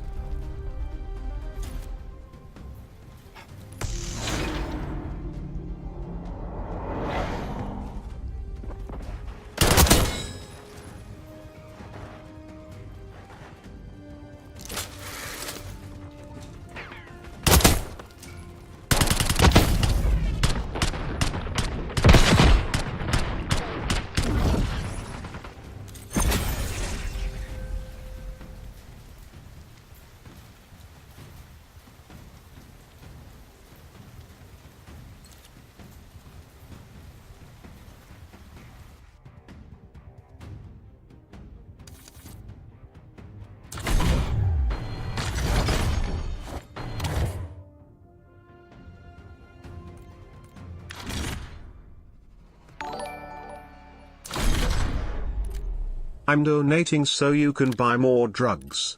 You're welcome, Dick Burgess. I'm donating so you can buy more drugs.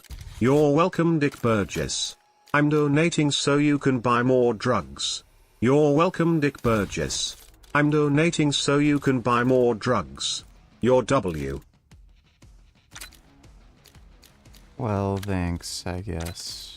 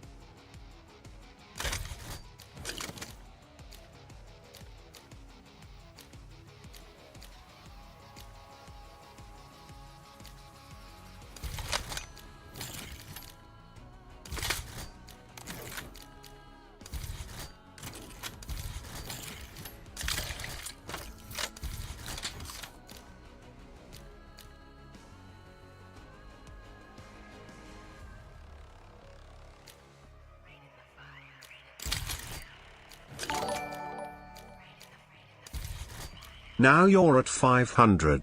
Jurian Rider. Well, thanks for that, jackass. Thanks for the donation.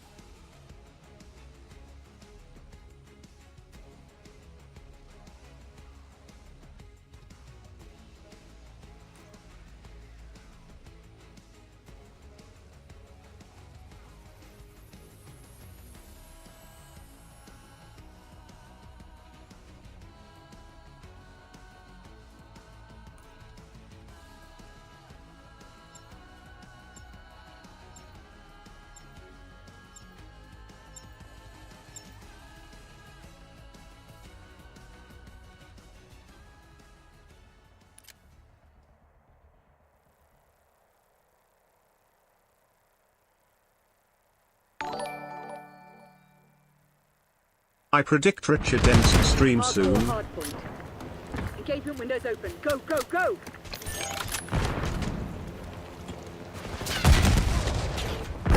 Hardpoint locked down.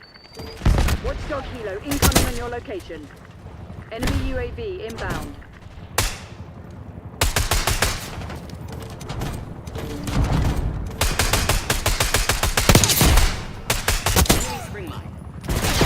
Fuck. Okay, the rapid fire thing doesn't do anything. Hostiles have captured the Stupid. hardpoint.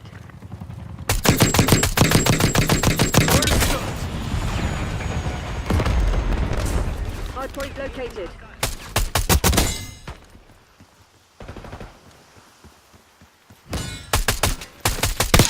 Move up, marksman is down. Concussion grenade out. Hardpoint is active.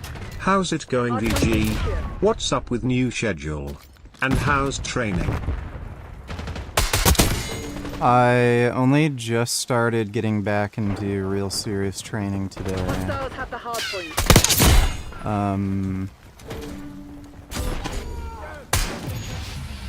I don't know what you mean by a new schedule. But thanks for the donation, Gohan. Hardpoint locked down.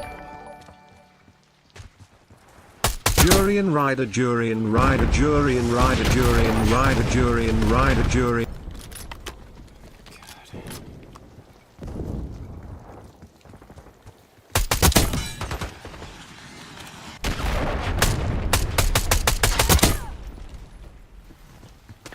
Hardpoint identified. Kane requesting UAV.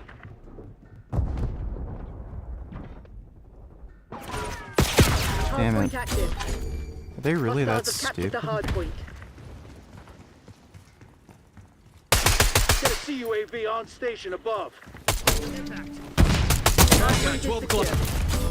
Hostiles have the hard point.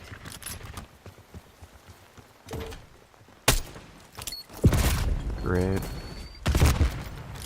You dickhead. Hard point locked down.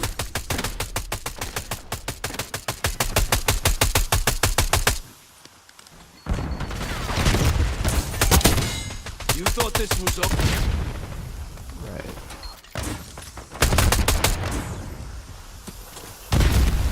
Hostiles have captured the hard point.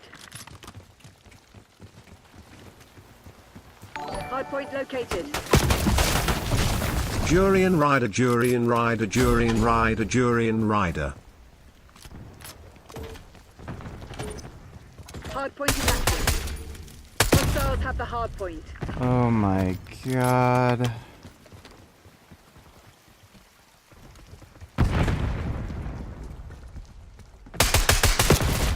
What the fuck?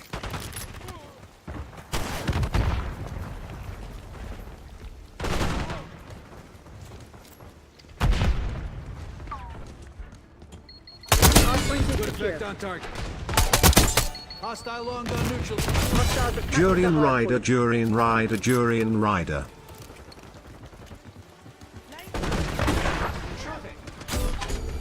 Hard point locked down. Hostiles have the hard point. Jurian Rider. Identified.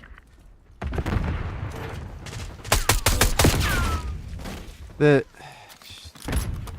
Requesting AGR deployment. Hard point active. Oh, do I have an AGR? Hostiles have captured the hard point. Klaus authorizing UAV mission. No. Why did it say... Did somebody else get it?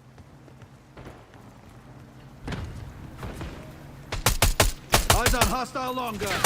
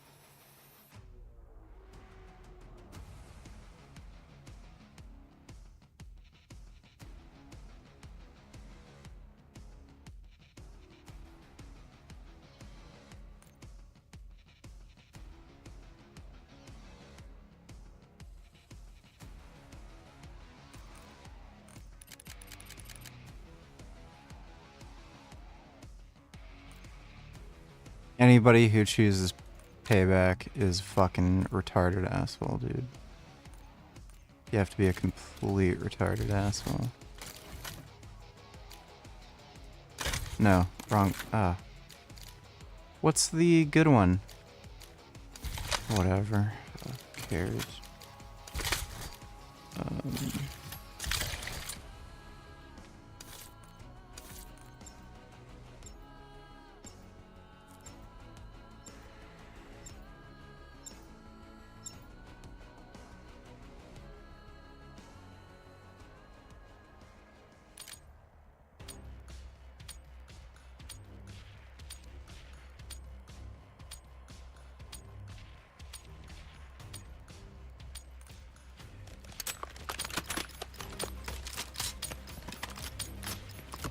Hardcore domination. Capture the objectives. Locking down Charlie. Taking B. Great. Charlie secured.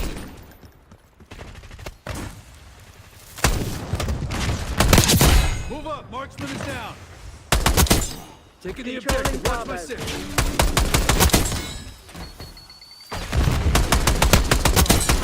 Sharpshooter threat removed. We've taken the lead. Stay on task. Semtex armed.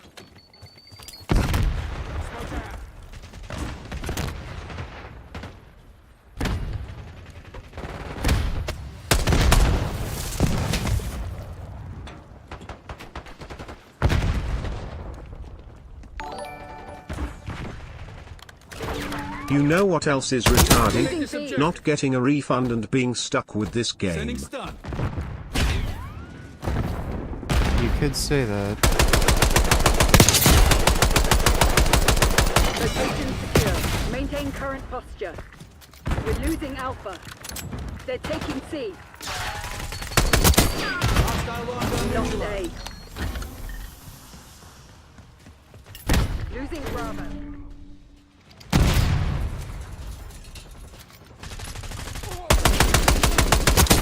Move up, marksman is down. We lost B. Securing B. Starting capture. We lost down. Requesting recon above.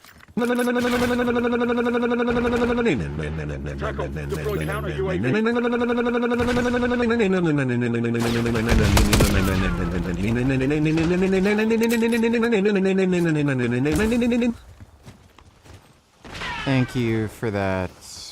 NY. Great spam. Appreciate the donation. Body drop. Requesting recon above. Requesting recon above. I'm on it. Taking A.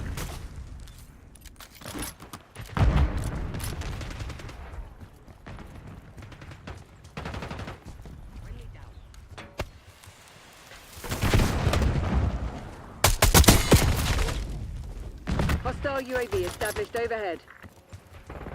Hostile UAV.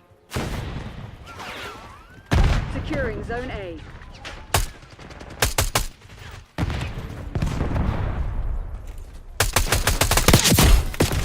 Great.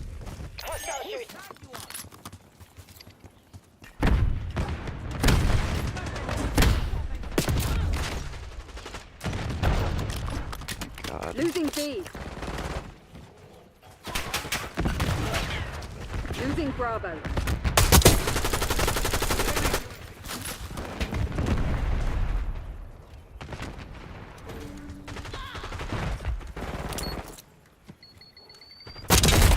Fancy seeing you. Enemy UAV inbound.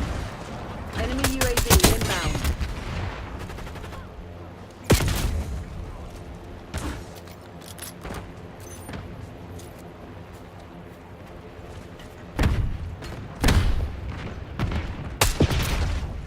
We're losing Charlie. Oh, shit.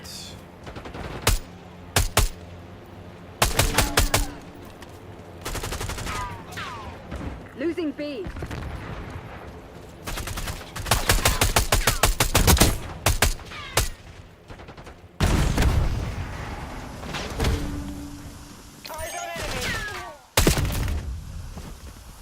Bravo lost.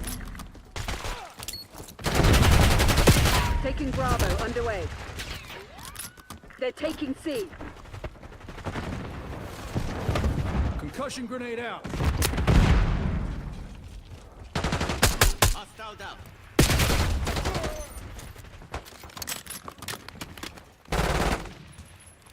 We're losing Charlie.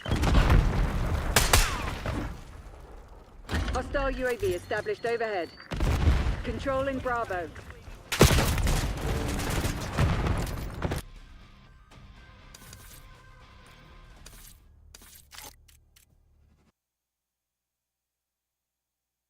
Alright.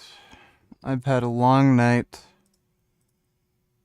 And a long day, so I think I'm gonna go get to bed. But hope you all had fun. Big thanks to everybody who donated on Streamlabs. Appreciate it. I should be on tomorrow night around the same time. There is a possibility that I'll do like a morning gaming stream, but probably just be on tomorrow night. But sweet dreams, everybody. See y'all tomorrow. Big thanks to everybody who donated in Streamlabs too, even the annoying people.